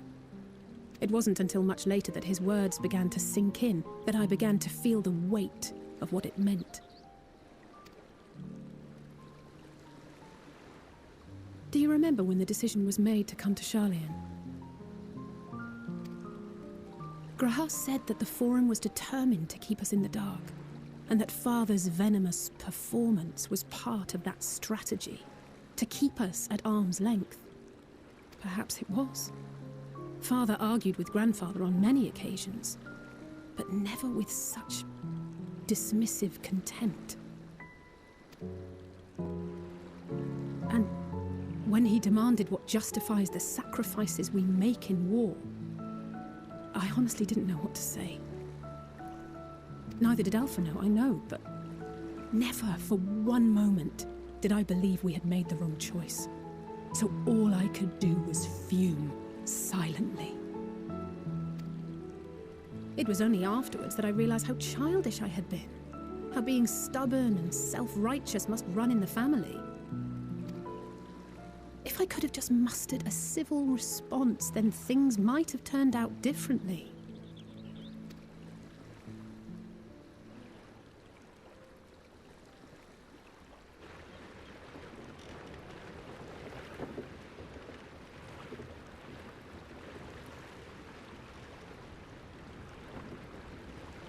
Guessing that's all the stuff they're hauling back.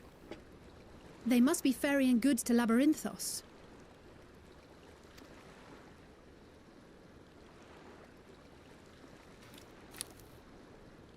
A vast complex beneath the island. Sharlayan is famous for archiving knowledge from around the world. Well, that knowledge is not preserved exclusively in dusty tomes and desiccated samples. Our living library, comprised of all manner of flora and fauna, is housed and studied within that underground facility. Interesting. Still, that did seem to be an unusually large shipment. When I lived here, it was rare to even see such cargo transported by boat.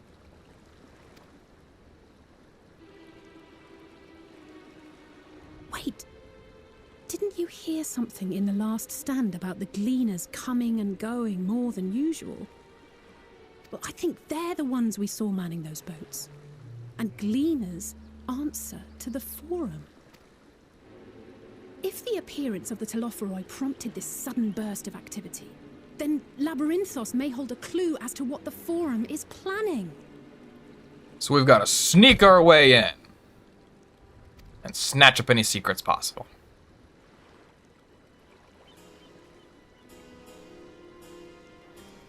We get any boats around?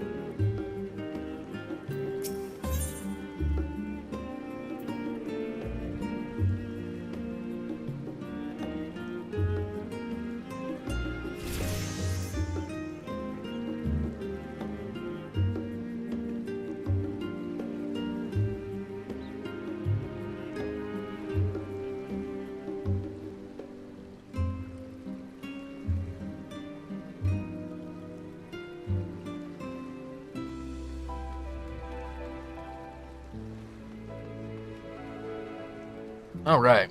A labyrinthine descent. Noscea is excited to share your revelations. We should tell the others what we've learned about the Gleaners. Go on ahead to Numenon, I'll join you in a moment. Master Dickon will want his cups back.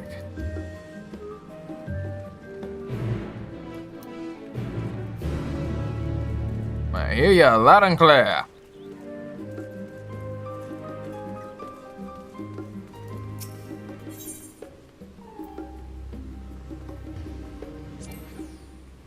Oh.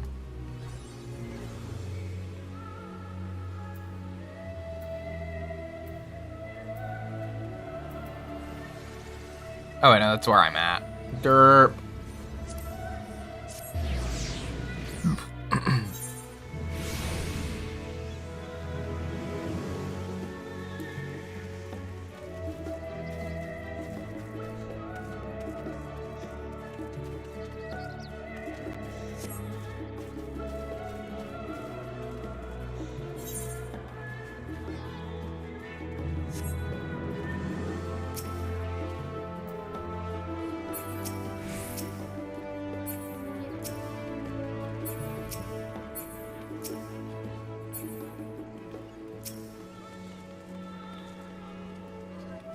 There's uses Cryle.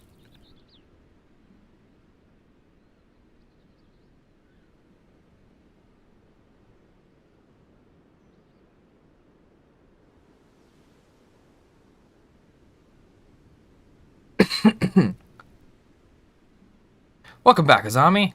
Been for a walk and cleared your head, have you?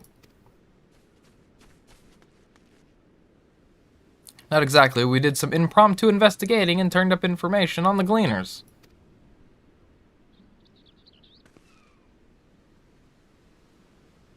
They be hauling a lot of stuff.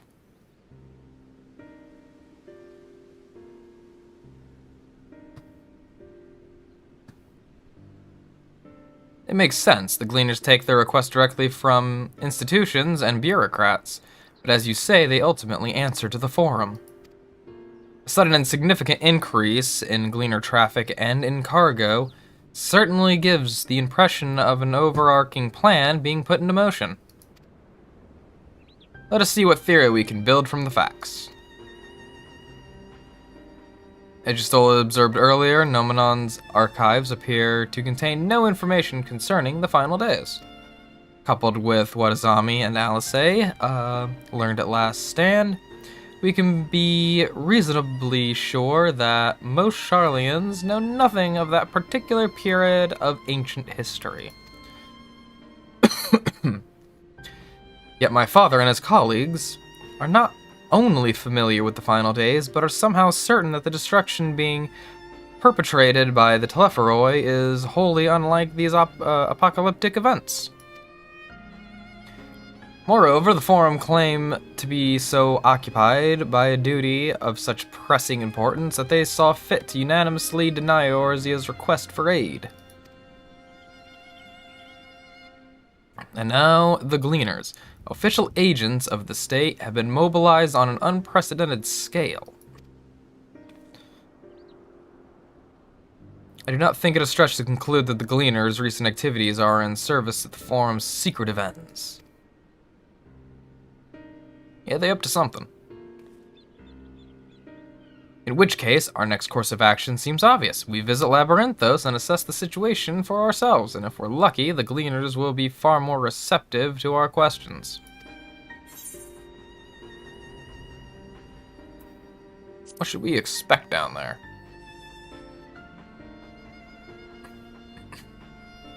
Oh, I would hate to spoil the surprise. As for myself, there are a few more subjects I would like to research.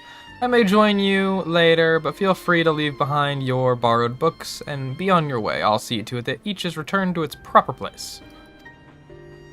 That'd be a great help. Thank you, Raha.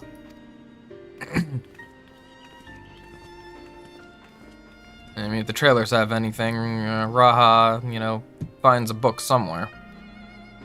Let's head down the stairs over there, and I'll show you where the entrance is.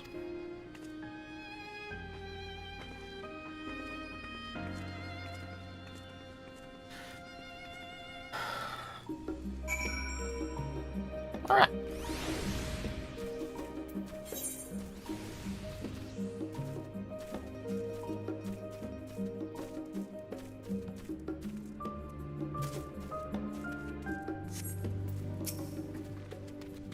Ready? Labyrinthos is not too far from here, but you may find the path a bit disorienting. I'll take the lead, so stay close. Follow Essay and try not to fall behind. Off we go then.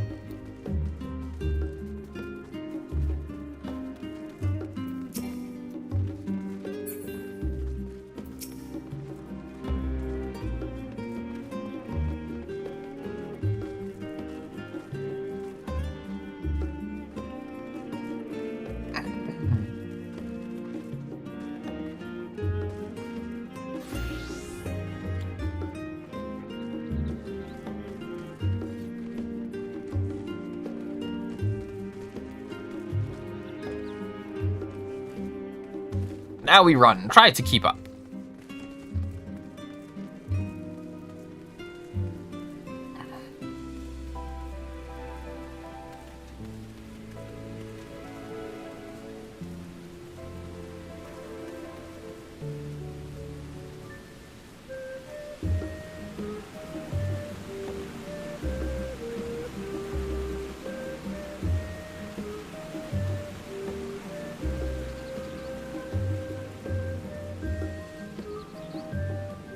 Up here. Let's get to it.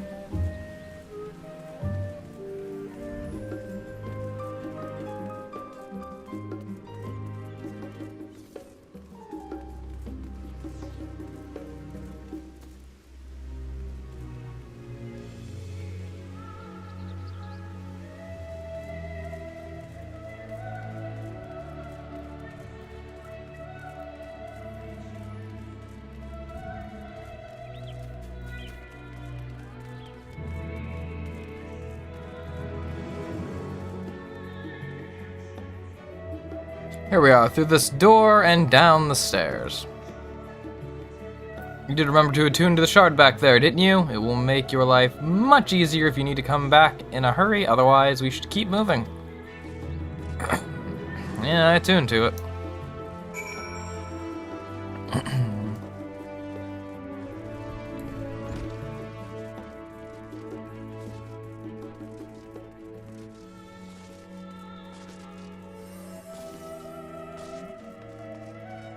Chocobo!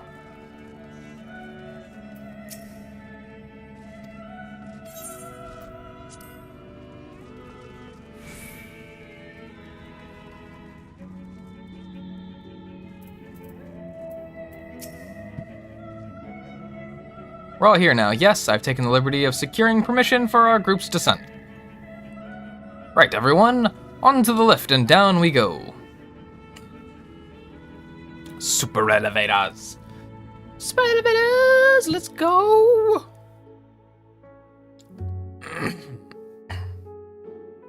Bum bum bum na na na na na.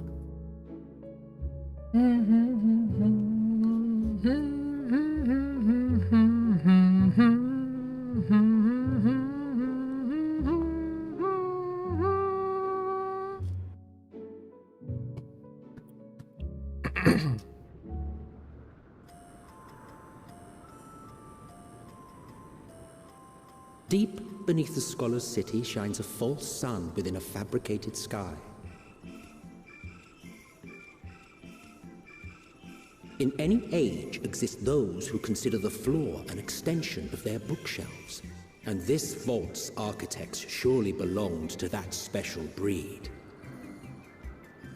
If the stack grows too high, start a new one. If no room remains, then make more rooms. A simple solution at first, and then bit by bit, a profound transformation. Knowledge, buried beneath knowledge, a growing, creeping labyrinth from which there is no escape.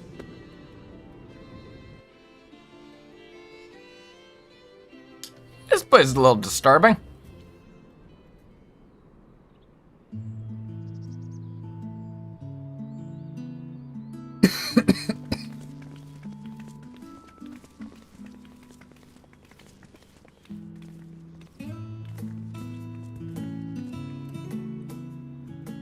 Not what you expected.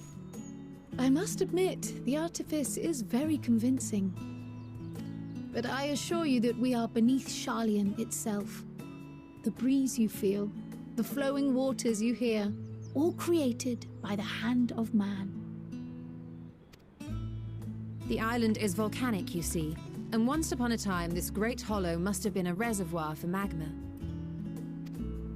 It was discovered some 400 years ago, at which point it was repurposed as a storage facility for scrolls and samples and such. Renovations have continued, with nigh on no interruption to this day, with the lower levels still undergoing expansion. Aren't those people gleaners?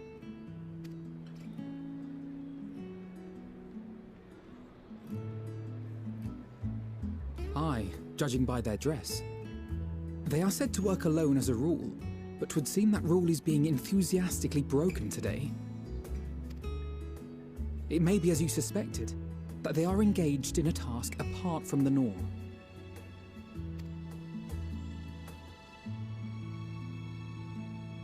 Yes. Let's What spread would that out be? and get some answers then.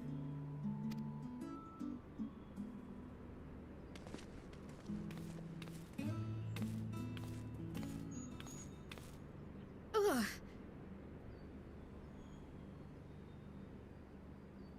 You okay there, Kryle? Did you call to me just now?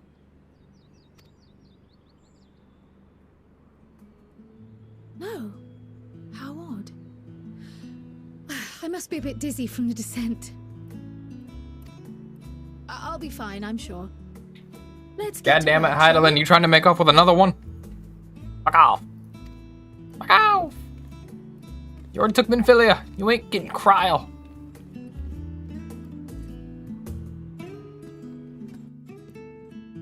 Won't let you have her.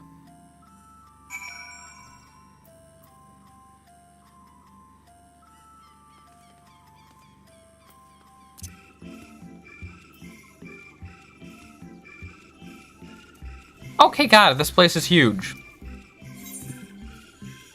Oh, what? Excuse me?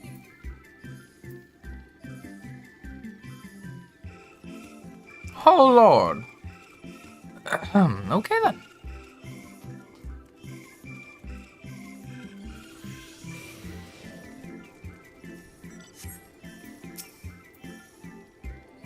Let me think. The Rhea Siege should be item 1058.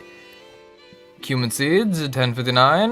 Snowballberry, 1060. Or were they 1061? My head feels like it's stuffed with Moko grass. One more loads to take out than carry in. Why do all this at once and risk mixing it up?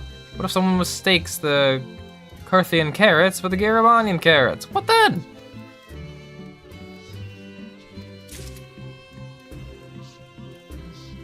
I already knew large shipments.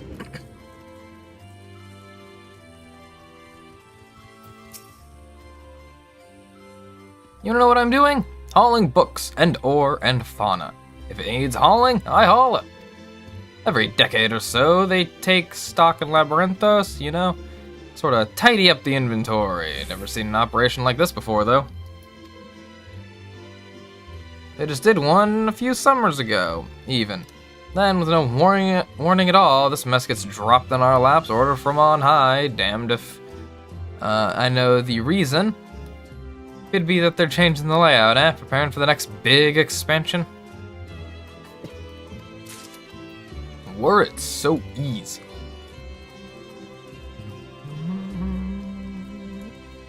Oh, did I pass this person?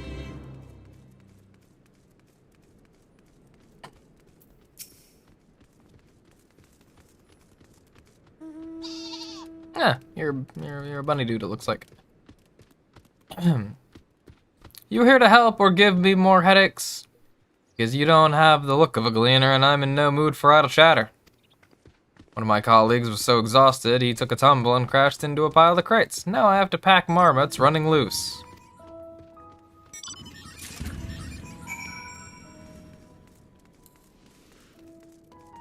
People's bees exhausted.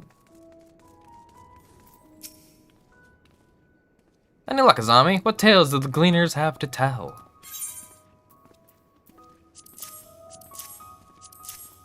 Here you are.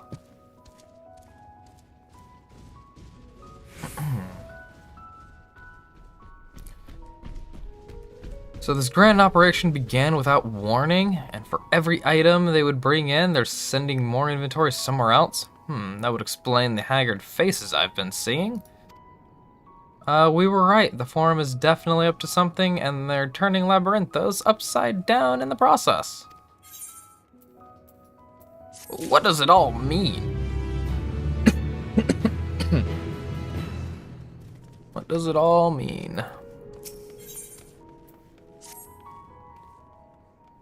We do well to learn more of what, specifically, the Gleaners are being tasked to do, as well as who has tasked them to do it. Your game is on me? I have an idea. As I then sit down. Kneel before Kryl. Didn't one of the Gleaners you questioned say something about escaped marmots? Perhaps if we were to help him capture said creatures, he might be inclined towards a more friendly and enlightening conversation. I mean, you insist. In the meantime, I will turn my charms upon this gleaner here. We can compare notes afterwards. Happy hunting! Oi! You're running me ragged, Kryl.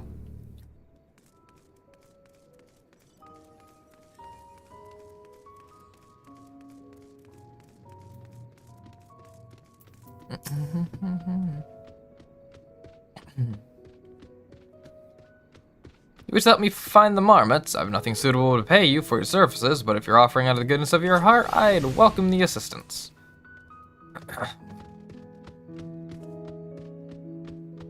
The name is Aaronville, friend, specialist in the collection of live specimens.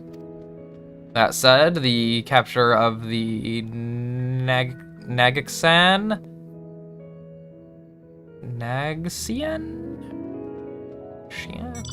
I don't know. Capture of these nags, the nag marmots, is a trial I have no desire to repeat. Grizzled mice, they call them. Ah, moist. For mercy, there are no other marmot species on this tier at present, so there should be no mistaking our little fugitives. If you happen to catch any, stuff them in the sack gently, of course. You got it, big man. Where to begin, you wonder? I've not seen any scampering around here, so we'll need to widen our search into the surrounding forest. Be on your guard, there are beasts out there that won't hesitate to prey on a mammoth or you. A marmot. I'll search the trees to the west. The eastern part of the forest is all yours. Good luck.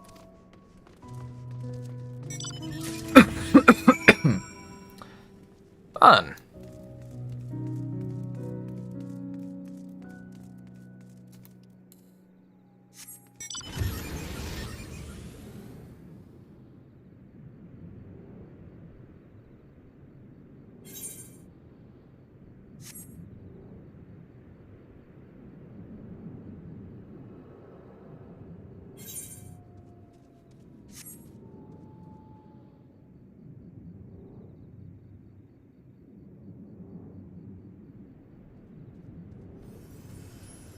Oh, do I actually get to fight things now?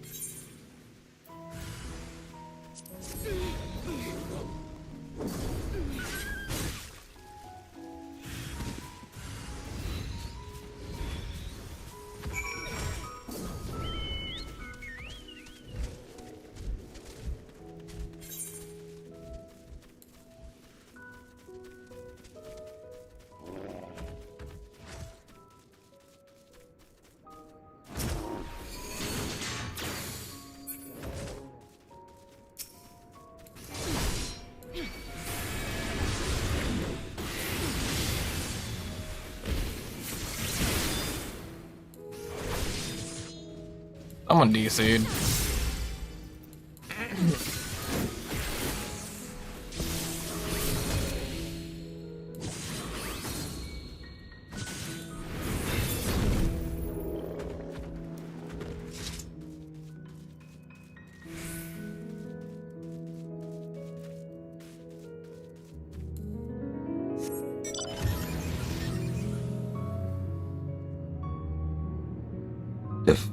Excuse me.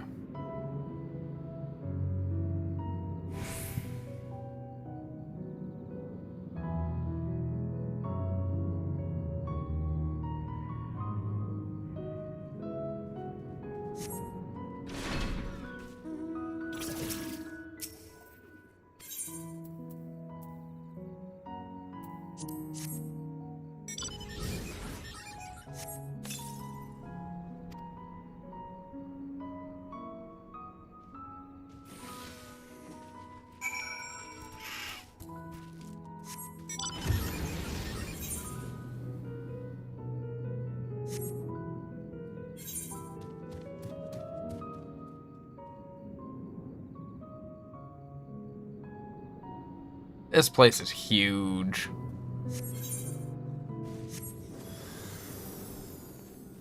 Almost can't believe how big this place is, honestly.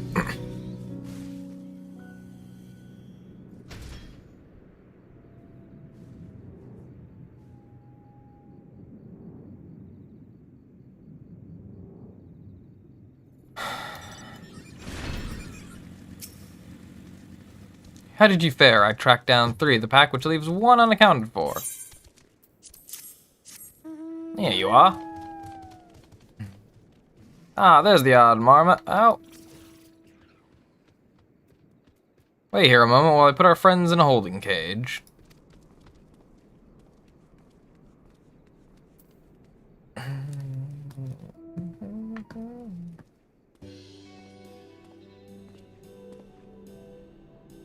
Thankfully, the marmots seem to be unharmed. They've held up well in isolation, but it is much too soon to release them into the habitat. It's a good thing we were able to recapture them so swiftly. You have my thanks.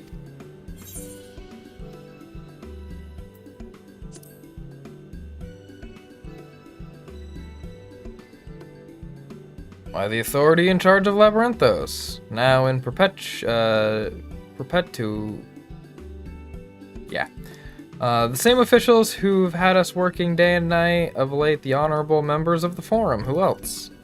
Suitable for consumption and easy to breed. Those were the two conditions I was given for the stock I was instructed to procure.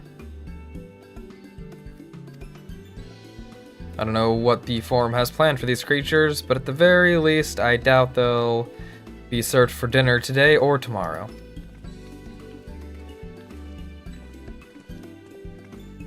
There you are, Azami. Is this the gleaner you mentioned, the one who was looking for lost marmots? Interesting company you keep, friend. Who are you folk, anyway? I'm Cryle, of the students of Baldesion. These others are my associates. Truth be told, the Forum's decision of late have not sat entirely well with us. That's why we've made the descent into Labyrinthos. We hope that by seeing those decisions put into action, we might more fully understand their reasoning. Wise and practical, never hurts to try and gain a broader perspective, does it? Anyway, duty calls, other animals to capture, and enclosures to empty. Once again, I'm sorry that I can't offer you more for your services.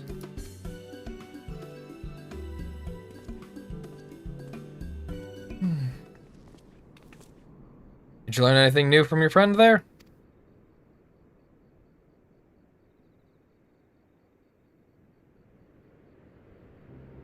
So we've confirmed that the order for this ambitious operation did indeed come directly from the Forum. However, the Gleaners have not been informed of its purpose. Seems that way. I'd say that fits with everything we've heard thus far.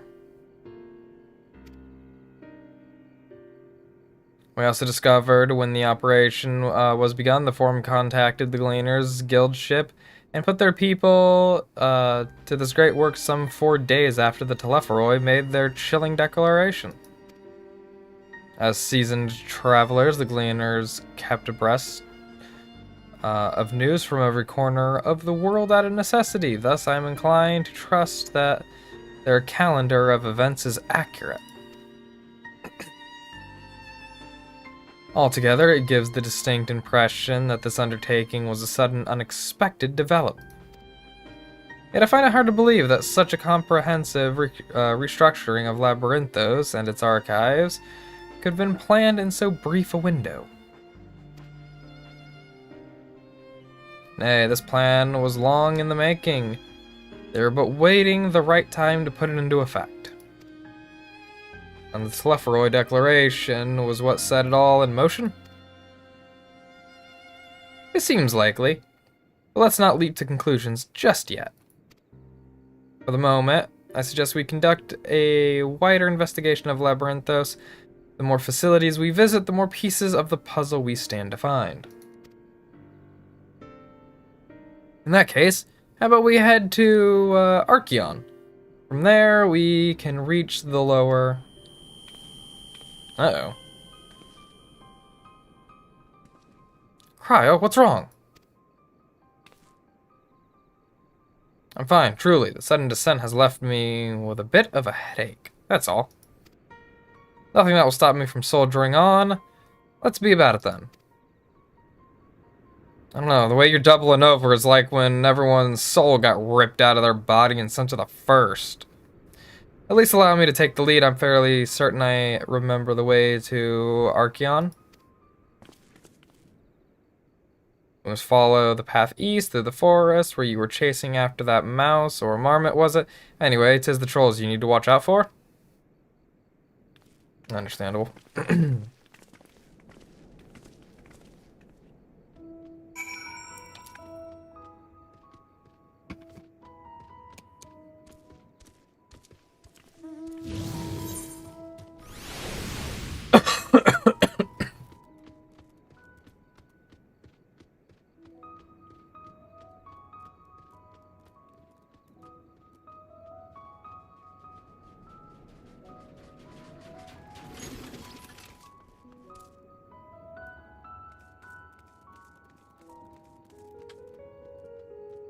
Oh, Lord.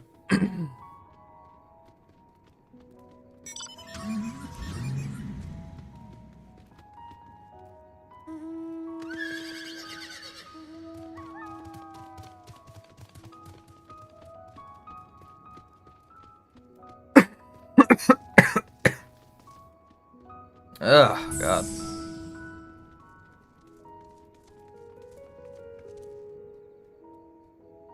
Oh, just taking a bit of a reading break here. I don't know what it is, but my throat is not having it.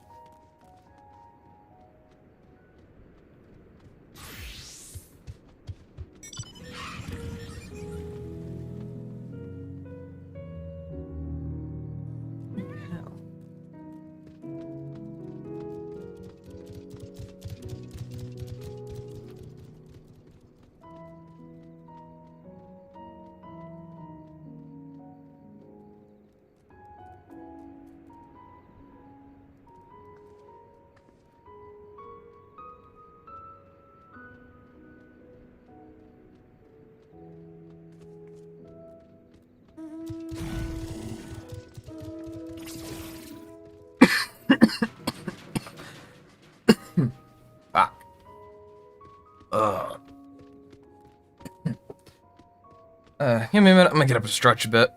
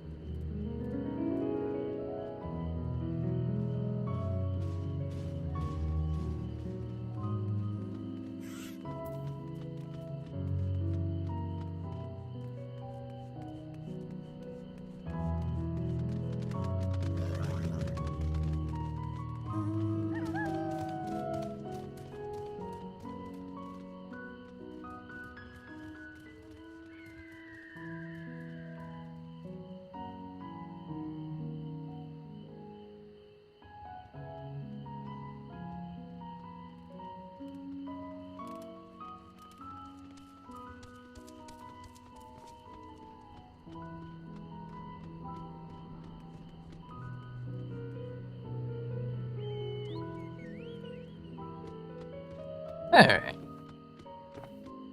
Uh-oh.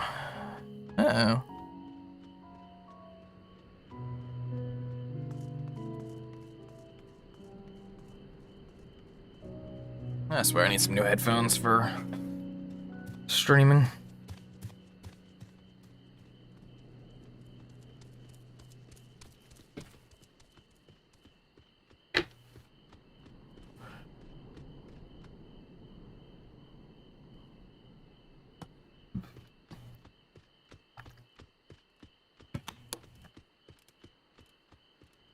Can't believe it.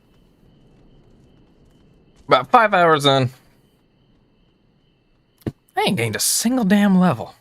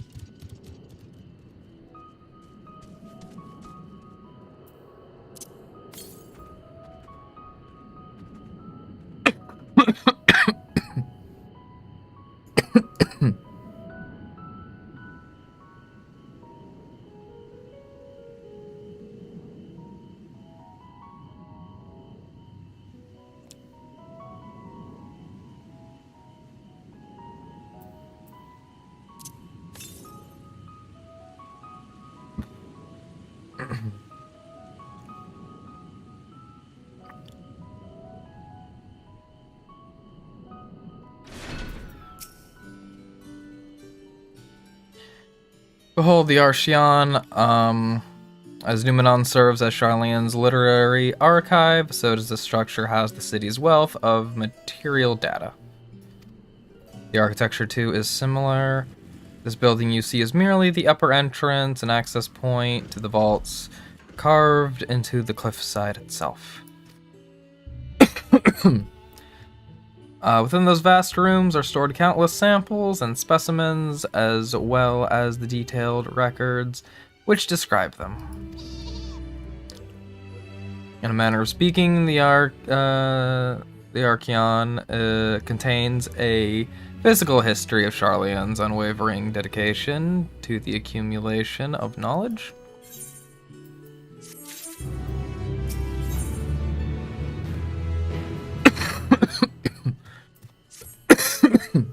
Oh, God. Excuse me. Sorry about that. Well, we won't learn anything of value standing out here. Let us proceed into the main building and speak with the custodian. Yes, let's.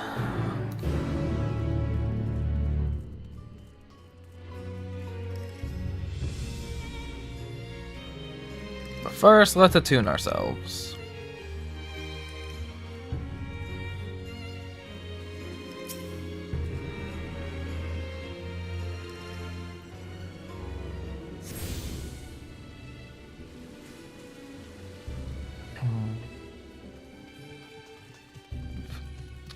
Gemstone trader, eh?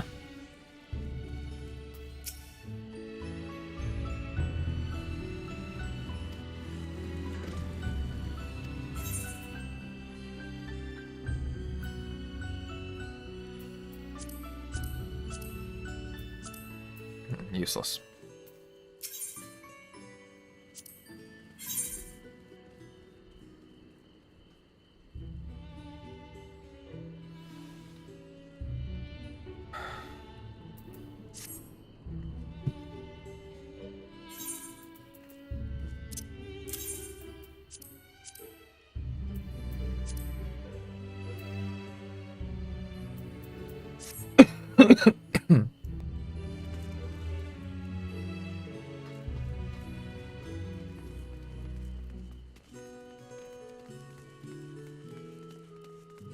Oh my God.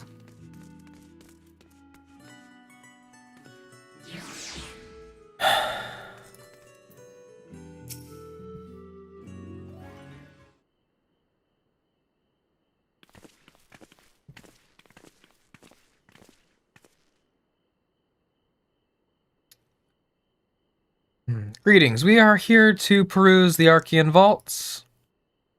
Peruse? You were clearly not gleaners then. Might I ask your affiliation? We belong to the students of Baldesion, but is that relevant? I was given to believe that the vaults, those open to the public at least, were open to the public.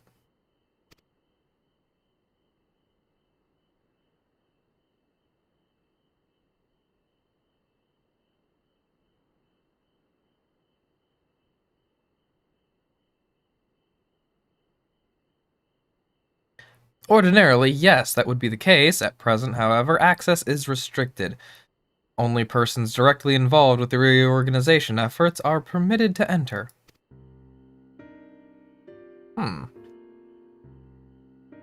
Not us then. I suppose we had better move along to another facility.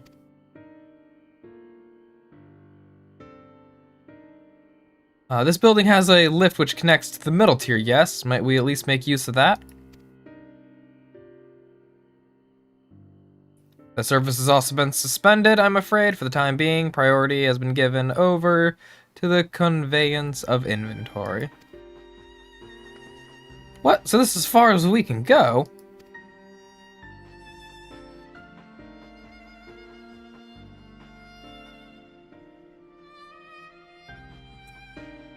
Oh god, it feels like I got something like stuck right at the bottom of my throat. Ah. I apologize for the inconvenience. Please come again after our restructuring operation is concluded.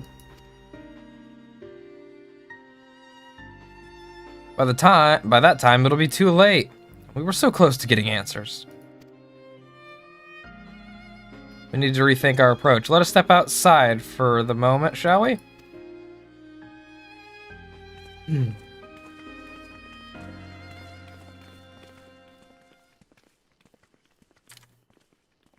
Students of Baldesion. What, do you know something, boy? Huh? You wanna go? Let's go.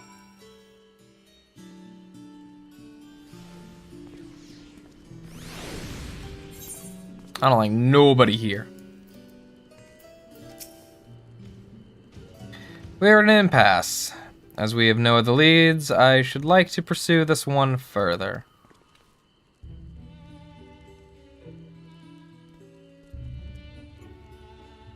But I doubt that our stone-faced custodian will be swayed by heartfelt pleas. We must seek another means to access the lower levels. Damn, who's got the just decked out and armored chocobo?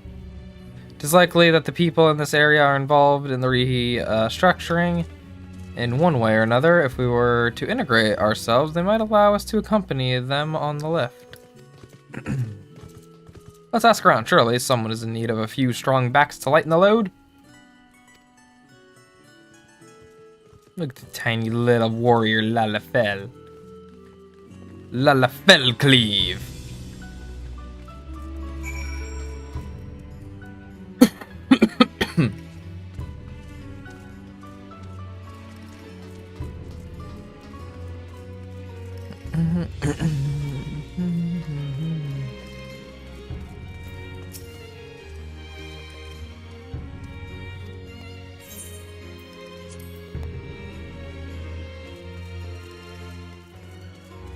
Oh man, this coffin's getting worse. I think it's getting agitated because of how much talking I'm doing.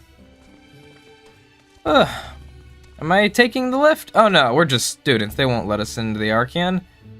Even though we found... Actually, we have no idea what it is we found. There's no record of such a creature anywhere, but it was wandering around Tranquility, and so we thought to donate it to the vaults. Squeal, squeal!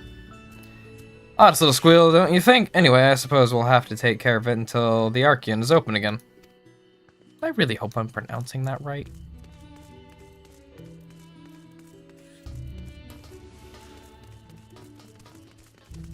I have a feeling this place is gonna throw a bunch of just words I don't know how to pronounce at me.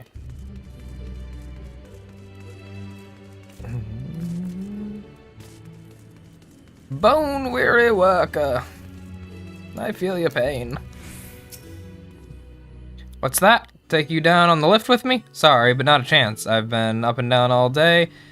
And only now have I found a spare moment to rest. I did see a gleaner fellow heading out the gate there, though, shouldering a large pack, engaged in some manner of task. Maybe he'll be headed down below after he's done with whatever it is he's doing. I hate all of you! Can the Calamity just take these guys out, please? We'd be better off.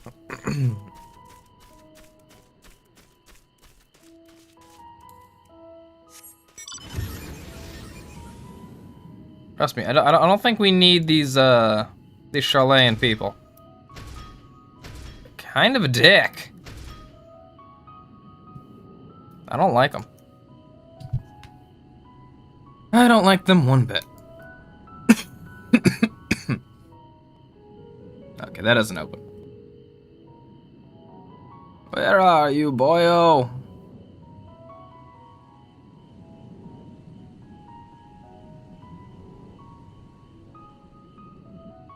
Oh, nothing here.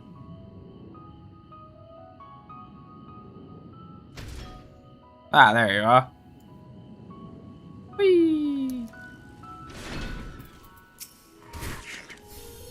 Quiet, you'll frighten it away.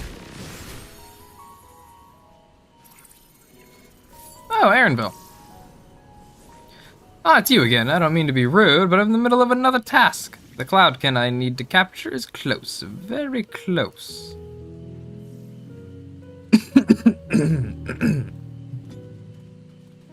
You wish to help me with this too? You spend your time in unusual ways, my friend. Still, 2 hunters are generally better than 1, very well. The canal here is a common gathering spot for birds of all kind, but this one I'm after today is the hornbill. Wait a minute. Its feathers are green, and its cry a distinctive caw. Single it out and shoot it with the sleeping dart.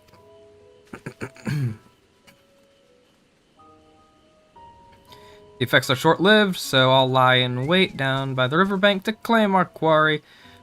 Be sure to hit the right one. If you say so.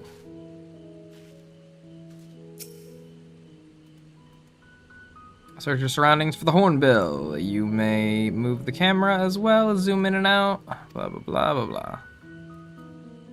I swear to God, if there's a shoebill around.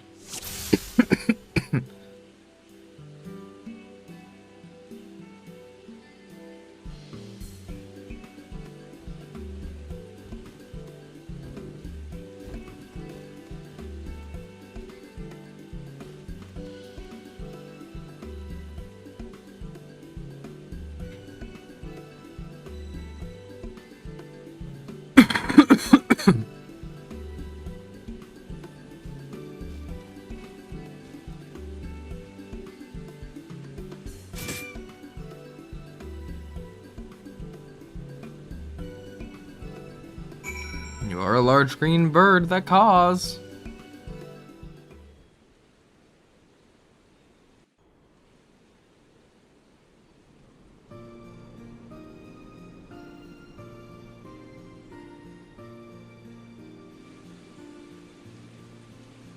Aw, it's sleeping.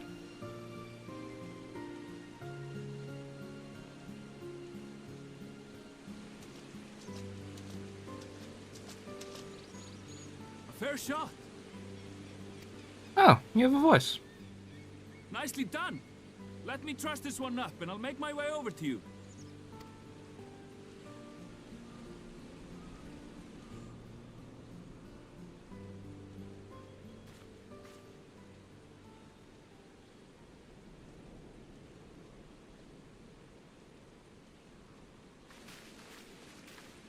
There you are. Any new revelations?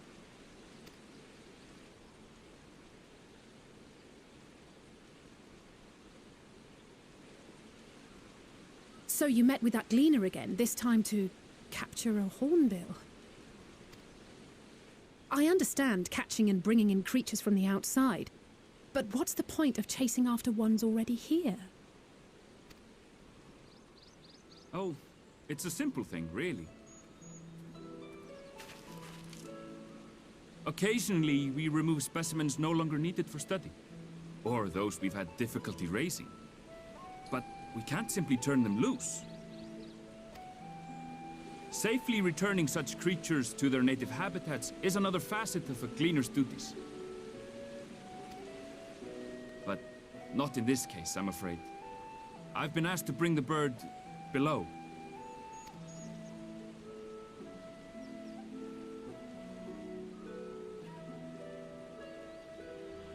The restricted section in the lower levels of Labyrinthos.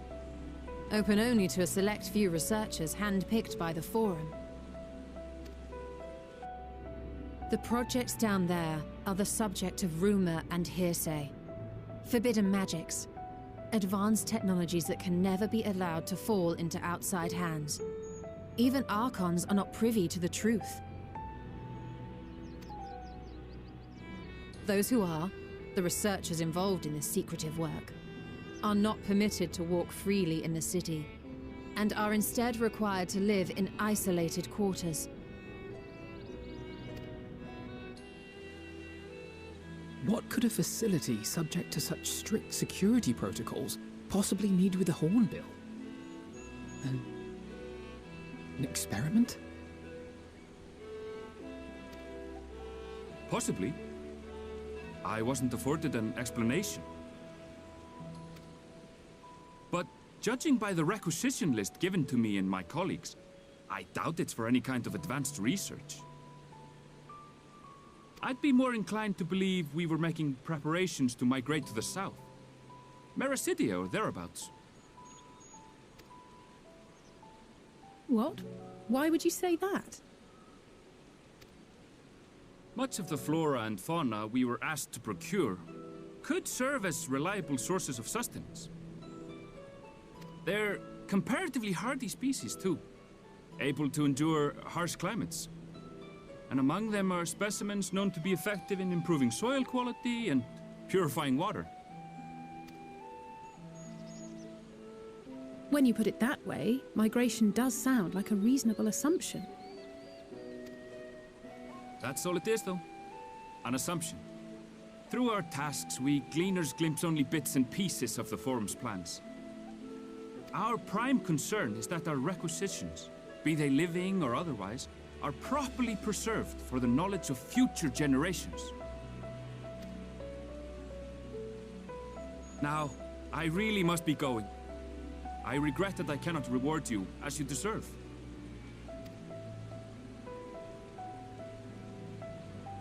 Perhaps you might reward us after a fashion then. It is imperative that we reach the lower levels. And seeing as you are already set to descend with your assigned cargo, mayhap we could accompany you as your assistants.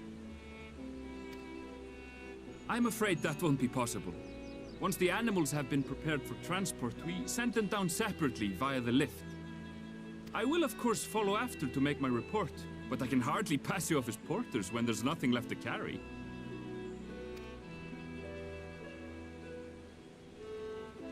Indeed. Pray forget I said anything.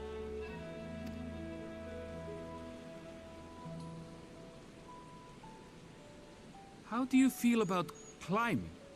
If you've strength and the courage to brave it, then there is another way down. This path leads to the 33rd facet, a mineshaft excavated during one of our expansions of Labyrinthos.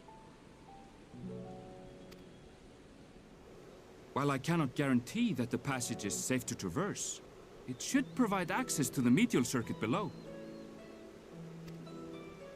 I never even knew such a place existed. Thank you. This is the perfect solution. You're quite welcome. But consider yourselves warned. If the going proves too treacherous, you'd do well to turn back. I bid you good day. Bid you good day. Well, this guy's been helpful. Well, turning back is hardly an option, not when we've come this far. Let's go and take a look at this mineshaft.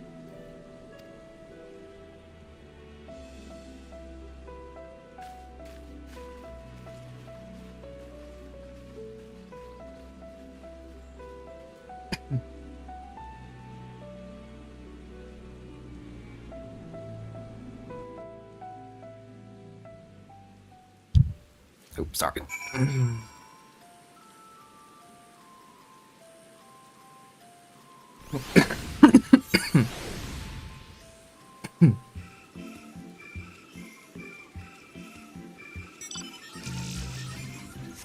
Hello, Omega.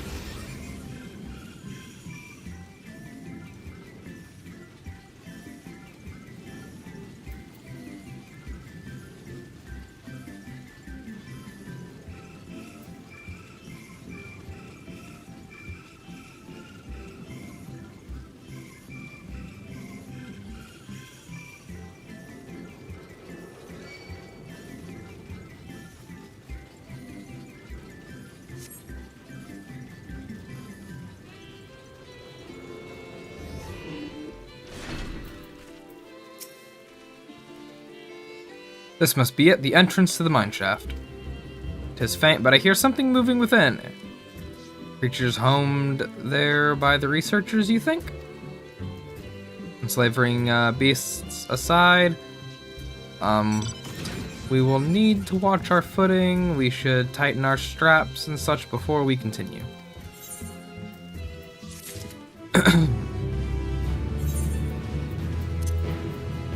Ooh, it's a hat.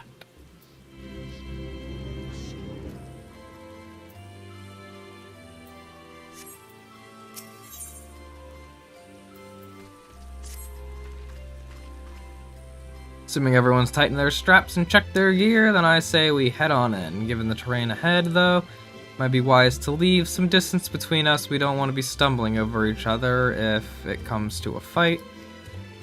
Take it slow and don't forget to check your surroundings from time to time. We can meet up at the other end of the tunnel. Alright. Let's go.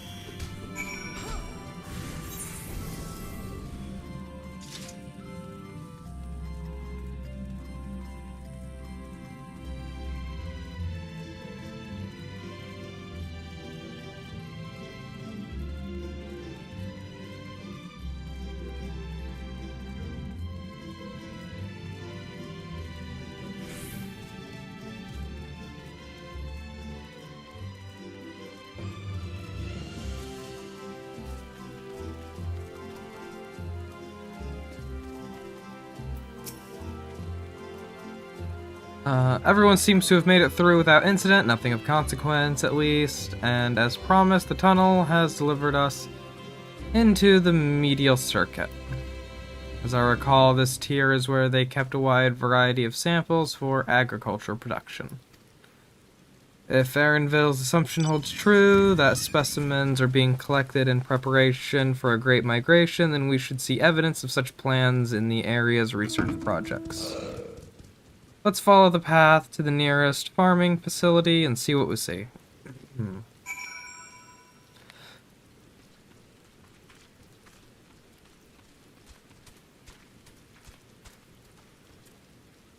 Oh boy.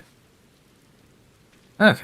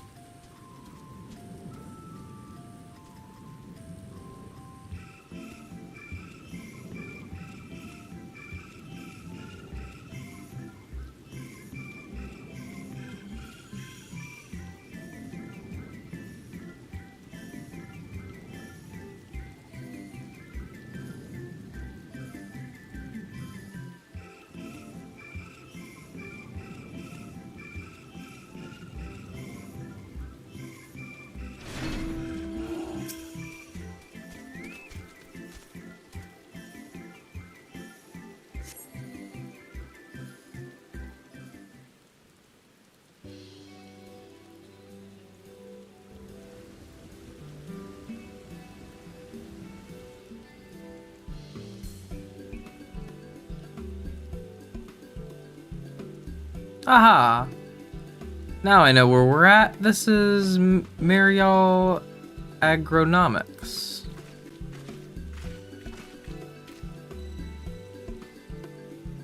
Labyrinthos is host to a wide variety of vegetation, which allows us to conduct studies on cultivation methods utilized in foreign lands. And it is this facility which coordinates and oversees those efforts. The fruits of their research go to feed their Labyrinthos colleagues, or so I hear. More notable successes might make it to the Agora. Food so exotic, you'd be hard-pressed to guess their origin, let alone how they might taste. Indeed, mystery vegetables without a name, only a list of nutritional benefits scribbled on a card. I see no gleaners hereabouts, yet these workers seem to share that same sense of urgency.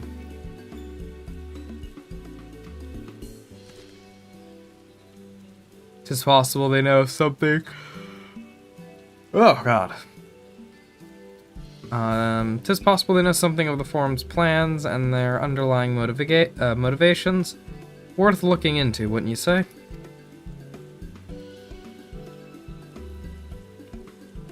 See what you can coax from the workers, the rest of us will do the same, or cast about for useful clues.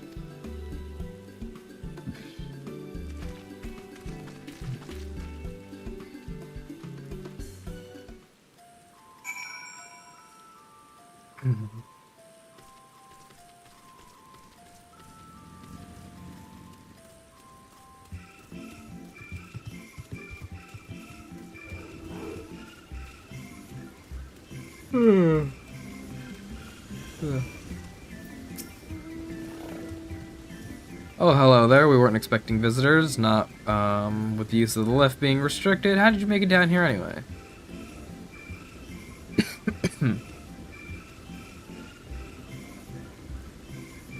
The mine shaft, you say? Well, you're a much hardier soul than I. Under normal circumstances, I'd reward such tenacity with a gilded tour of the fields, but I'm afraid the forum has us filling order lists a mile long.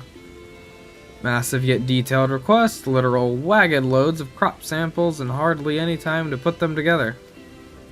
When I first heard of this grand reorganization, I assumed we would be shuffling around older stock to make room for the new. Then came the orders for ridiculous quantities of seeds we've already thoroughly researched. That seems strange, eh? I pressed for an explanation and was met with vague assurances that all would be revealed in due course. Not the most satisfying answer.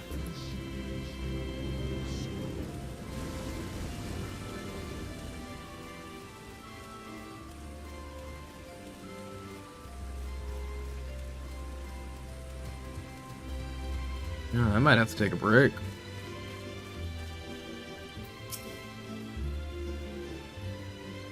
Do I have ought to be taken down below? More than I can carry, and then some. Most of our stock is sent off via cargo lift, but some has been earmarked for aerial transport, hence the stack of crates atop that hill over there. Gods, hauling the lot up that slope was a job and a half.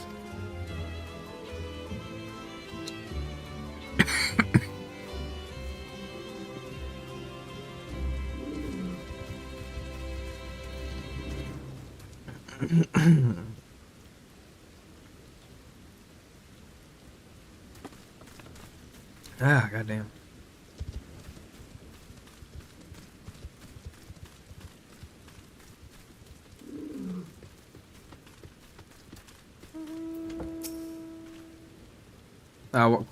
What crops are we raising? Well, as you can see, this one is a variety of grape. Only needs a good source of sunlight to grow, and the conditions here are nothing short of perfect, hardly surprising, given that it's native to a particular local in the very place upon which Labyrinthos was modeled, a region in the south of Ishgard. They boast remarkable habitat diversity, allowing for myriad flora and fauna to thrive. Chilly peaks in the north way to swaths of temperate plains, which in turn transition into a hot, humid coastline. Such bountiful territory is ever contested, as you might expect. Used to be called Corvos, before the Imperials renamed it Locus Ominous. The forum saw it not as a prize, however, but as a researcher's ideal environment, one whose climates we strove to recreate within the confines of Labyrinthos. It since provided a rich foundation for countless experiments in cultivation.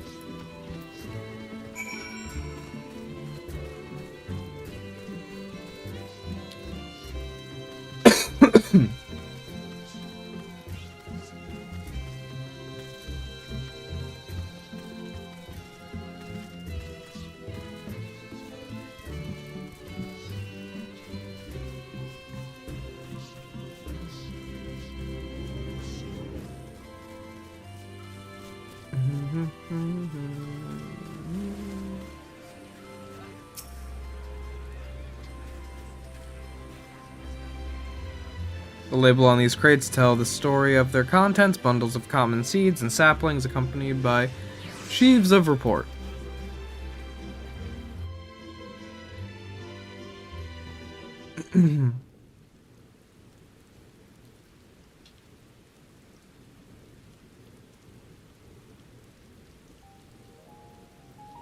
Oh. Well, those are pretty.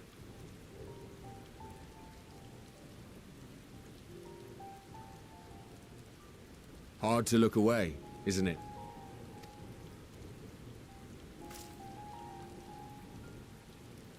But they're more than pretty flowers. Heart blooms are attuned to ambient emotion.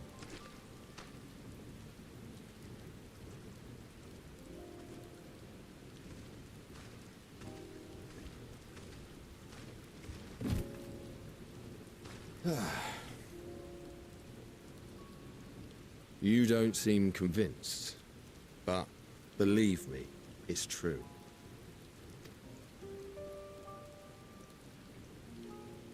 This ashen grey, for instance, it mirrors the anxiety and urgency of those working nearby as they rush to fulfill sudden orders. Intense feelings like those spur the petals to change colour. Bright glowing hues in the presence of joy, dark, subdued shades for frustration or despair. Yet even with the collected wisdom of Sharlayan at our disposal, we've yet to identify the underlying principle of this empathic effect. And there are other mysteries besides. Although the flower is extraordinarily long-lived, its low reproductive rate has made it difficult to find younger populations growing in the wild. With too few sightings to map its distribution, and no closely related species to track, we've been unable to pinpoint its land of origin. To further complicate matters, every culture, even dimly aware of its existence, has given it a different name and mythos. Our attempts to study it via the historical record have been an exercise in frustration. As an avid botanist myself, I should one day like to unravel the Heartbloom's secrets. But I'm afraid other duties must take precedence. I will leave you to your thoughts.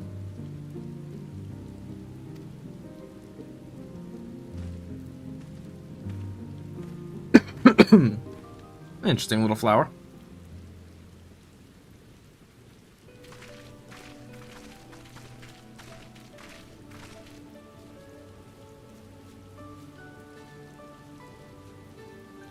Have you learned aught of interest?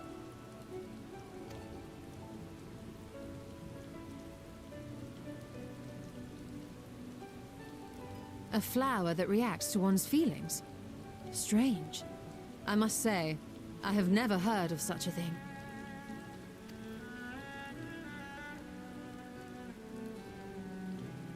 This is all very fascinating. But as it stands, we fail to gain any significant insight into the Forum's undertaking.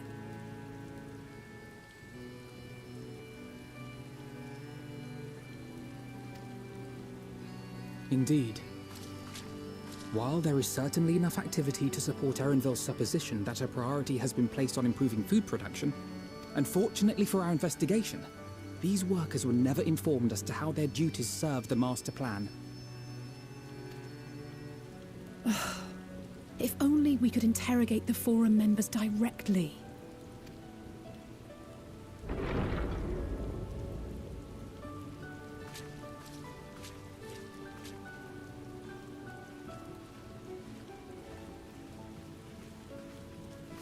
Isn't that the entrance to the Arcane?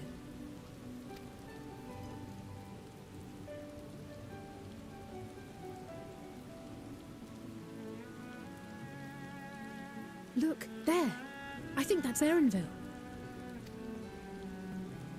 A little difficult to tell from here, but I think you're right. He did say he was coming down to make his report.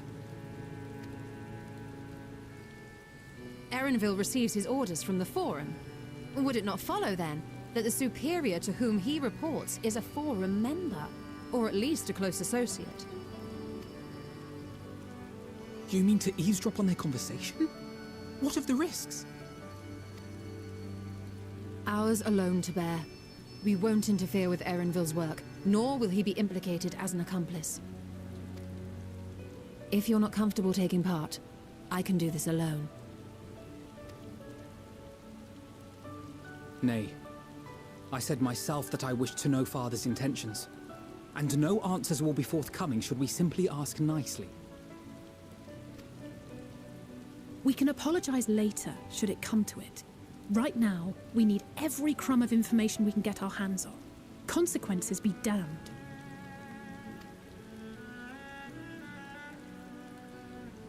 It might be best if you came along as well. In fact, we should all... Uh-oh.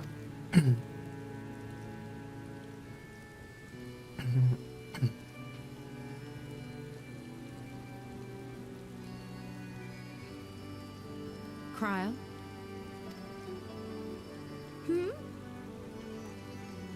Oh, yes. That certainly sounds like a plan. I'm glad you agree.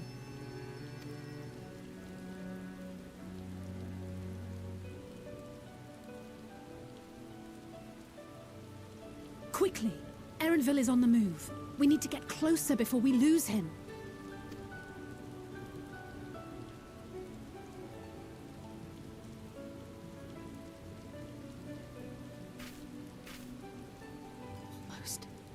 I can almost reach you. You okay there, Kryl? I feel like this is another, you know, the Hydaelyn trying to body snatch one of the fellow scions.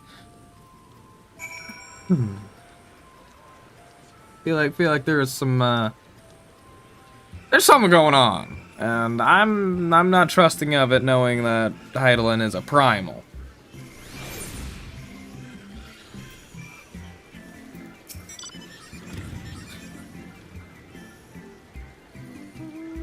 Keep an eye on her, but keep moving too. We cannot let our quarry slip away.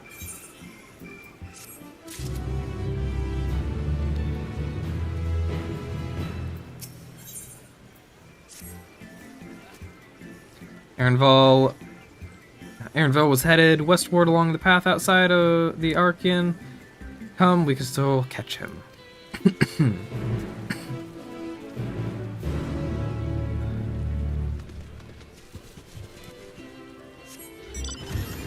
Yeet.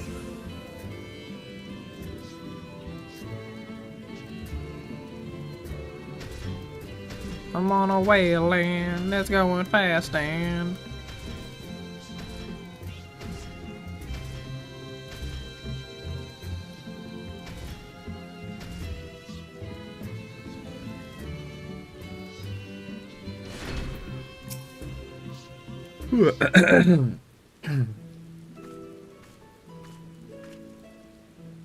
Hold a moment, I have an idea.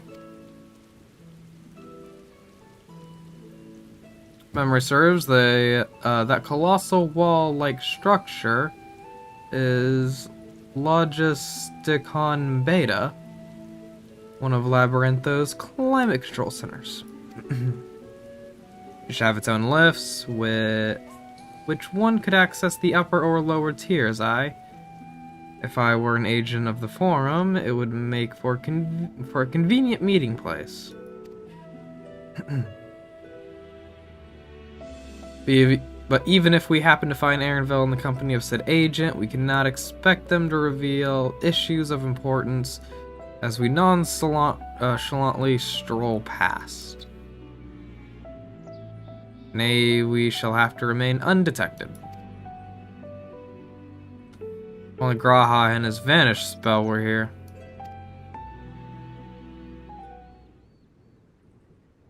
Oh, but there are other ways of turning invisible. Well, hard to tell.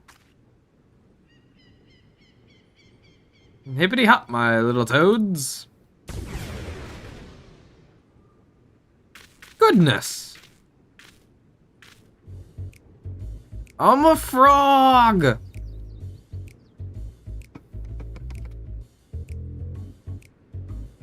Unaccustomed to transfiguration, worry not, it'll wear off with the passage of time. I suggest you and your green companions hop along and catch up with Erenville. Should you feel the magic's fading, return to me and I will refresh the enchantment. And what am I to do in the meantime? Well, here with me in your current state of mind, you'd be as likely to leap into the jaws of a predator as you would learn anything of note.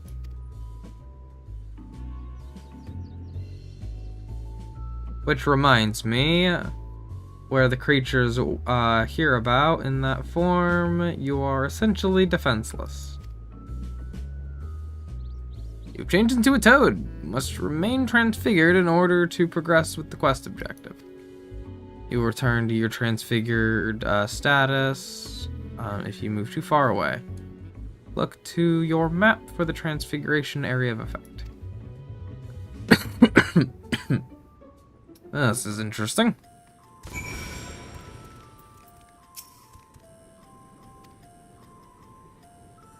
Ha! That's funny. Alpha Toad and Ala Toad are now accompanying you.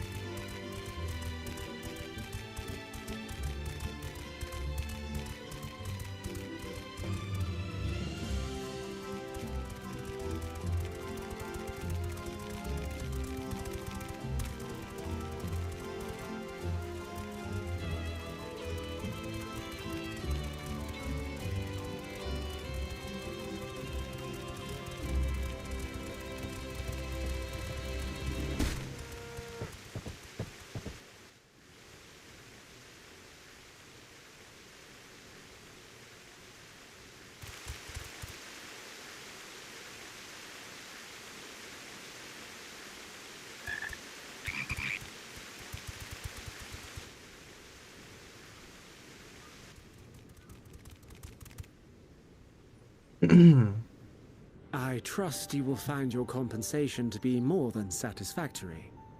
We wish to make clear that we are pleased with the efficiency and thoroughness of your work. So much so that we have come bearing new tasks in need of your competent hand.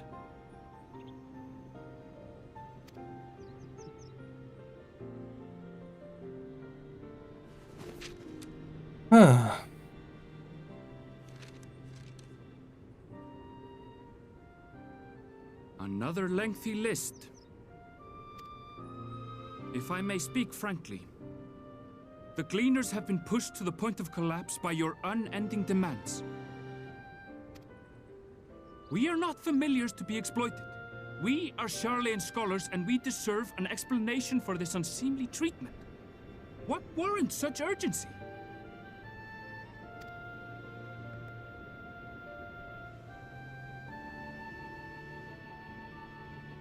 In an age long past, Sharlayan was charged with a momentous duty. And now that word of the final days hangs heavy in the air, the time has come for us to fulfill that charge. I can say no more, but I promise you this. All will be revealed in due course. And when it has, you will understand that your toil was in service to the greatest good.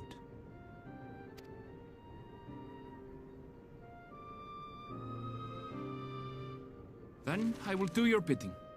For now. But unless you wish the Gleaners to rise up in protest, I advise you to offer tangible improvements for our working conditions. Your promised revelation does nothing to address present circumstances. A fair point. Your concerns will be conveyed to the Forum.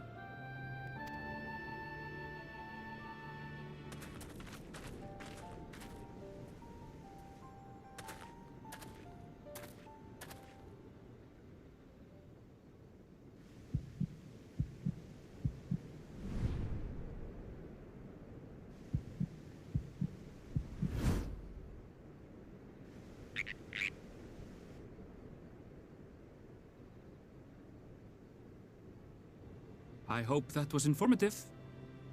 You may consider my debt to you repaid in full. While I do have my reservations about the Forum, I want to believe that they have our best interests at heart. Which is why I'm reassured that you're busy sniffing out the truth of things. We can ill afford to place all our eggs in one basket, this master plan of theirs, without first understanding the risks involved.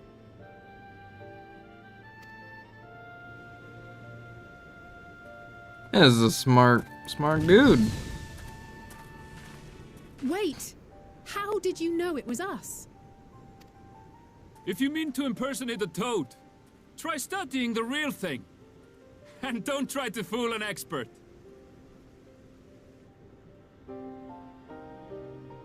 Yeah, that makes sense.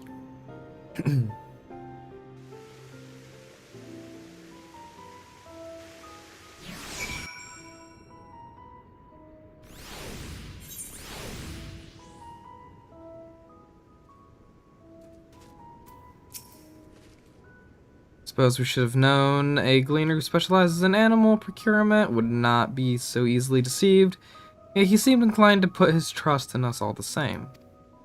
More importantly, perhaps we've discovered a new piece of the puzzle, this momentous duty the forum agent mentioned. Sharlayan has been called to action, and the Telephoros declaration was the catalyst. Whatever charge it is they hope to fulfill, they deem it of sufficient import to disrupt all of Labyrinthos, not to mention ignore Eorzea's request for aid.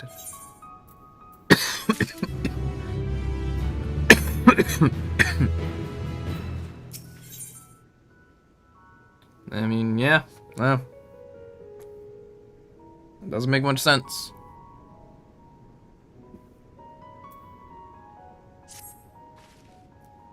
What duty could warrant the direct involvement of the forum and the commitment of all its resources?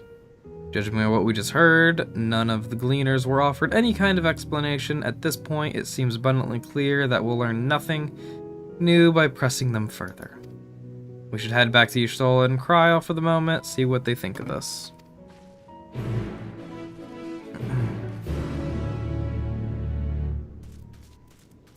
Man, I'm worried about Cryo. She's giving off some flags I do not enjoy seeing. Like, we getting Minfilia turned into a meat puppet kind of vibes here.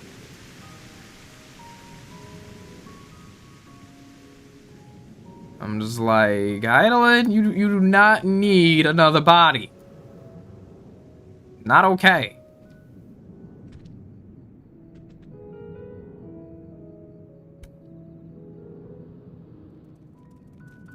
But what can be done? She's bound to do what she's going to do anyways.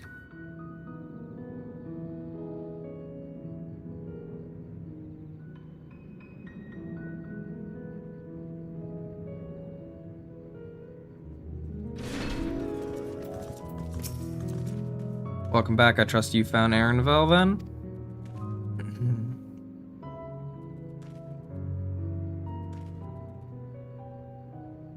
Interesting. I had a feeling you would learn something important, even if that something was simply a confirmation that no one knows much of anything. We should share this with Cryo, then discuss how you'd like to proceed. Assuming we find her back at the farm, she was still behaving oddly, so I bade her return and rest there. Perhaps not the best decision in hindsight. Would you mind checking near those flowers she was so entranced by? The rest of us can survey the more distant areas, just in case she decided to wander. Cryo, you're making me worry.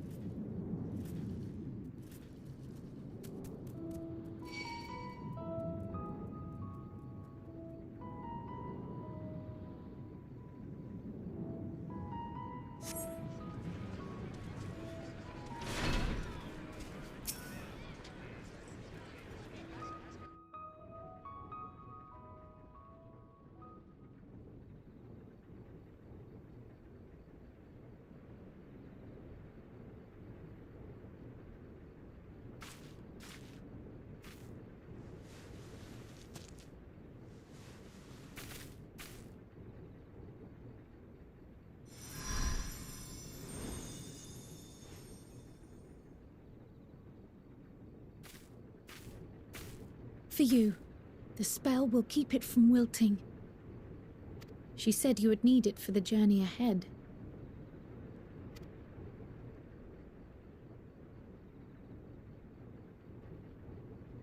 Will you speak with her now? I cannot hope to match Minfilia's clarity, of course, but... Damn it. She is looking for more meat puppets. Hydaelyn, you gotta stop this! Thank you. Do not worry. She has lent me her body for only a moment. Just as I could not save the first from the flood of light, it has become arduous for me to interact with the physical world without assistance. Though I might converse with you for a time, the incorporeal form I assumed on the ship would be incapable of casting even the simplest enchantment. It is in the depths of the ethereal sea, the place to which all life returns, where my influence is greatest.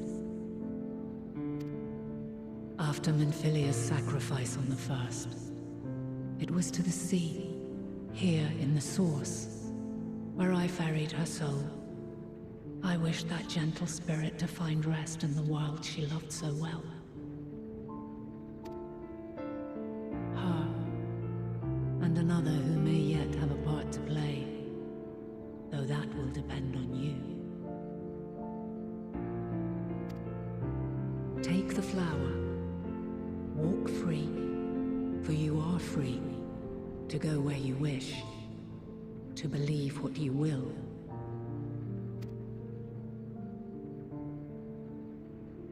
That bloom will be your guide, test and proof of your conviction. In darkness, seek joy. Surrender not to sadness, and see beyond despair. Walk free, and bear the light for others to follow. Together, raise it aloft and let it shine, till the end, blinding and radiant.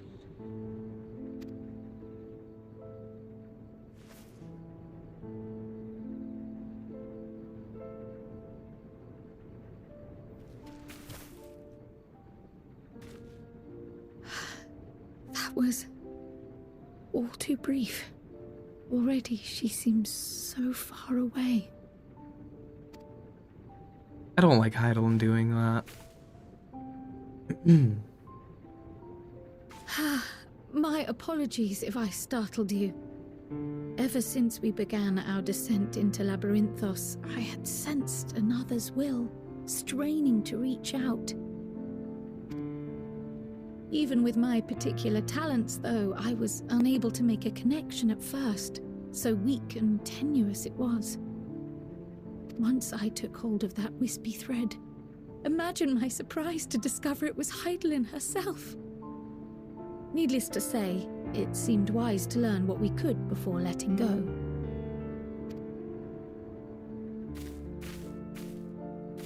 Her answers were more cryptic than I would have liked, but at least she left us with a guide of sorts, that unusual flower.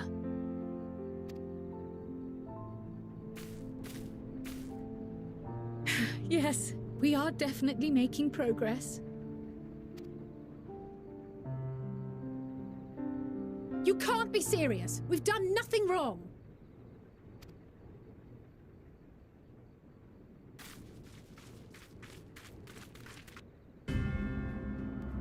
Yeah. Hello, forum. Oh, you. I've been looking for you. No. What business has the forum with us?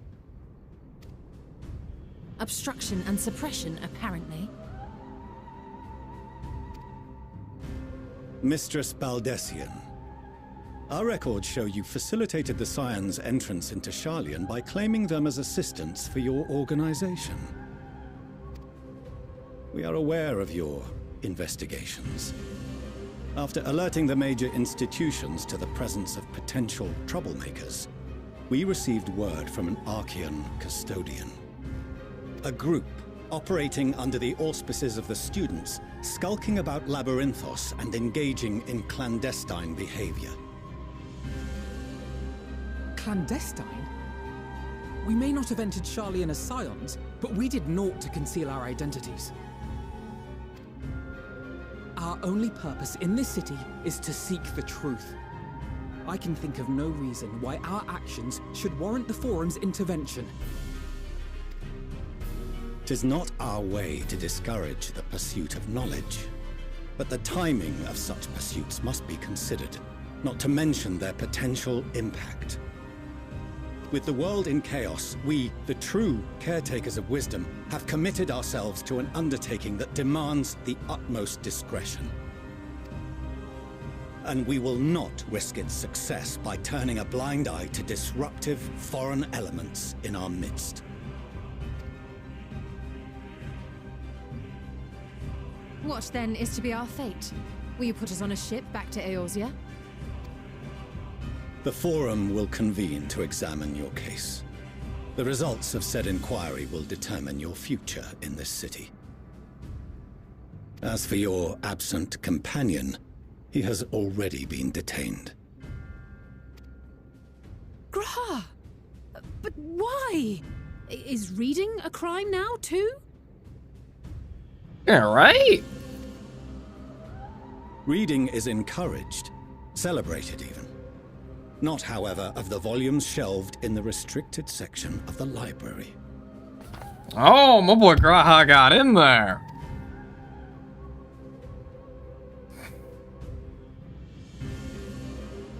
Refusing to comply will only make matters worse. Let us instead treat this as an opportunity to open a dialogue with the Forum. I mean, not like there's much they can do against me. I'll sit and talk, Silence but is often one's best defense. I would advise against prolonging the proceedings with frivolous discourse. Oh, shut up, Fortunate. I could burn this entire island alive if I so chose to.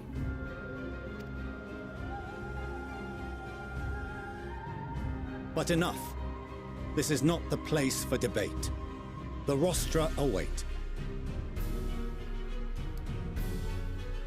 Like, I am literally the warrior of light, champion of the planet itself. You are nothing to me, but an old, grumpy man.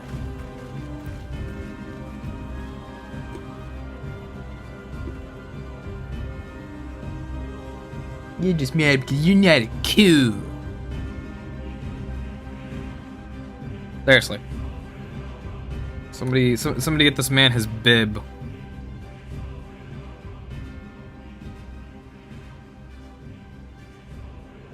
Heck, my soul is older than everyone in here combined.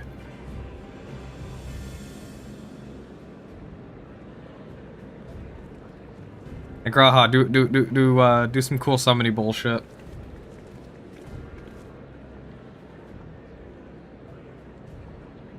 Forgive me. I was careless.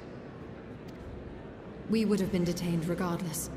This way, at least, we managed to stay together. I trust your time within the Forbidden Archives was well spent.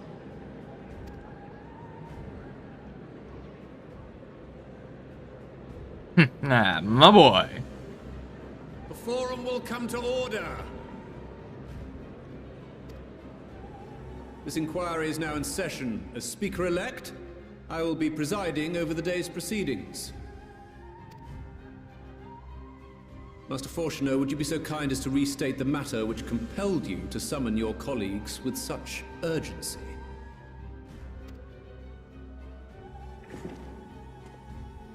As you are all aware, we recently denied Eorzea's request for Sharlayan assistance.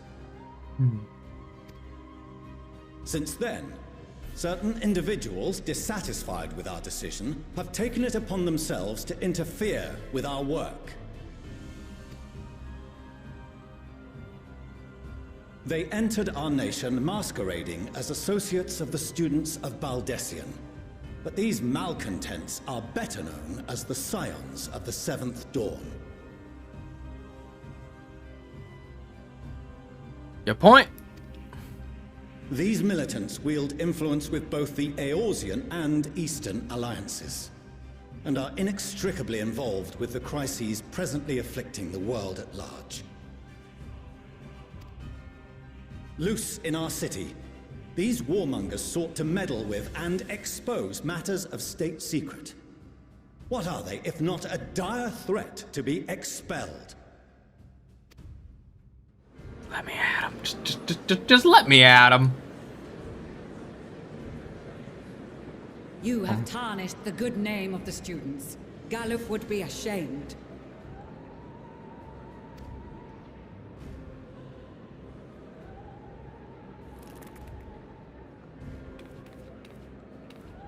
Galuf Baldessian was never one to forsake his fellow man. Even if this nation closed every door and retreated from the world, he would have found a way to help the Scions, help every soul of this star fight back against the coming doom.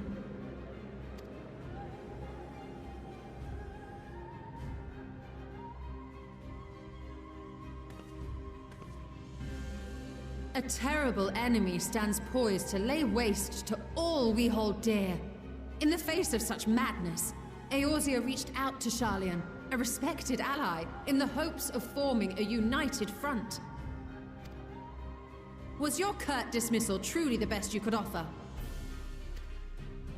Or are you so preoccupied with your momentous duty of an age-long past that even the Oh, fuck. Sorry. Whence came this revelation? From the mouth of a forum member within fortuitous earshot.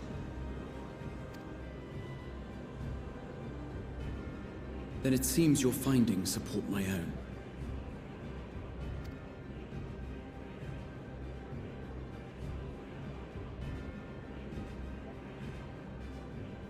The reason I visited the restricted shelves was to study records of the Forum's policy-making process, to better understand the historical trends underlying their most major decisions. At first glance, the positions of neutrality in war and the accumulation of knowledge above all else appear constant and consistent, the unchanging pillars of Sharlayan society. And once upon a time, I might have left it at that. These days, however, I am more attuned to the subtleties of governance, and so I noticed something odd.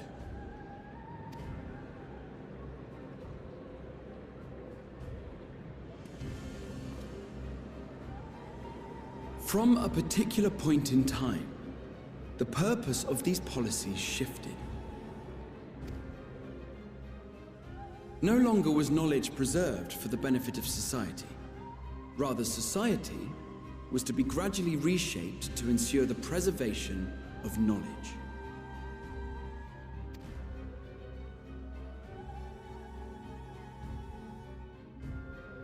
The most conspicuous and telling change was the one which befell Labyrinthos. Once little more than an oversized storehouse, an enormous allocation of funds saw it transformed into an advanced research and archival facility. I also discovered a fascinating account on the finances of our Dravanian colony. The settlement attracted students from far and wide, and the connections and tuition fees thus acquired were funneled into further improvements for the archives. Now, there is no question that our nation's progress is tied to the acquisition of wisdom. Nevertheless, the vast resources diverted for this purpose borders on the obscene.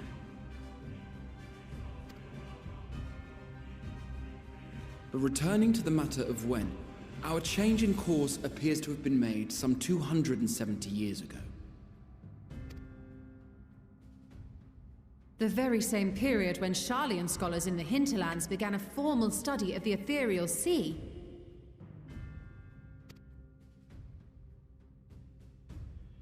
You found something, did you not?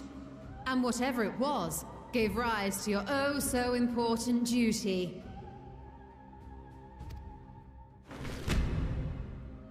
Mind your tongue, Archon. If you had seen...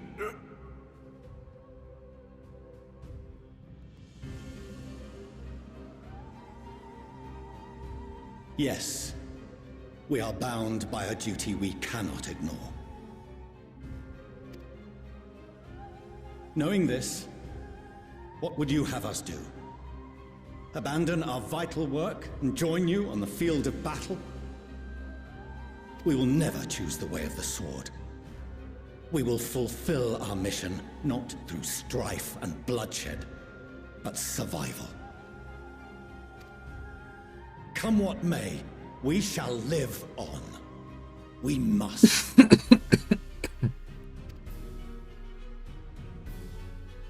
Do as you must, then.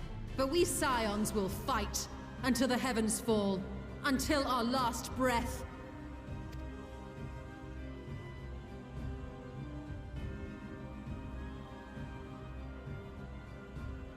Such misguided zeal.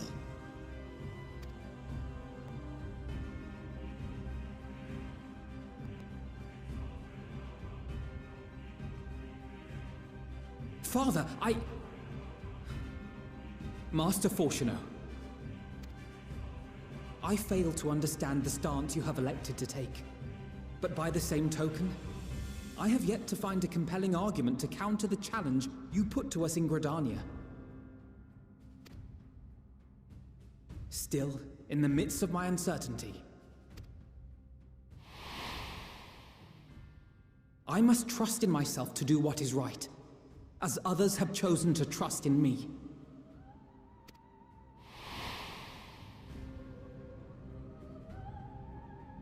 So I will continue, as I always have, weighing the consequences of my every action, and allowing my hope for the future to inform my decisions.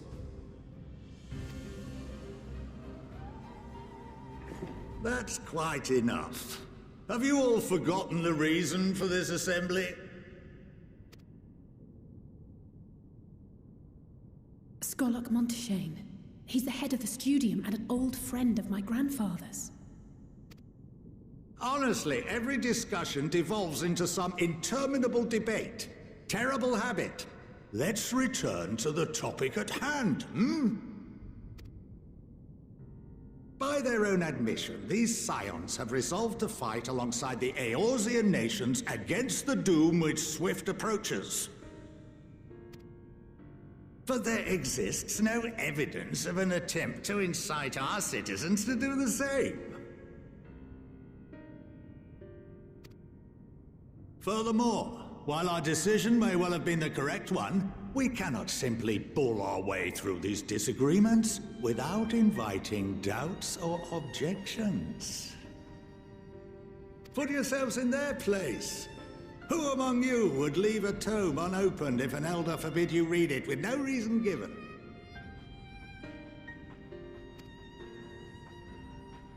Now, if we're to quell further discontent, then we must conclude this matter with a fair and even hand. That seems alright. Now.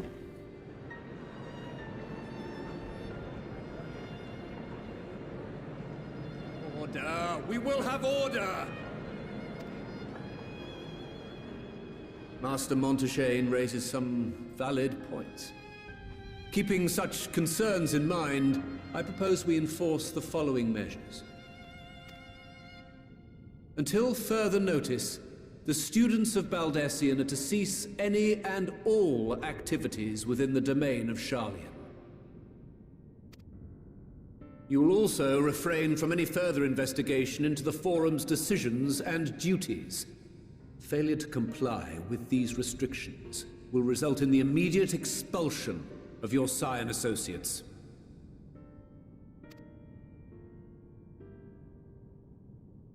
Let us put this judgment to a vote.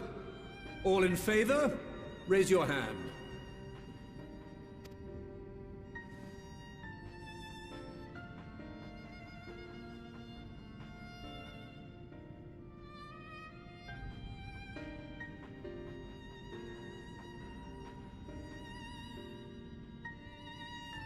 I I count 51 for and 48 against. The proposal is passed. Students, scions, you have heard the Forum's judgment. Pray abide by it, or face the consequences.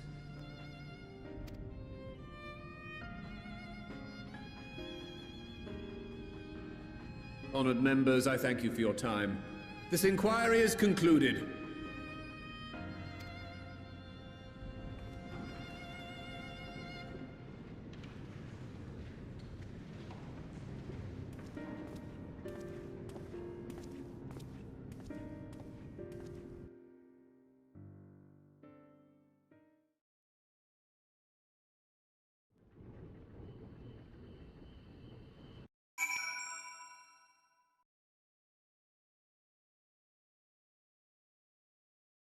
Yeah, that was a load of bullshit.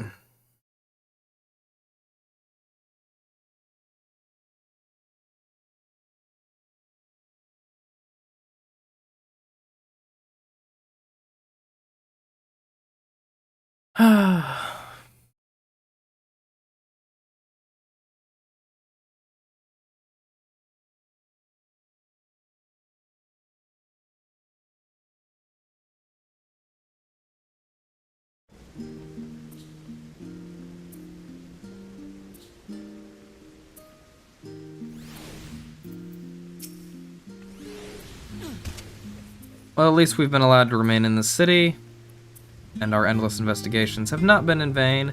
We now know that this mysterious duty of theirs began with whatever the Forum discovered in the ethereal sea. With our freedoms so sorely curtailed, however, we will struggle to learn more of substance here in Sharlayan.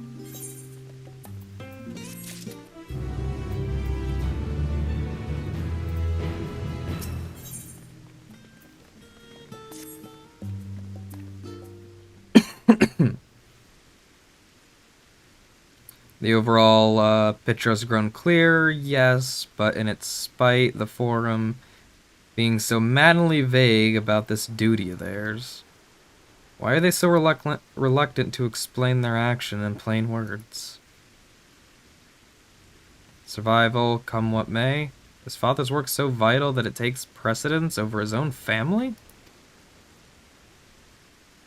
Alphino, Alice, it is you! Oh, hello. When I heard you've been dragged before the Forum, I came as swiftly as I could. I am so very glad they allowed you to stay. But Mother? Oh, the plot thickens.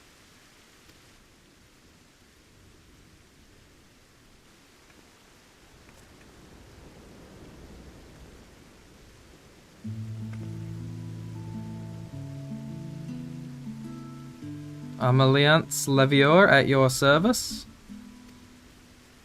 And you fine people must be the scions of the 7th Dawn. How lovely it is to finally meet you.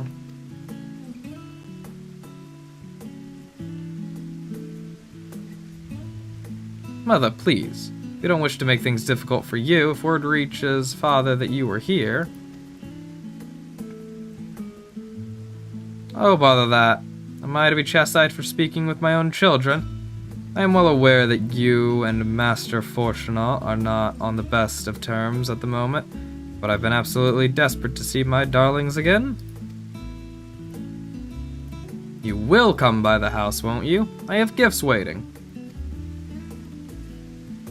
Timing couldn't be better. As matters stand, we shan't be going anywhere until we discuss matters with Thancred's group and reconsider our options. Go visit your home. We will be back at the annex when you are ready to rejoin us. I'm not sure Azami, what do you think? Go for it. It's your mother. Azami? The Azami Draconis? What a splendid day this has turned out to be. Champion of Eorzea, I insist that you join us. Okay.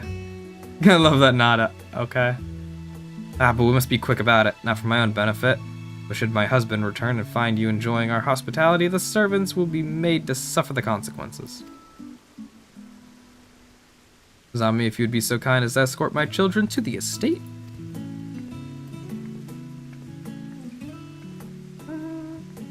then she was gone, and with her any opportunity to protest. Indeed, the matter is settled. Enjoy yourselves, you three. Ooh. Ooh, I've got a good feeling about whatever this gift is. Oh, I hope I'm right. I hope I'm right. I hope I'm right. I apologize. My mother is not one to take no for an answer. Still, I am glad, relieved even, to see her in such high spirits. What say you, Azami? Though it seems we shall have little enough time to enjoy it, will you accompany us on our visit home? Fine, if we are going, let's get it over with, but be sure to stay in the entrance hall. No peeking into our private chambers. Thank you very much. Why ever not? Your room is always perfectly neat and tidy. Everyone has things they'd rather keep to themselves, don't they? Cherish mementos you couldn't bring yourself to throw away, childhood toys. I mean, God, never mind. Levier estate is that way, straight down the stairs. Come on.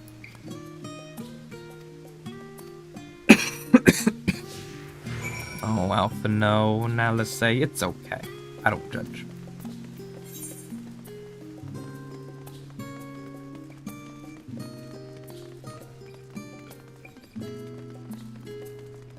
Honestly, I have a good feeling one of these two is getting a job change in the next 5 minutes.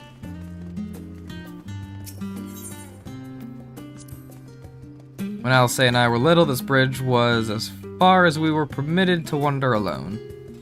I say alone, but my mother or a servant was always somewhere nearby, keeping a watchful eye. And now look at us, traveling to different continents, different worlds even.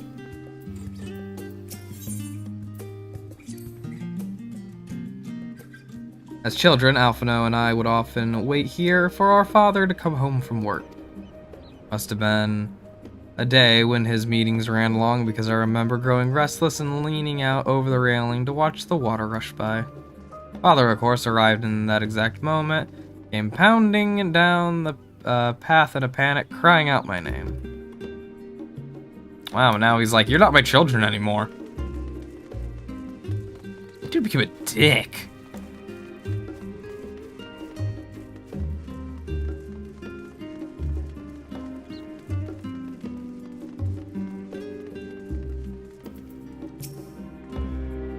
Ah, here you are at last. Please, do come in.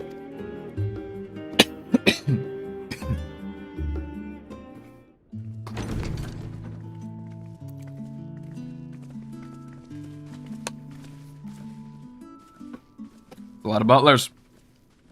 Welcome home, my lady.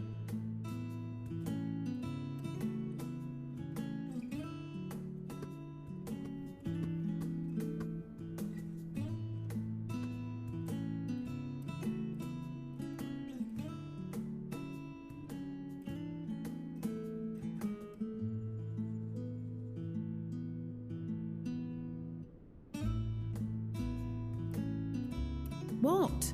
What are you gawping at?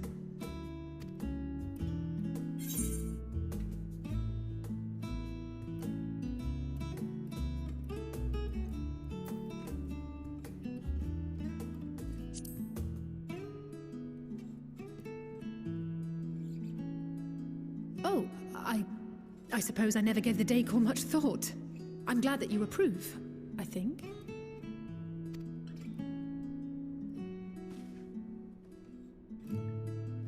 Lord Fortuneau is not to hear of this visit. And I should also like the children to have their gifts, ere my husband makes his return. As you wish, my lady. As you wish.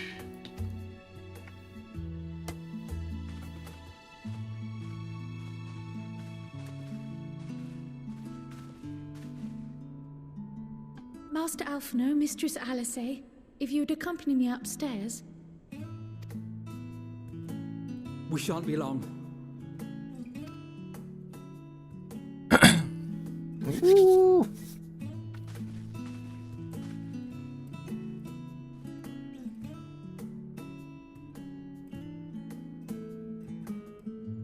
The twins have been sending letters home from time to time, recounting their latest adventures. I am sure they withhold certain details, of course, if only to keep me from worrying. Yet a mother worries all the same. In the early days especially, I tried to support them as best I could, sending the Scion's coin and other such donations. Fortunately, they have found the strength to overcome adversity time and time again. Their words grow more confident with every letter, their depictions more vivid. The triumphs and defeats, the joys and sorrows. It is clear that they have come to find value in every experience. But of those they treasure most, it would seem that meeting you might be the most impactful. Why, since that fateful day, I do believe there has not been a single missive in which you were not mentioned by name. Oh, really now?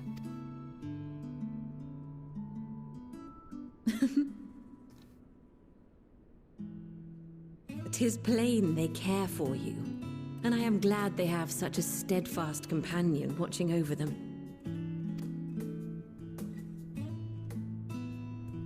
Under normal circumstances, I would offer you tea, but alas, these are anything but. In any event, why don't you keep me company whilst we await my children's return? Perhaps you might regale me with a tale or two of your exploits.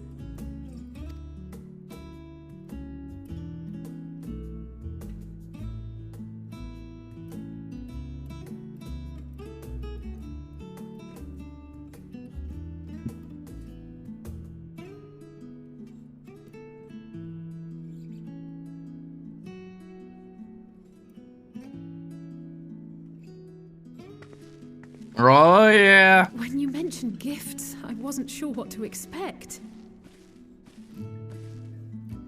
Mother, Oh, look how well it fits you. And the style is to your liking?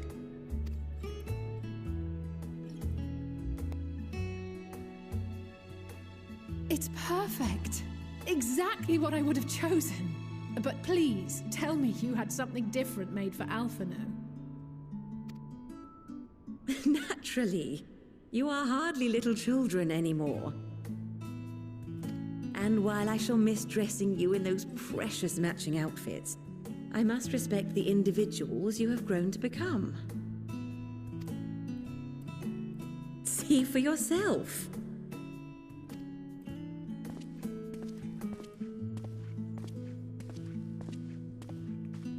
Thank you for the splendid clothes, Mother. Stylish, comfortable, and eminently practical. I am so glad you like them. They are, however, missing one final touch.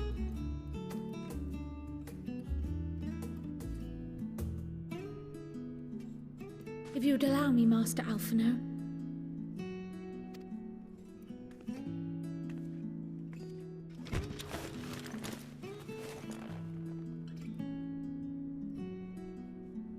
Oh, yeah. The Noluses. Wait. Are these... A sage's tools of the trade. They belonged to your father.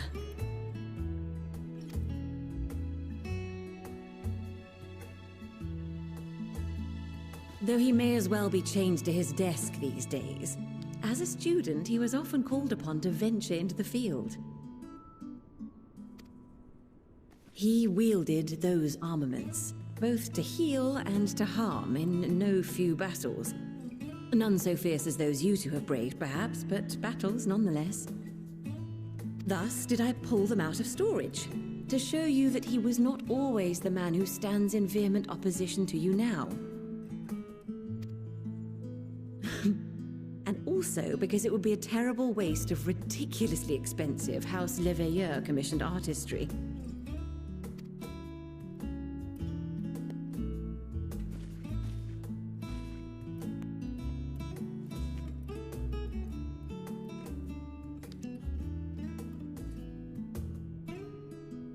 I am told these devices are quite difficult to master, but someone of your extensive experience should soon have them darting about with grace and aplomb. may the wisdom in that crystal serve you well. And please, try to find common ground with your father, that you might come and go without need for this awful subterfuge.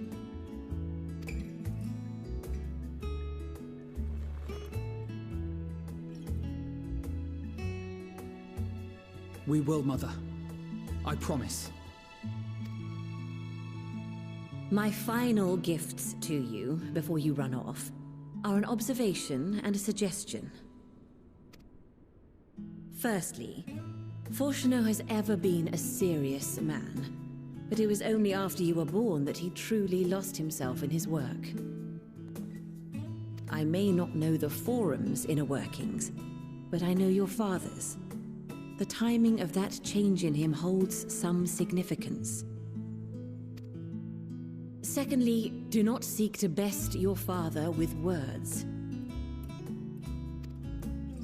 Far better that you simply show him. Let him discover the merit of your actions, after they cannot be undone. Yeah, that'll work.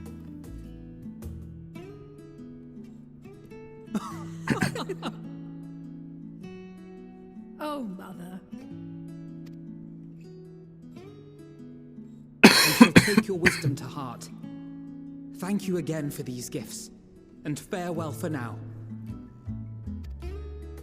Safe travels, my children. Eat well, stay warm, and keep your friends close.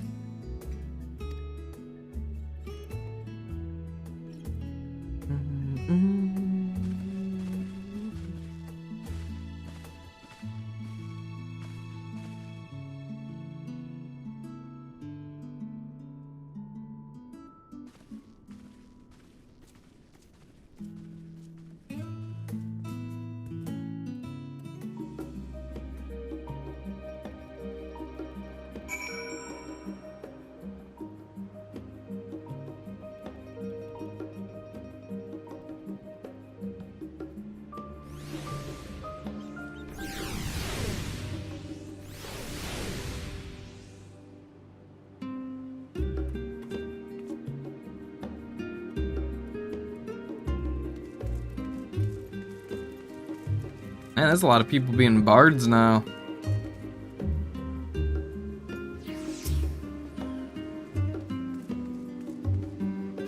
Thank you for indulging Mother's request. I can see it meant a lot to her. And I shall refrain from inquiring as to the content of your private conversation. Our visit was all too brief. For now, however, will have to suffice, as will these tokens of home that we carry with us. These gifts to help us remember who we are and whence we came. But enough sentimentality. Let us return to the annex and rejoin our companions.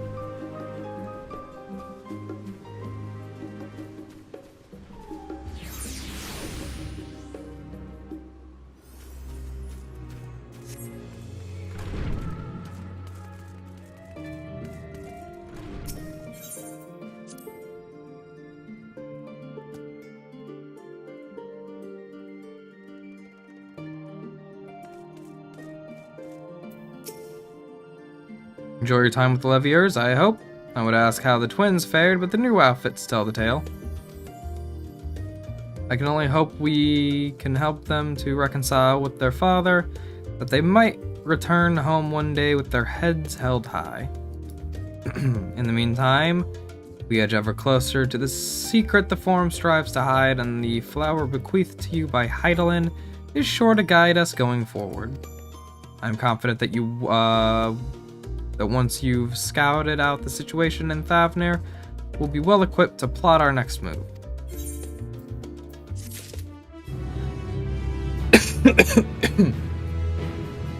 Alright, is that it? Is it off to Thavnir now? Looks like it.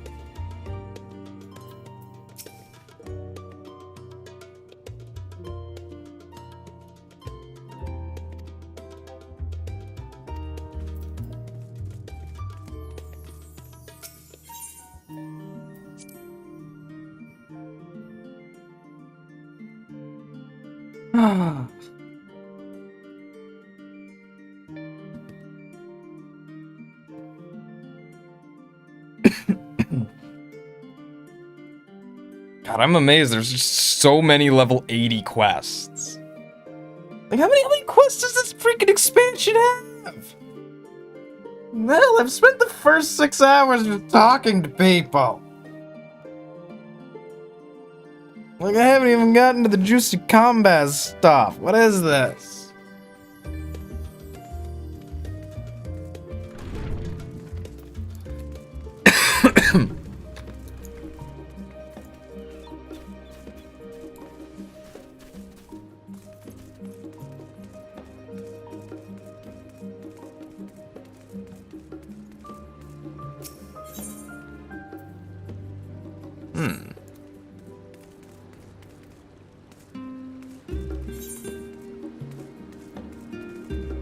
Check Male Moogle again.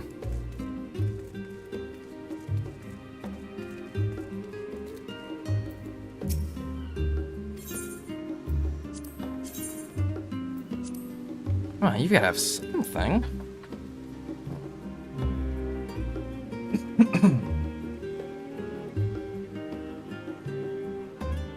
Why am I not getting any of my things?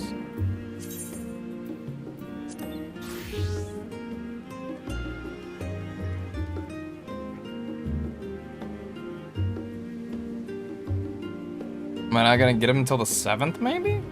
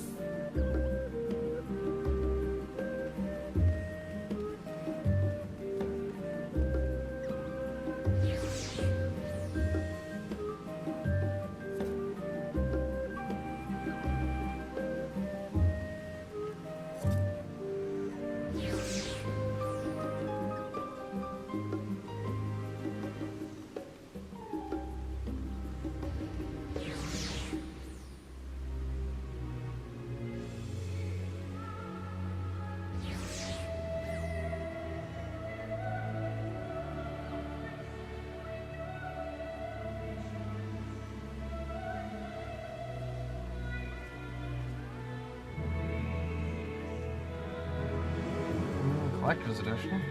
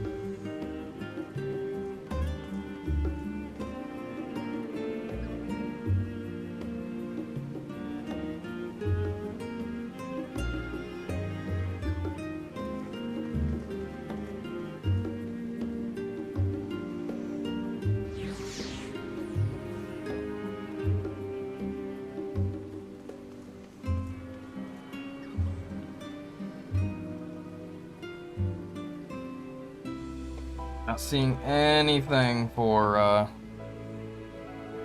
my collector's edition items.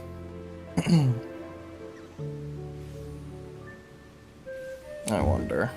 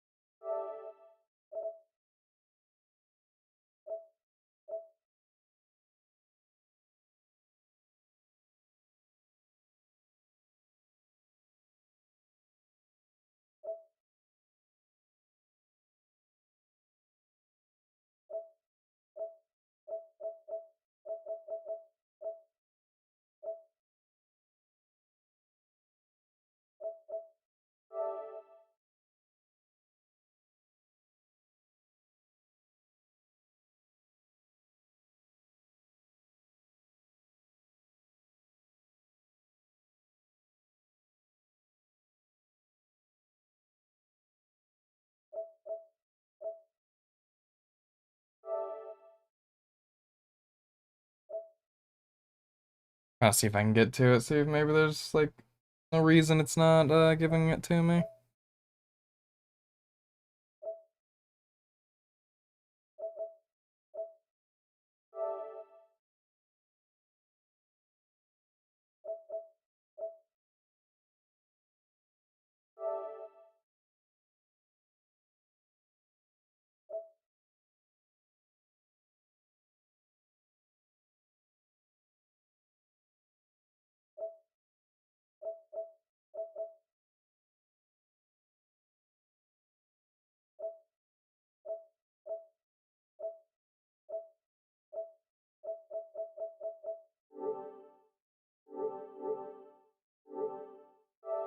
Oh, it tells me nothing.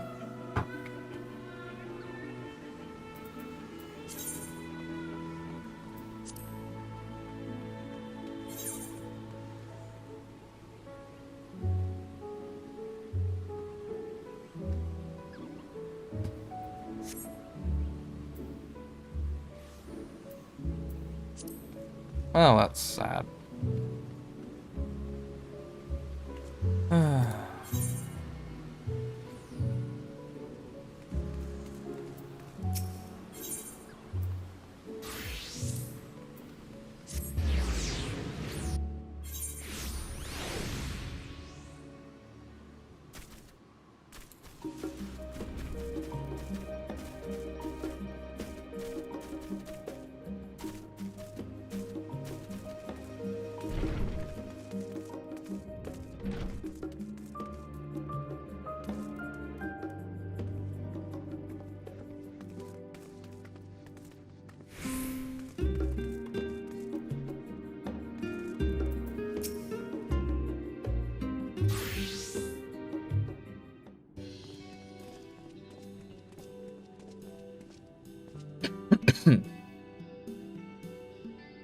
Well, now this is rather a lot of stern faces, and my library books overdue again?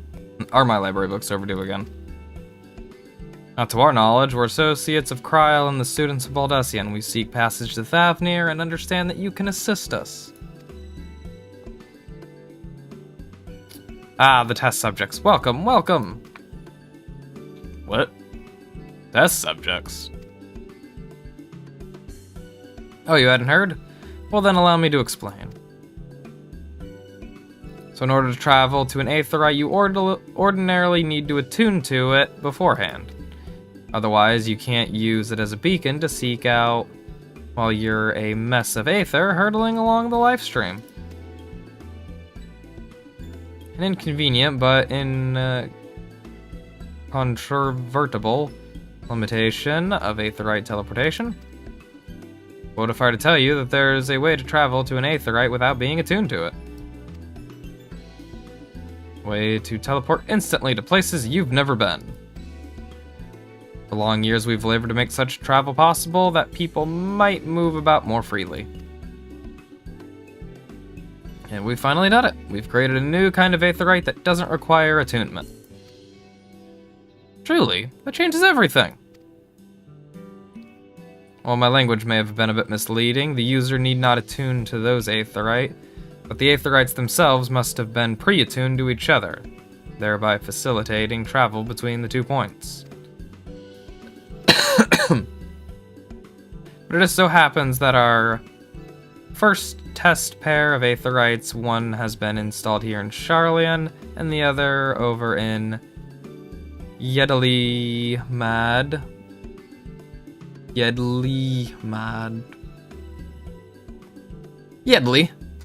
A port town in Thavnir. As you may know, our nation has long maintained strong ties with Eorzea, and indeed we owe much of this breakthrough to the contributions of their alchemists. So to sum it up, we're to test these Aetherites. How fortuitous for you. I should mention that an accident has impaired my ability to channel Aether. Will that be a problem? Not at all. As a matter of fact, you might say these Aetherites were made for people like your good self. These magics imbued within will whisk you away without any effort on your part.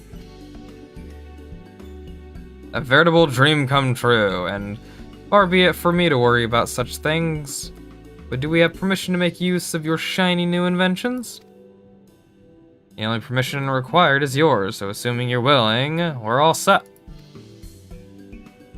It may come as a surprise, but we actually struggle to find test subjects. Most people seem to have an unreasonable fear of their souls gradually disintegrating as they drift helplessly in the life stream in the statistically unlikely event that something goes awry. But it's plain that you aren't most people. Mistress Kryl truly knows how to pick 'em. Well, goodbye, Thancred. We knew you well. If I might change the subject, our Master Wolfson and Mistress Loida not present today? Oh, you didn't hear? They've recently reassigned their post. Their expertise was needed elsewhere. A large-scale project helmed by the Forum itself, as I understand, but I'm not privy to the details. I see.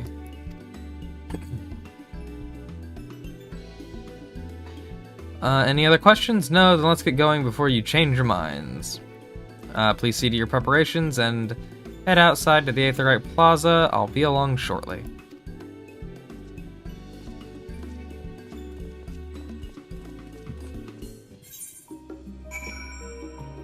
Let's go!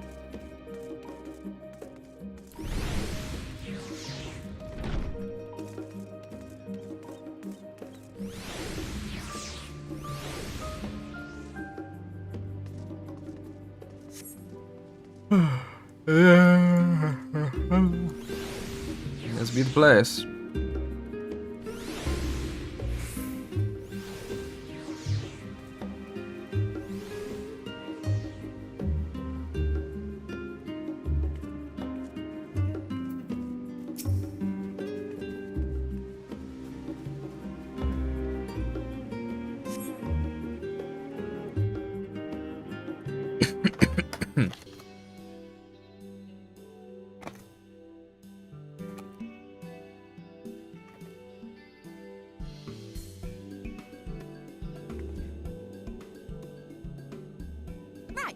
We're all set.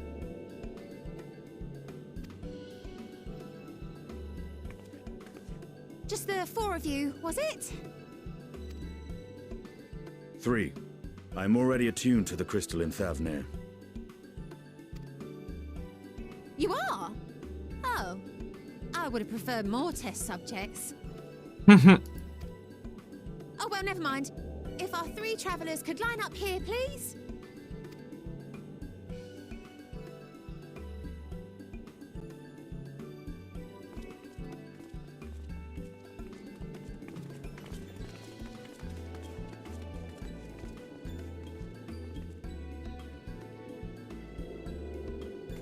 Yes, right there is fine.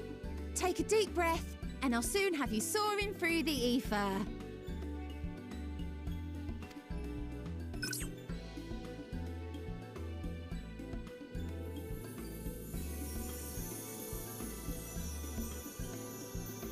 Oh, and one last thing. You might experience a teensy-weensy touch of violent ethereal sickness.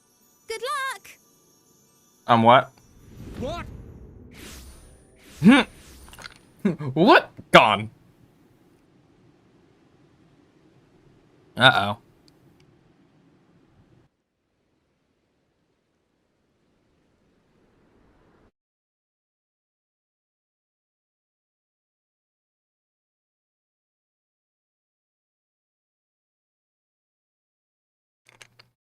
I love that. By the way, this bad thing's gonna happen to you. What?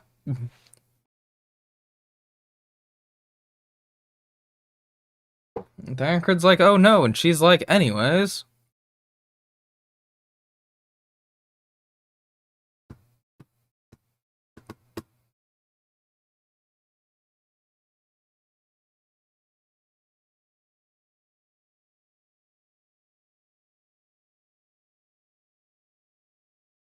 It's a sad day. I'm out of orange juice. I'm out of Sunny D. Oh, poor Sunny D.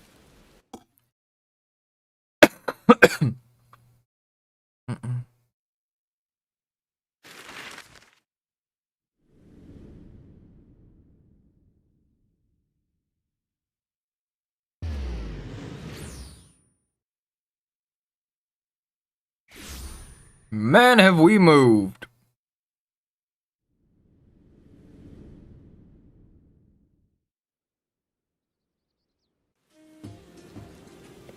Thavnir, home to city-state Rads at Han. Rising from the southeast waters of the Bounty, this Isle of Plenty served as the battleground for a conflict between 2 peoples. Their cultures bled into one another until a unique amalgamation was distilled from the chaos, in a process not unlike their precious alchemy. Once solidified as a single nation, an adamant stance of neutrality would hold invaders at bay. For a time.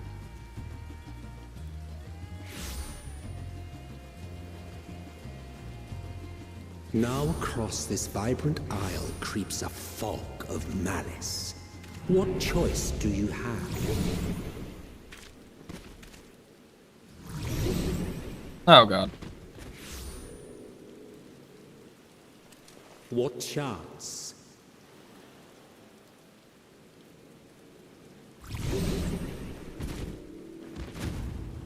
Oh, he's just down.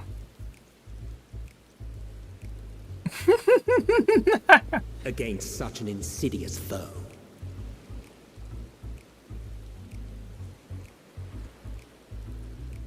This thing is just like, come on, guys, really? Ugh. Hey, we're down in Ishgard. Oh my god. The fucking poor Eorzea.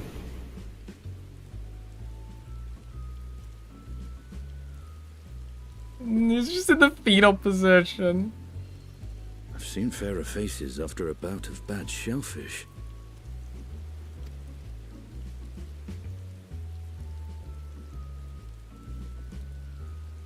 Let me bring you something to drink. That should help settle your bellies.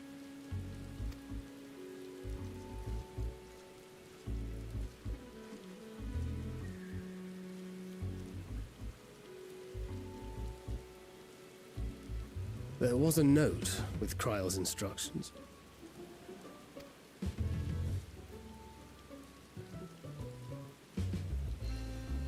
Don't let a Stinian roam the markets alone. He's alarmingly bad with coin. Uh-oh.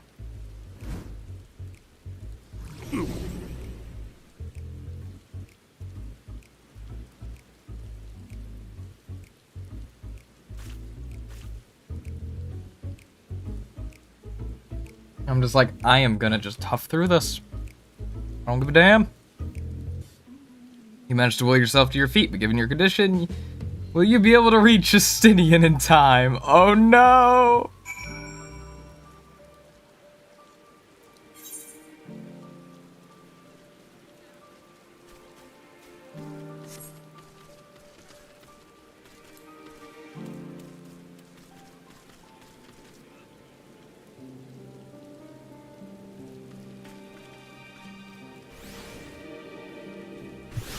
Oh.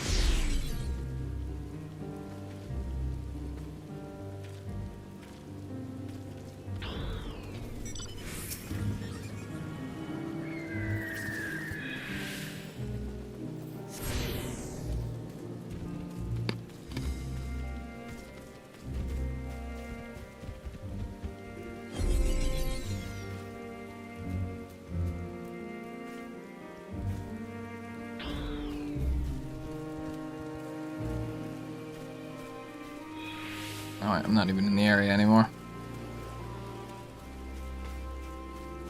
There you are. No, he's right there. Then you don't spend all your money.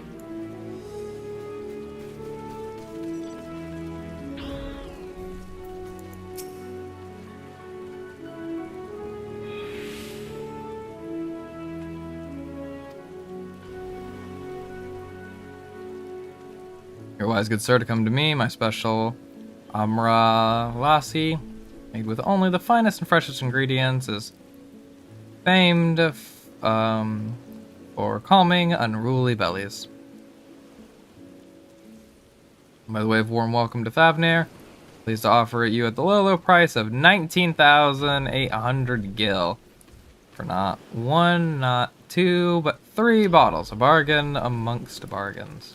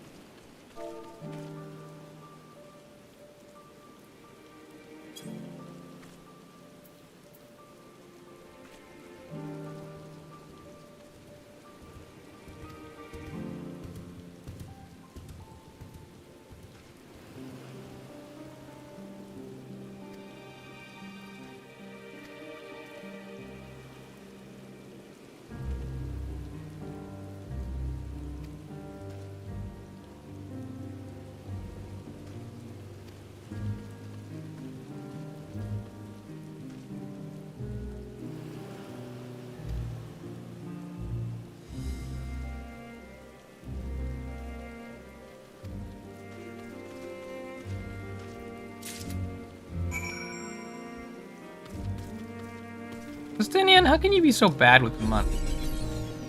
Why am I not just drinking one of the bottles right now?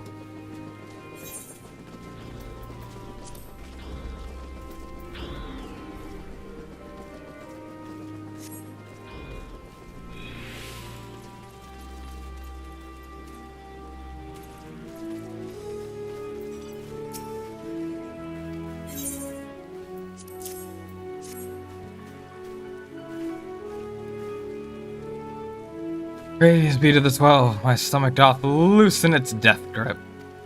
My heartfelt thanks to thee, Justinian, and to the fine fruits of this land. You were in time? Excellent. You've spared us Tatara's wrath.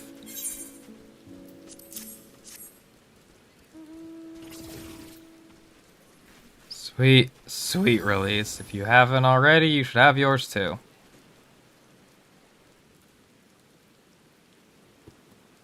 Oh, Lord.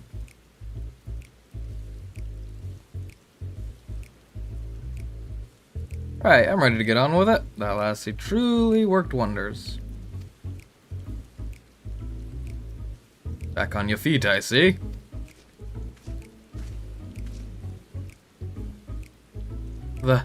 Thy hair!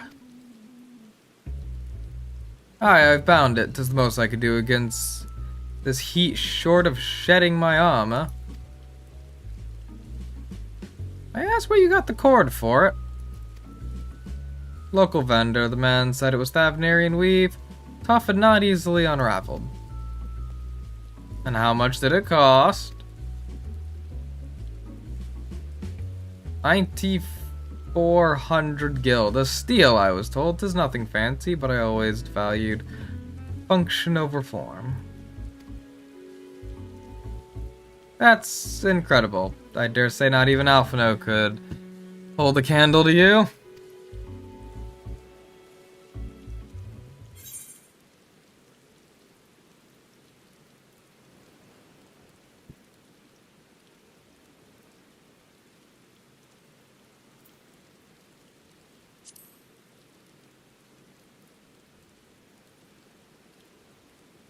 On this subject, I shall refrain from making comment, yet I cannot help but observe that the merchants seem overzealous in their pursuit of profit. Claiming Fafnir as its dominion, the nation of Eorzea hath long thrived as a hub of commerce. In the beginning, there were the Arca Sodara, the Matanga tribe, indigenous to this island. Over time, they came to be joined by other races, and though their intermingling, a culture rich and distinct did emerge. From alchemy to textile, the products of Hanish culture have come to be celebrated and coveted the world over. A development only aided by the nation's prime location is a waypoint betwixt east and west. All of this hath combined to make a trading power of Eorzea, yet such a status cannot be taken for granted. Nay, it must needs be maintained through judicious governance and stringent regulation. Either of which I see any evidence, given that merchants at a gateway town are free to fleece hapless travelers and tarnish the reputation of the nation at large. Just so that opportunistic pricing is rampant doth suggest that oversight is much weakened, or mayhap that the people have fallen upon hard times. Whatever the truth may be, it would be prudent to ascertain the current state of affairs. Prudent and practical, aye. We've naught to lose by learning more. So ere we seek out Kryle's acquaintance, shall we see what information we can gather here in Yedley Mod? Excellent, we didn't exactly get off to a flying start, but we'll make up for it.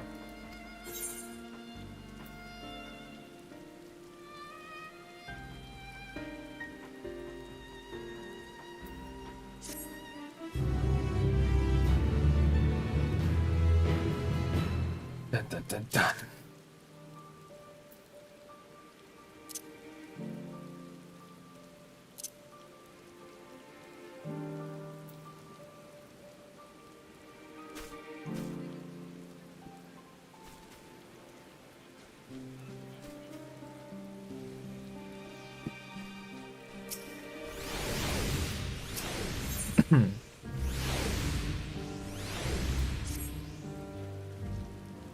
Alright, let's split up and make inquiries in town. Azami, the pier is yours. Once we have learned what we can, we regroup by the Aetheryte. Off-putting, though the mere sight of it may be.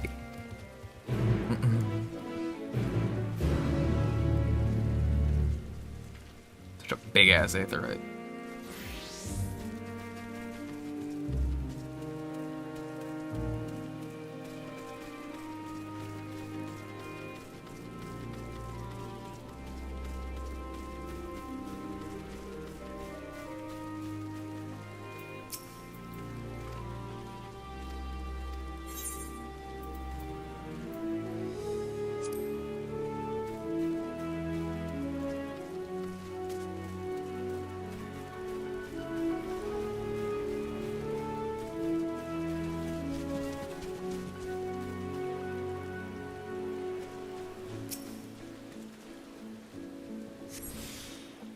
Crate is laden with fruits, but they are on the verge of spoiling, as if they have been left too long.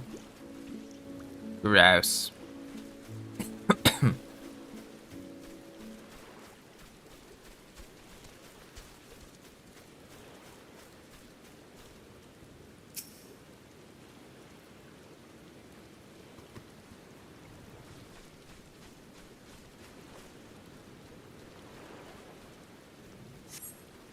Gazing out from the pier, you spy boats moored off nearby isles, with the silhouettes of larger seafaring vessels further away. Compared to other ports you have visited in the past, there appears to be very little activity.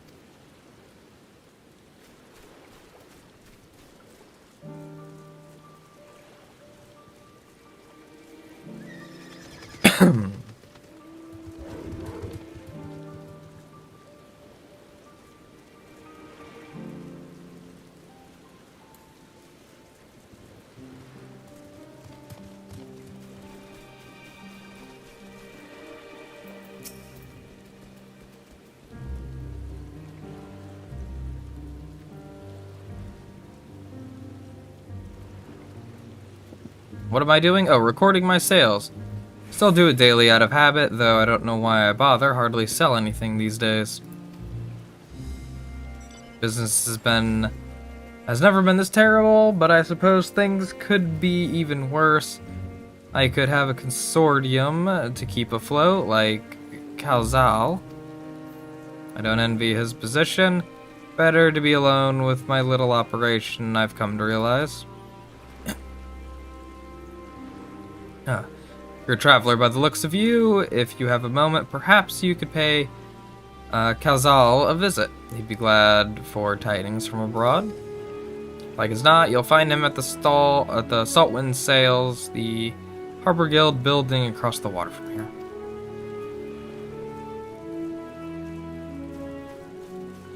Is it this guy?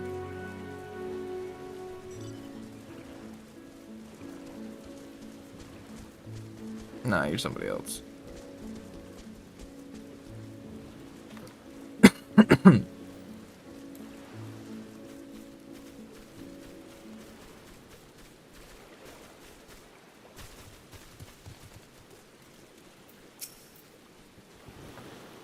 Well, now, if it isn't a traveler, you're a rare sight in these unsettled times. People have been giving us a wide berth since that accursed tower suddenly appeared on Narunair. If it just stood there and loomed ominously, perhaps things would be fine after a fashion, but no, it had to spawn fell fiends as well. We still had our lives to thank to the Radiant Host, but business is as good as dead. What'll become of us? Only the gods know.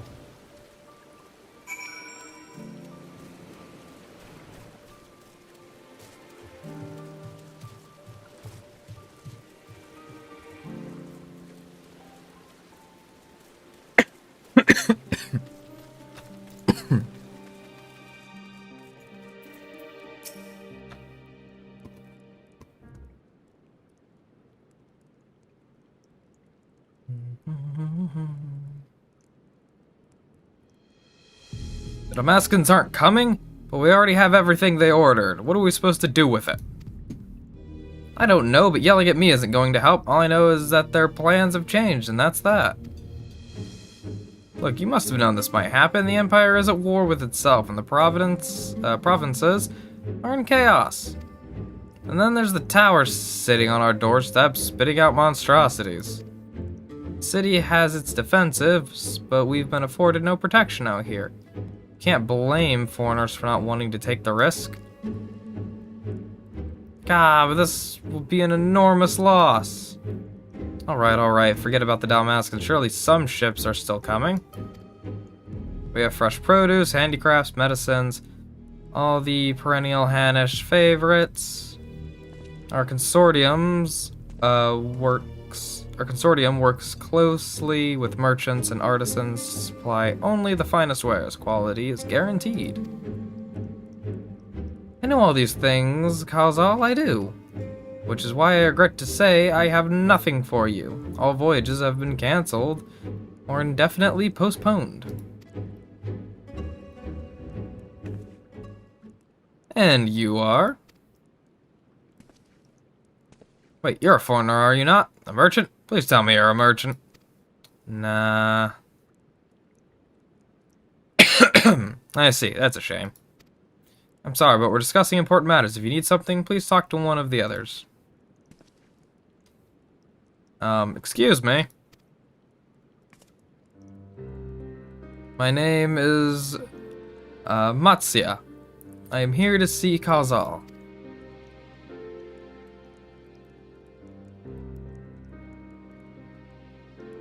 Oh, it seems he's busy. I'll come back later then.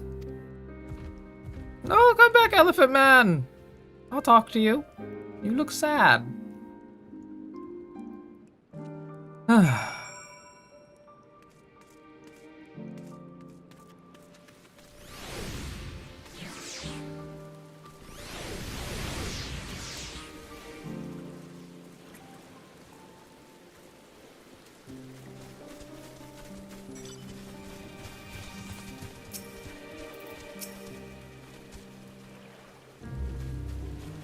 Yes, can I help you? I remember seeing you back in the guild. You wanted to speak with Khazal too, did you? I am Noscea, a fisherman of Akyali, a nearby village. I sell my catch to Khazal, who offers it to foreign merchants, but he hasn't bought anything for a while now. When I heard that the consortium had been struggling, I became worried and decided to come and see him. Just as soon as he's free anyways. He's a hard-working man, I dare not disturb him.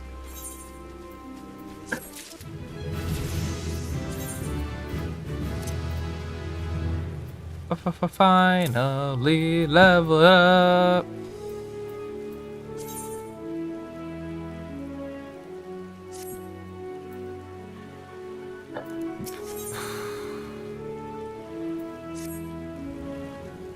If I may ask, what is it you do? I slay gods.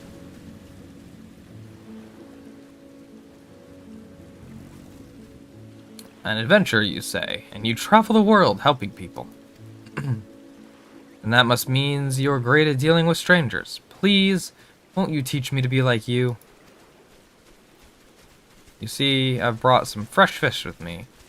The portion I couldn't preserve, and I want to sell them. Problem is, I'm terrible with people. I've only ever dealt with Khazal, and I can't talk to customers without getting my trunk in a twist. So please, as silly as it might sound, will you not peddle the fish in my stead and show me how it's done? Dude, do I look like a merchant? If you are willing, please let me know, and we can begin at once.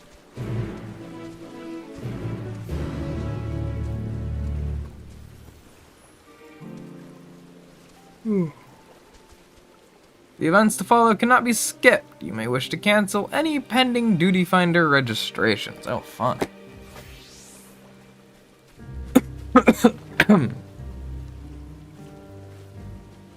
Alright. You'll do it then? Show me how to deal with customers. I am in your debt.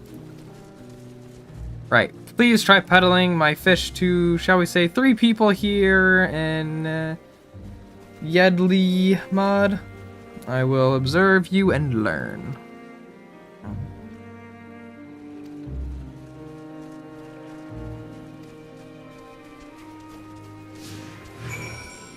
Oi there.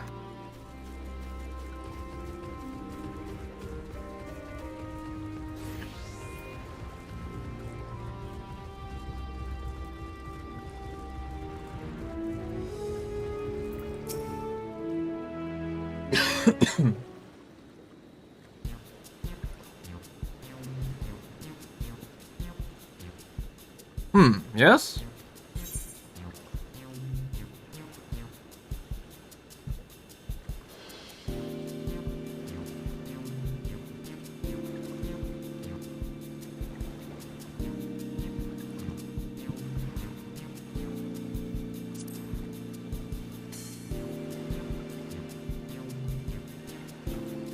Greetings to you too. I suppose I'm well enough given the circumstance. settled down, but it was out of chaos when that tower first appeared, everyone grabbing whatever they could, trampling over each other, trying to get to the city. I could not stay away, had to come back, continue with my life. Such as it is, whether or not it was the right choice, only time will tell.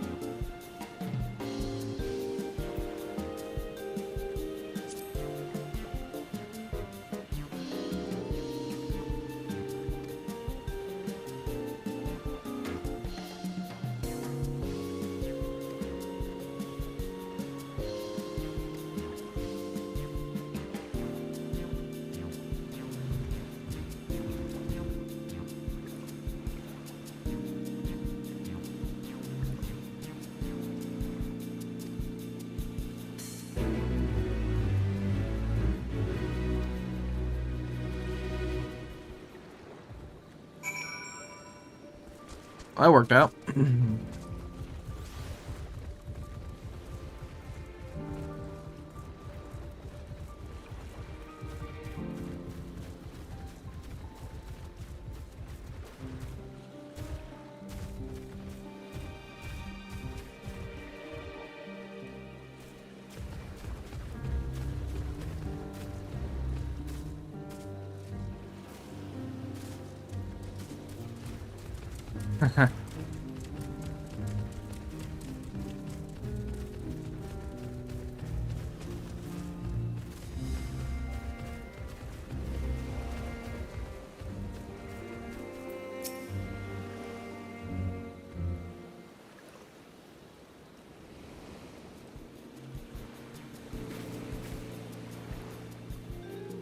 A hawker, are you? Do you sell fruit by chance?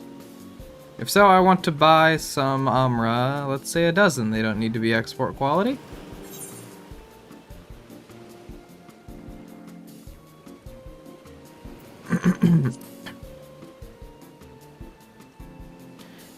My breeding, of course.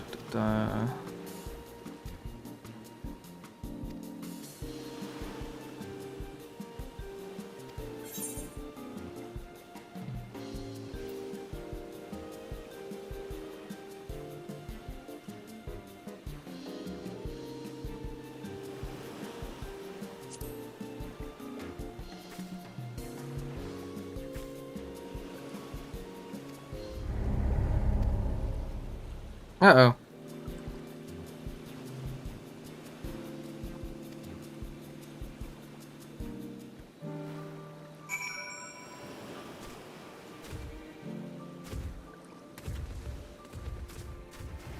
I mean, I've gotten one sale so far. Maybe that one's supposed to fail.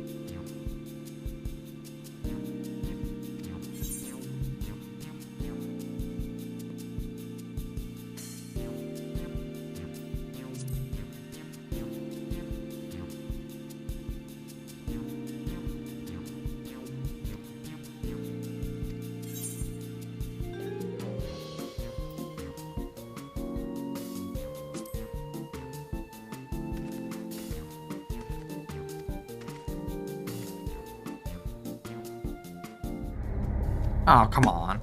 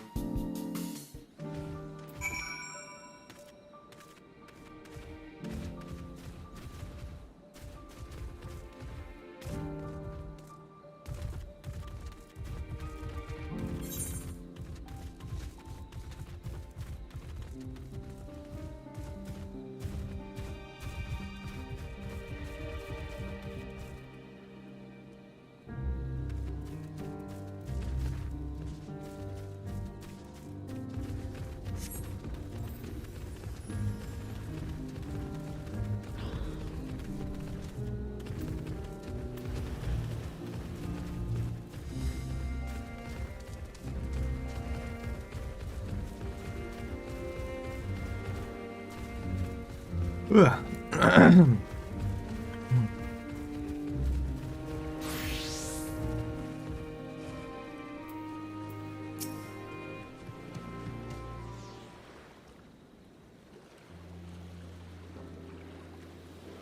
you so much for showing me how to talk to customers. You managed to sell to one of the 3 people you approached. It was difficult, but when you put your mind to it, you succeeded. So you did fail too, but there are lessons to be learned in both success and failure. By applying yours, I'll endeavor to become a better peddler.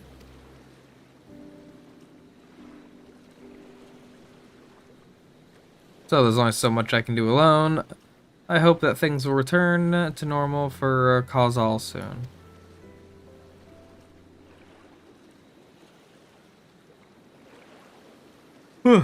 I thought I heard a familiar voice, and who should it be but Noscea?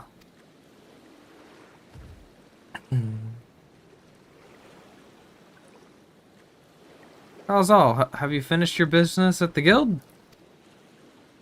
So you were there too? Forgive me, try as I might, I can't find any buyers. With no ships coming in and hardly any going out, there simply aren't any options at this rate. So you can't buy my fish anymore?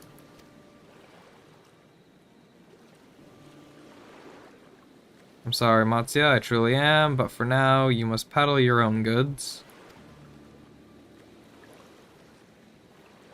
But by myself, I can't. I want to help you, I do, but as it stands, I can barely help myself. I've poured my all into the consortium, and I'll be damned if I let it fall apart. I have friends and family depending on me, and I won't fail them. The sisters as my witness.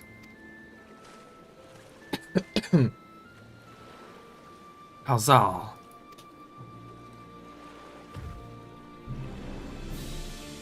Not to worry, using what I've learned from you, I'm sure I'll manage, somehow.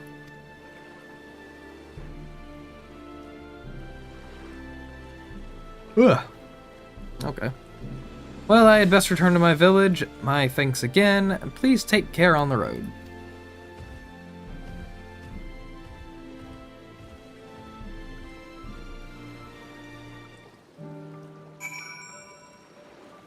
Man, that's rough.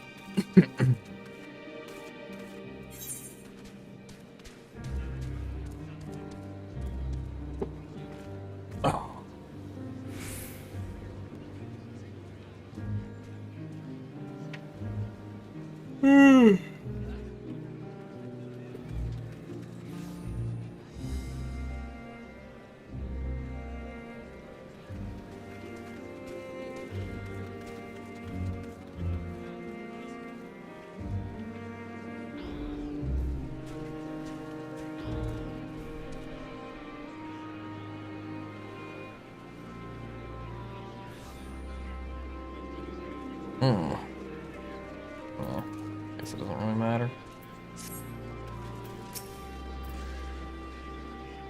So you've been busy, managed to learn a tidbit or two, I trust?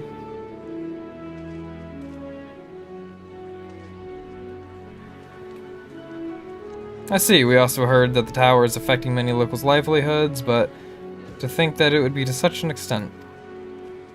For another notable, if not wholly unexpected discovery, disappearances and kidnappings are disturbingly commonplace. As before, the culprits are almost certainly tempered Imperial soldiers. And as before, they mean to use the faith of the hapless thralls, call forth a lunar primal, business as usual, for the Telephorai.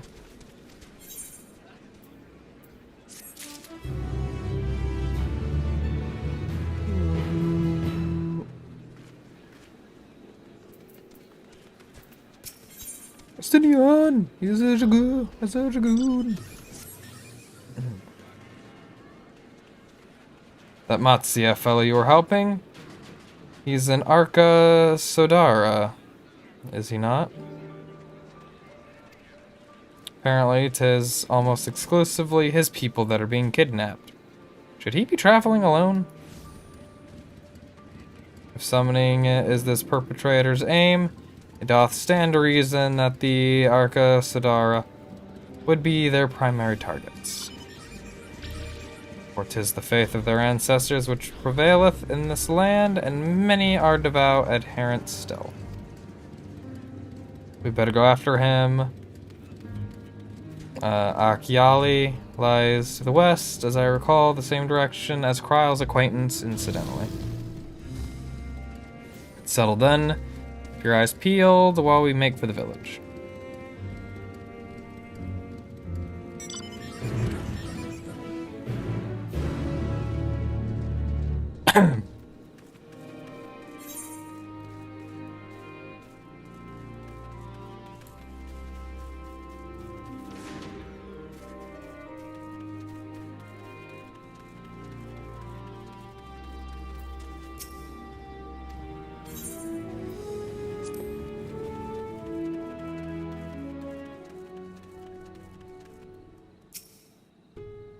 Ugh.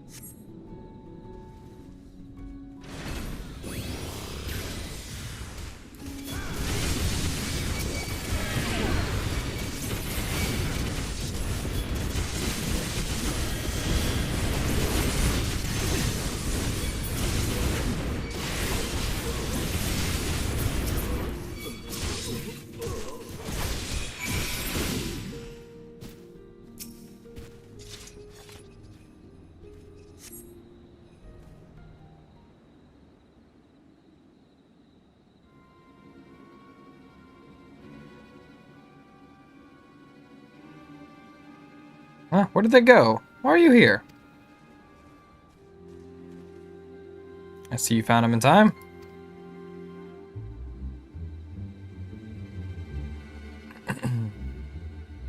You and your friends came to look for me? I don't know how to thank you.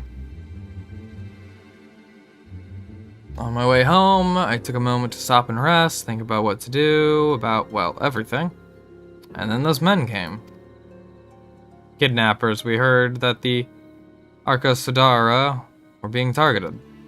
Surely you have as well. Perhaps it's best if you took refuge in the city.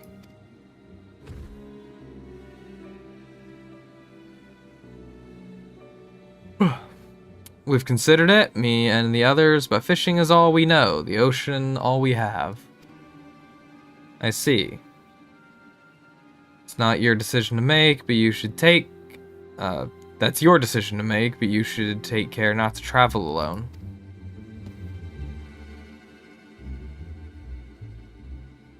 Question, if I may. It's our understanding that strange fiends have emerged from the tower. What canst thou tell of these beings? Not much, I'm afraid. I have no idea what they are. But I've heard that some bear an unsettling resemblance to our divinities.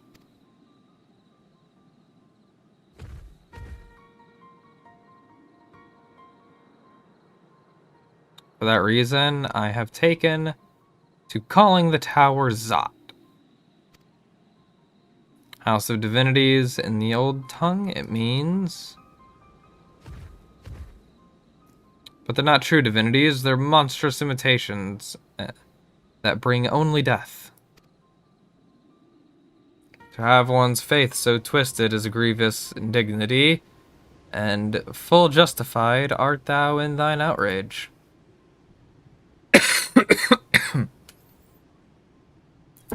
Know that 'tis for no other purpose but to neutralize the tower that we have journeyed to this land. In time we may be forced to contend with these false gods, and thus we would learn all we may about them. Thou wilt not tell us of thy divinities and their true nature. Come all this way to save us? Really? Think I had you peddling fish. But to answer your question, yes, of course, we would gladly tell you about our gods.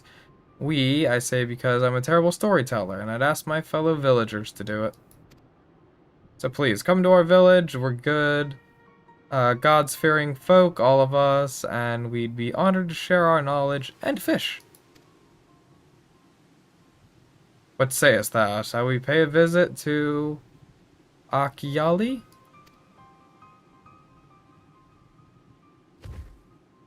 Wonderful, just follow the road west and down the hill, you can't miss it.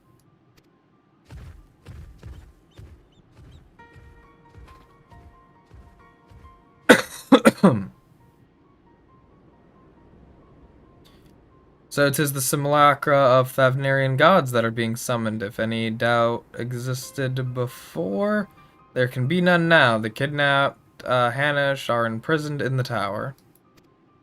I pray that we will be able to save them.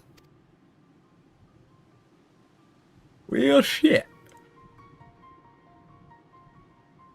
Though indeed, saving them will mean confronting their false gods, like as not, as you said, we do well to study their religious traditions to Akyali.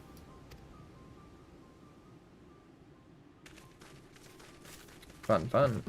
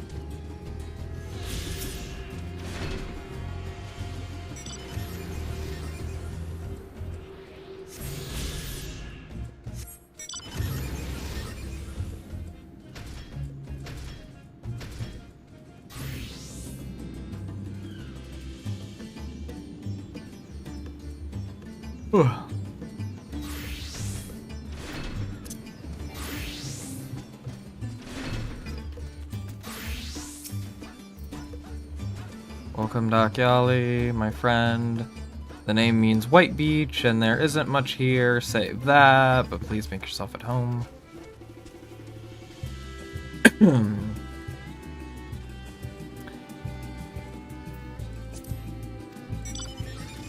Any one of us can tell you about our god.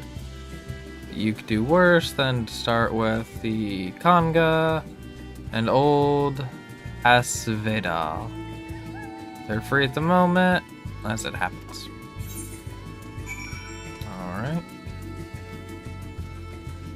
Kanga!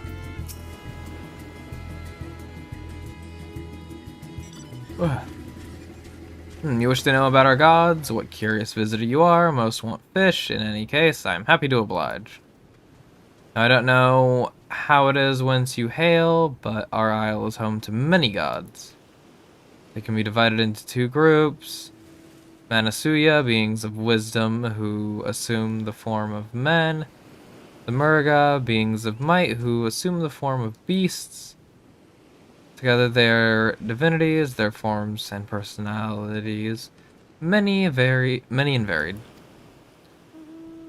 Some are kind and gentle, others stern and temperamental, just like we mortals can be. We are possessed of great insight and experience. By heeding the teachings, we strive to be better people and live better lives.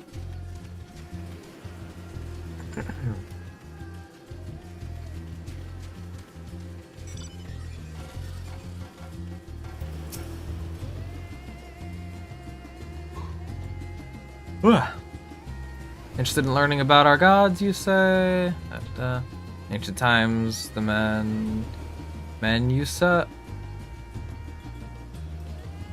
and Eorzea, and the Murga deities who look like men and beasts respectively, were locked in conflict. Eventually, seeking the wisdom of the Manusya, the Murga cast aside their own heads and took up those of their foes. Likewise, the Manusya coveted the might of Murga, and so they too resolved to trade heads. Thus were born new gods possessed of both might and wisdom, and they ushered in an age of harmony between the two factions.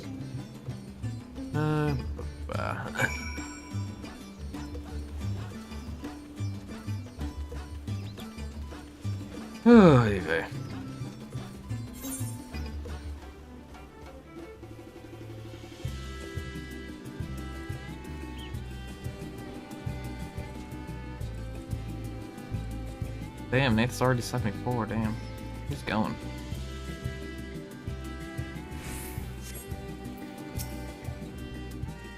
There you are, learned a thing or two about gods, I trust.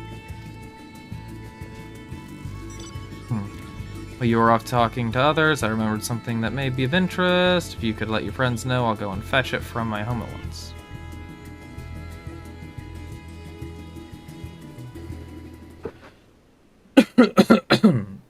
There.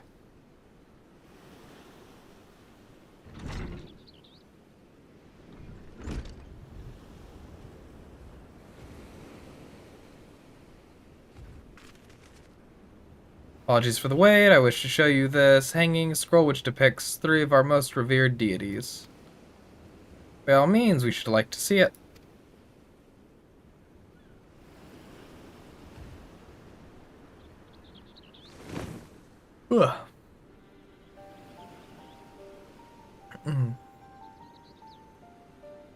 They are Manusya. You heard about them already, yes? 3 sisters? Center one is the eldest. Cinderuva, goddess of wisdom. For this, alchemists hold her in the highest. To her right is the middle sister, Sandaruva, the goddess of wealth. She counts many traders among her followers. On the left is Mindaruva, the youngest sibling. She presides over the crafts, and so is beloved by weavers. Although each is worshipped for different reasons, the sisters are usually portrayed together in these works, which people keep in their homes for good fortune.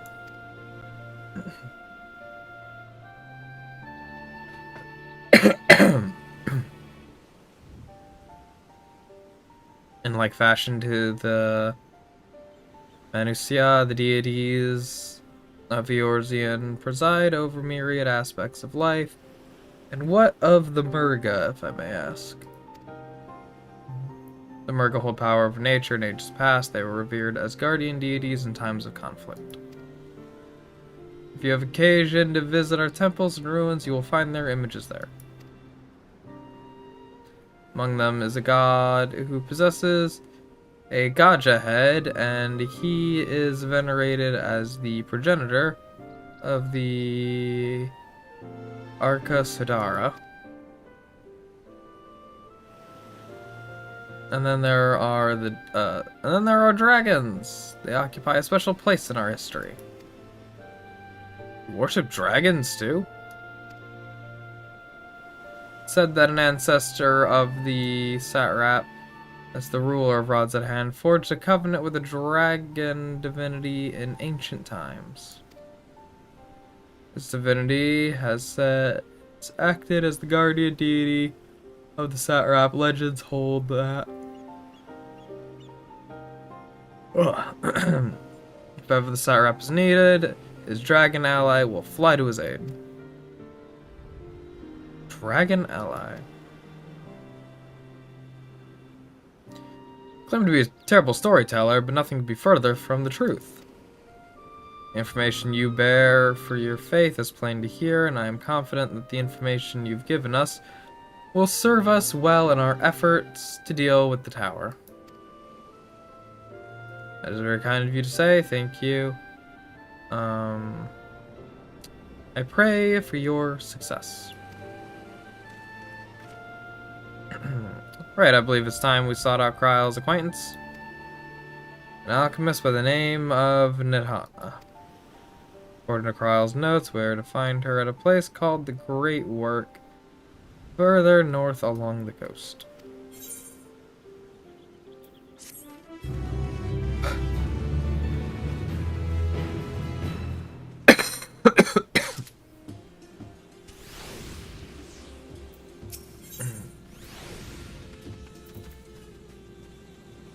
God, I'm still in the 80s.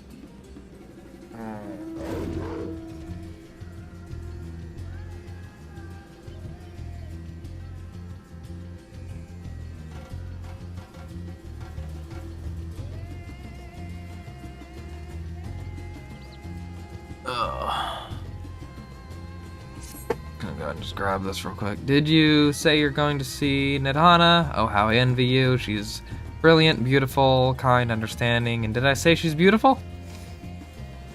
I could stare at her dainty ears and adorable trunk all day, and those eyes when you meet her. Take care you don't drown in them.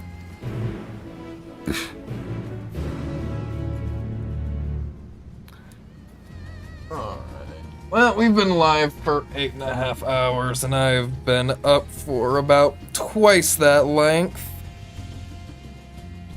Your boy needs to rest a little bit, and my voice ain't doing the greatest, as you've probably noticed. I just keep coughing, or, you know, I have to stagger my words there a bit, just because my throat hurts. All this talking, I'm sure, is not doing good, so... I'll probably mess around with Reaper and Sage off stream. I'll probably, you know, do a little bit more story just to get to the more interesting parts. Seems to be a lot of just dialogue and kind of moving around right now. So, but other than that, I'm loving I'm loving Endwalker right now. It is great. It's just there hasn't been much action, so. Probably why I'm also feeling a little just kind of just kind of run down, tired, because I want action. So, so I'm gonna get off for now.